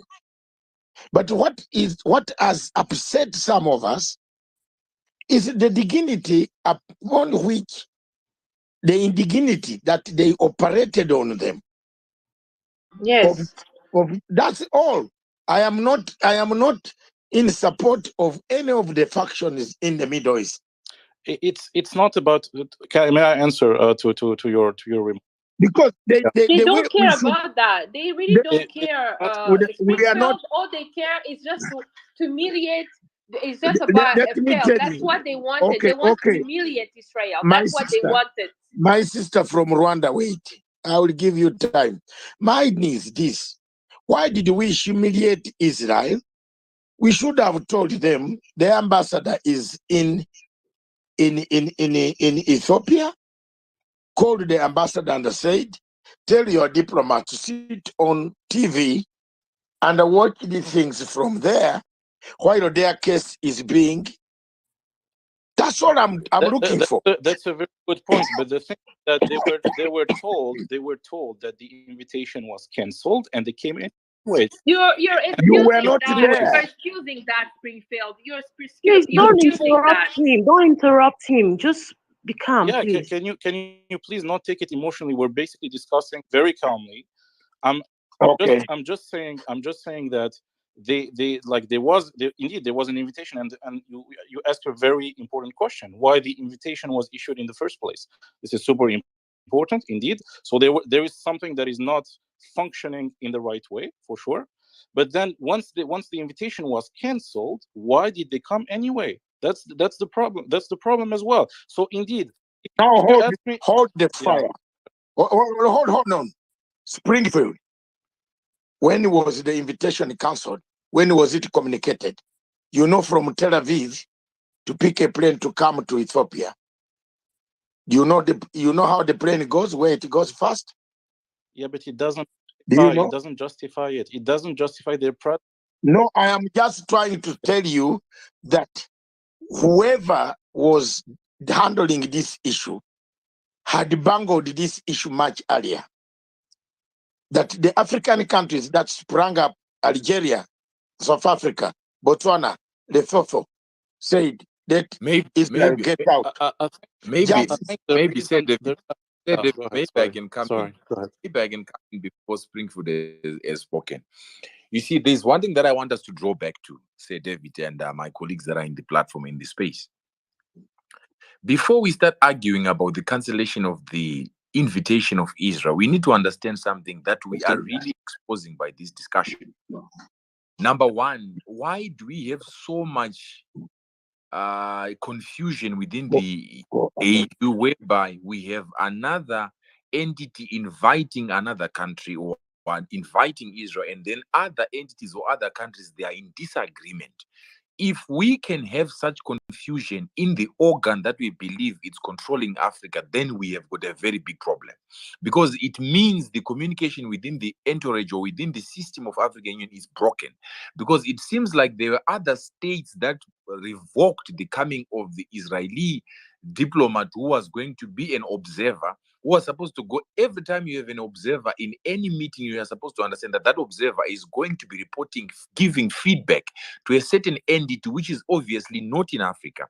But the main question that we need to answer, or the multi-million-dollar question that we need to answer, is this: why do we have such kind of confusion within our communication within the organization or within the organ of AU, if we have got that kind of confusion, why do we believe that this organ is going to bring the emancipation that we want in Africa, which is economic emancipation and political emancipation? Okay, Shaki, thank you very much. Unfortunately, my satellite is telling me there is quite a lot of difficulties. We might lose in the middle of this without nice conclusion. I just want to call all of you who have not spoken. I have another platform tomorrow at 9:15 p.m. East African time, which is 8:15 Central African time, which is 7 o'clock West African time, which is London time, will be 6 o'clock 15, like that in America. When you're in America, you know the hours. It will be at night. You can take part in another discussion of this nature. Unfortunately, for now, the signals are showing me that we might just lose this signal. It has been on for a long time. It has been on from 2 o'clock up to now, 10 o'clock, coming to 10 o'clock East African time, which is 7 o'clock London time. I think, ladies and gentlemen, we have done our best. As Africans, we can record this. We can take the recording and listen to the entire recording as it started. The suggestions that Springfield brought, the suggestions that I brought, the suggestions that all of us brought, everything that we brought. Madam from Rwanda, why is it that everybody who talks, you put your hand down? What is the problem? I'm just, someone got annoyed when you do the finger. I'm just closing. I can't stay here for all that long time. I've given you more time to speak on the platform, more than anybody else. But then you are doing a thumb like this. It's not very good sign, by the way, but it's okay. I am your elder, so no problem. So the suggestions that we have brought everywhere here have been so good. We have spoken. A number of you have said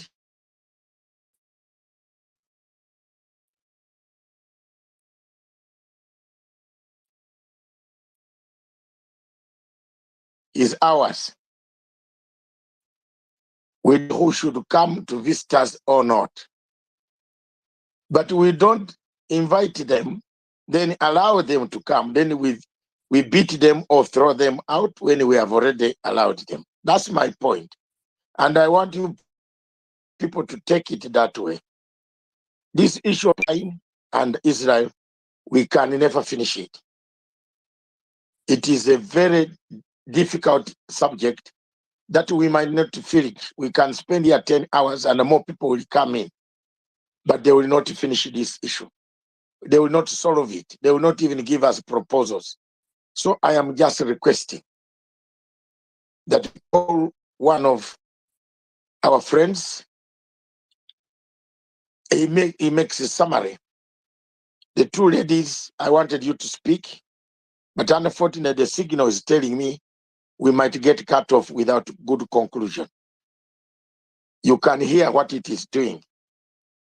So I am using a second system which could also collapse any time. So thank you very much. I now want to all just go by saying a few words because you have heard what other signal is doing. I saw it actually. I wanted to say to you all that please follow us back. I followed eight of you guys because we're going to have this, so we need you to join us again. That said, we're going to give the last person to speak tonight, and it's going to be Charles Mutami. Charles Mutami. And because of the ladies, can we do this? Charles, before Charles can choose one of the ladies. Please. I think we can choose. I think we can choose. It's gonna be tweet. No. Hey, Miss good. Tweet. Abdi, I am doing a trick to save ourselves. I understand now. Let's leave the burden on Charles to choose one of the either from Rwanda or from Nigeria. Or we give both of them 1 minute, then Charles, you summarize. Let's start with Rwanda. 1.5 minutes. Thank you so much. All right. So I think African Union should apologize to Israel. The problem is not to enumerate what Israel have done or Palestine have done. Is African Union should really apologize to Israel, because the point is they wanted to humiliate Israel, and that is it gives a bad image to African Union. There is a lady who said it very nicely. Her name is Alimatu Dimonikene. She's not here anymore.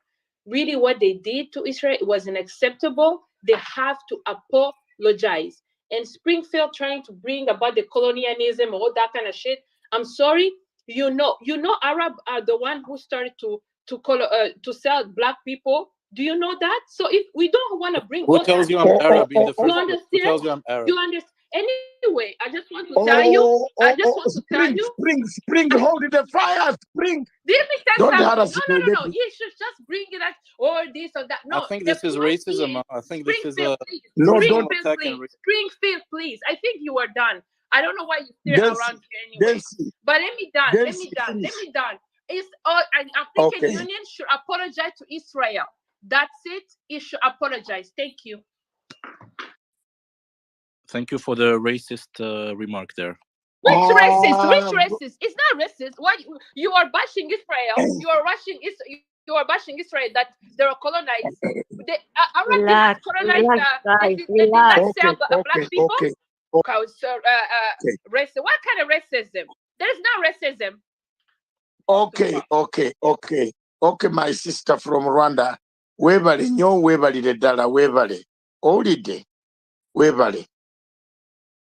I'm now talking my language so that you can understand me. Webale nyo. Are you hearing me? Thank you very much. Thank you very much. Thank you. And always, if you want more information, always follow my platforms. They are the best in political science around the world. I speak my mind. I have no regrets. When I like Biafrans, I like them. When I like Polisario Front, Western Sahara, I love them. You touch them, I go down with you. I have no regrets. Yes, you touch Western Sahara, Sahrawari, that Morocco, I don't like them. I don't know why Morocco came back to African Union. They should have gone back to European Union. They are a problem for Africa. They are corrupting everything in Africa. Everybody in Africa. Where Shaki, I caught your minister, Simbarasha Mumbabigwe, getting $50,000 from a Morocco woman to vote out Amina Mohammed. And I got the video and I gave it to Mugabe. When the late Mugabe was up, he said, my son, is this what he did? Yes. When he reached the Harare, he sacked Mubebegwe. You remember? He sacked him. These people are very corrupt. $50,000 in new notes. They brought us that man there who is that tall man, 6.1 feet, 7 feet, or what? Useless, Kabisa. He gives Israel a document, then he allows Israel to be embarrassed. Let him be careful with Israel. It's all right. I am just telling you, I have nothing to say more than that. My sister from Biafra, please. Then Charles, Did you have something to say? You are finished. Nothing left. Okay. Thank you so much once more, Also, sir. all the people on the platform, follow me, tag each other, especially me. Tag very many of you, tag me. Because And you follow will the miss- co-host also. Yeah, and the co-host, everybody. We are very good. Our topics, we don't quarrel. I protect women up to the end. So if you're a woman, feel free here. Nobody will. Some spaces they want to beat up women. There are men here who have bad manners at times, and we don't want the men who have bad manners. Me, when I last quarreled with my wife 37 years ago, and that is why I've lived longer. Thank you. All right. Okay. Yes, I'll begin by saying I would like to think that I like you also, and I find a friend in you, sir. Yes, there have been so much submissions as to whether apology, no apology. Truth remains that the African Union is an integration. And integration strives on diplomacy, right? Yes. So in the best light of diplomatic practices, it is advisable to tender an apology. I mentioned before this said and concise, and it should only apologize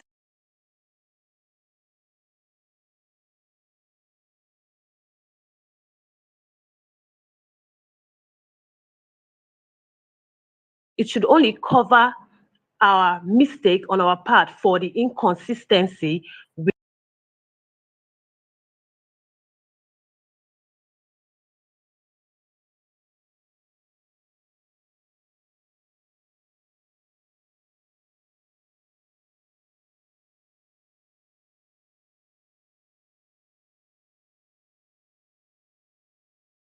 forward. First, I don't know if there are diplomats or people that work in the UN that could adopt some of these resolutions and push for them. It would be very nice if there are representatives of the African Union here. First and foremost, we should get our sheets together. Yes. What do this mean? This means that we should speak, support ourselves, our African states. We shouldn't burden ourselves with what is happening in other continents around us. We have a lot of problem on our I mean Nigeria. You all know this. We should focus on ourselves and begin to assist, help, speak against, support, oppose, and try to seek ways that we can grow as Africa. Second is Africa should go back to aligning with best practices. I think we are quick to use aggressive diplomatic relations. It doesn't speak well for us. We can always pass our position. We can always reflect our objectives, but we don't have to be aggressive or violent or radical about it. Also, we should review our objectives, go back to the drawing board. Is there something that is missing? Do we think there is something we should take out and there is something we should add? What is stopping us from working in alignment with the objectives of the African Union? Now, this next point is very important. For every 5 eggs in a crate of egg that got rotten, there was 1 or 2 that constituted that. We should begin to seek where is the problem coming from.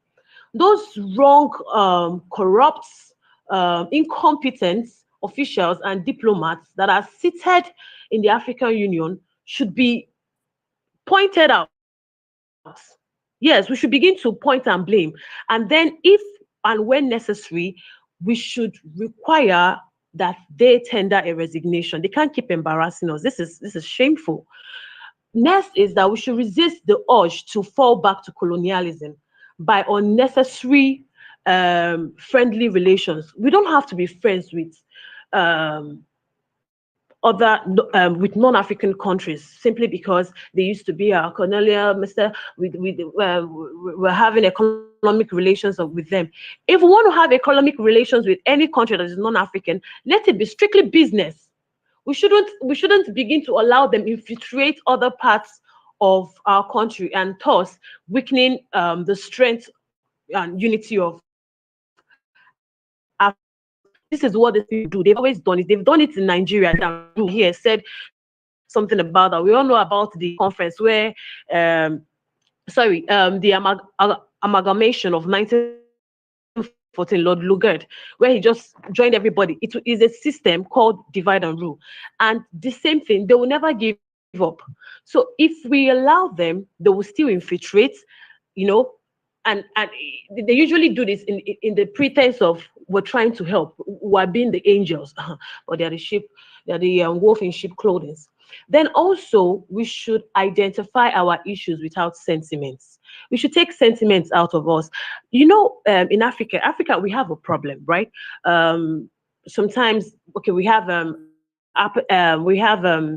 xenophobia, we have tribal ethnic differences, differences. We have religious war. We have so many things, but it's important that we begin to identify our issues without sentiments. If we want to be African Union, we want to be African unity, let's just make up our mind and just stick to that.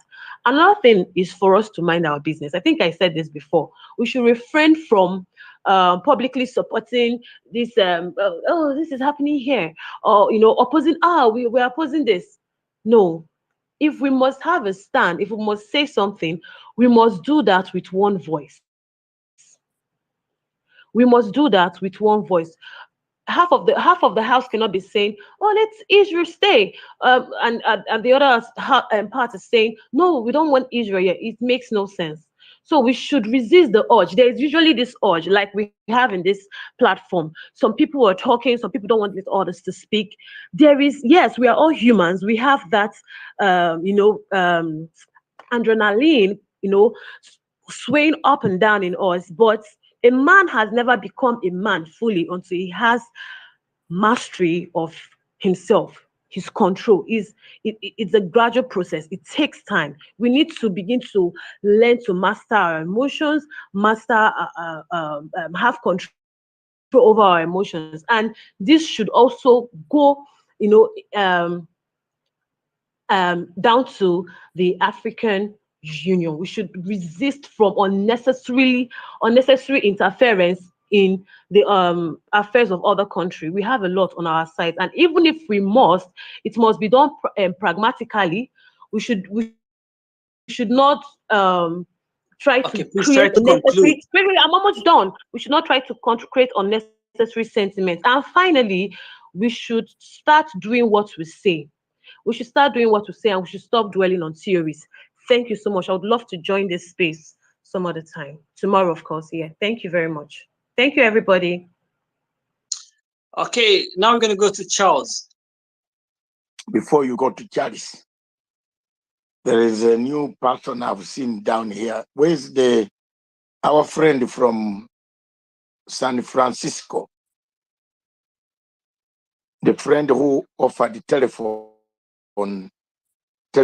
to Africa people, to somebody in Zimbabwe, got the telephones, and they are helping in distribution of messages to hospitals. Our friend is here. This platform teaches a lot. We just got a friend from San Francisco who gave 5 telephones, mobile phones, to Zimbabwe. And where is he? He's gone. You better meet this guy. He has a project that he does. He supplies. He gives out for free. He shipped some telephones to Mr. one of the honorable members of parliament in Zimbabwe. Thank you very much. I was looking for you to give you the last chance before Mr. Charles Mutuma.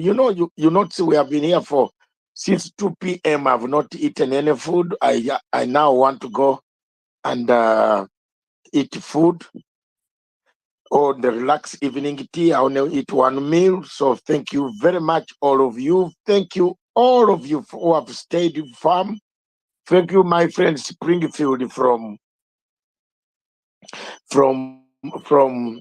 Alijas. Your former foreign minister is my running mate, Mr. Sibri. You know him. He's a very good man. And we shall make African Union better. One day, Africa will rise and shine again. We are not giving up. We are going to challenge Mr. Muhammad Faki until we find him guilty of abuse of office. You cannot just give people documents, then run away from them. Stick firm and stand there and tell them, no, we told you to come the other day, not today. Why do you run away from them? Why? You can count on it. Algeria will do the job with the other free African people for sure. For sure. Thank you very much. That's why I've recognized you today. I don't want you to stop my vote. Thank you very much. God bless all of you. But let's have the last word from Mr. Charles Mutama.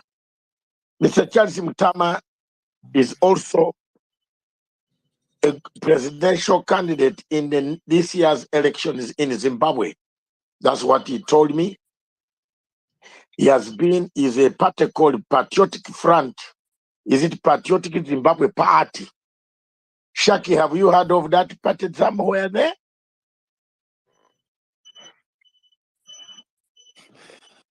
Yeah, I know of the political party. I know of the political party. Yeah, because you must be a man who lives in Borodale. From your voice, it's Borodale. You live in Borodale, So Charles, please take it away for us. Thank you very much. There are so many people here. My sister, all my sisters, those who have spoken and who have not spoken. Cherop, Honorable Shamara, Jennifer, my dear, my sister, we struggled for these people. We did our job way back in 2012 on ICC. Continue with that to defend the people. Honorable Shamala is an advocate of the High Court and Supreme Court of the Republic of Kenya. She was an MP and she fights for women's rights. You don't touch a woman and beat a woman. I think she has been taking a lot of notes. Our friend from Algeria might end up someone is coming tomorrow. So thank you very much, Honorable Jennifer Shamala. All the time, keep in touch with some of these people. They have useful ideas, especially for your constituency, where some people have so many things that they need a network. They need to develop a small dispensary, a clinic. This is why we are creating this platform. And these platforms are very useful. And remember, I will be giving from March. I had wanted February, but from March, I will be giving 2 lectures for free. 2 lectures in political science on each subject, touching the world, and 1 touching the globe, 1 touching Africa, and 2 touching the entire globe. If you're a student of political science and international relations, tune in when you see the topic, prepare your notebook, come on the platform, ask the questions after I've given my speech for 45 minutes. Then you ask the questions and I allow you to debate and take notes home. Then we shall link you later on also when we improve with the university that you need, either in the United Kingdom, and you sort up yourself the way you want to study online or whatever it is. We are about 4 professors, 4 professor, 1 doctor, and 2 senior lecturers from several universities in London. We are putting up, I'm the head of the whole of it. We are putting up a pro bono for free, a group that will teach Africa and discuss African issues most of the time. Thank you. Charles, finish the, whatever the race. Thank you. Thank you, Dr. Matanga. Thank you, Abdi, for giving me this opportunity to close the curtain on this very heated, exciting, and revelatory space around the conduct of the African Union vis-a-vis the Israeli delegation at the recently held summit in Addis. And from the submissions from participants, we have noted that diplomatically, this was a gaffe that did not only embarrass Africa or African heads of states that were in Addis, but also in the eyes of the international community. At the same time, we have learned that this issue has also exposed the deficiencies, the incompetence in terms of administration or in terms of the Secretariat of the African Union. Furthermore, this incident also exposes the lack of cohesion within the African Union in as far as coming up with a foreign policy that is catered to fulfill one of the principles of the African Union, which is international cooperation. How does the African Union relate to the issue that has been ongoing between the Israeli and the Palestinians? What is the common position of the African Union? The position of an individual nation should not supersede the position of the African Union. That is one of the things that has come up. To add also to the issues that have been discussed here is the issue of multilateralism. Should Africa adopt or fulfill the principle that was adopted by the non-aligned movement, that Africa should not be involved in wars or geopolitical conflicts that pit the West versus the East? And what is the role of Africa to promote peace? So what we have learned through this hot topic is the incompetency of the incumbent secretariat at the African Union in as far as following diplomatic protocol, and the lack of cohesion at the African Union, which now poses the question, what is our role, particularly us who are in this space? I am glad Dr. Matanga has mentioned that he is ready to assist in the transformation of the African Union.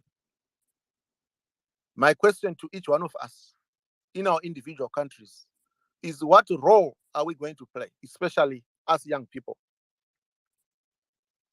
When we are faced by such issues where our incompetence is exposed by our leaders, such as Dr. Musa Faki, who has caused an embarrassment in an ISO, in a diplomatic protocol. Furthermore, in light of the problems that afflict Africa and the position of the African continent vis-a-vis Western hegemonic control and Eastern hegemonic control, where do we want the continent to move towards? In closing, I beseech all of us, therefore, to adopt the practice that we learned from our forebears, such as Nkrumah, Julius Nyerere, Robert Mugabe, Nelson Mandela, of African solidarity, of building a common front which will help us as young people shape the destiny of Africa and recover from this temporary blunder that we witnessed at the African Union and be a partner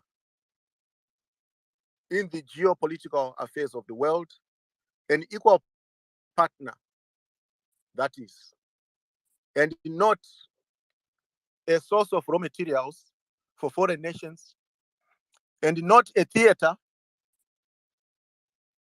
of geopolitics, but an active player in the affairs of the world.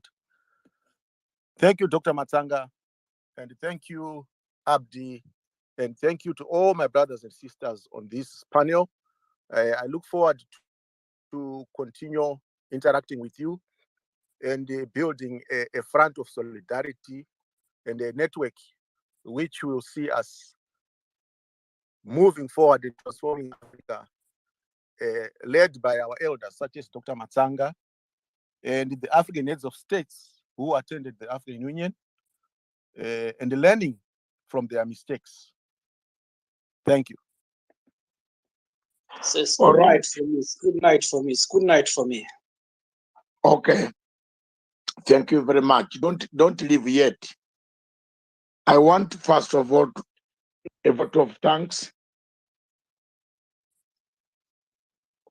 to those who have been here from 2 p.m. I want to say thank you very much. Tag each other. For those we might have annoyed a bit, but we have not annoyed each other. Forgive us and forgive me, especially the host of this platform, if I have said something that is not in line with what your thinking is. Forgive and build Africa. 100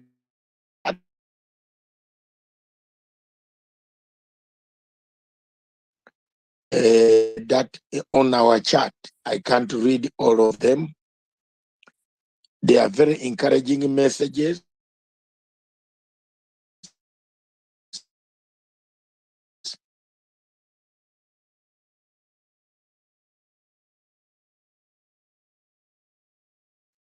There is no more message like Africa. I want to thank all of you, BL, everybody who have been here, all of you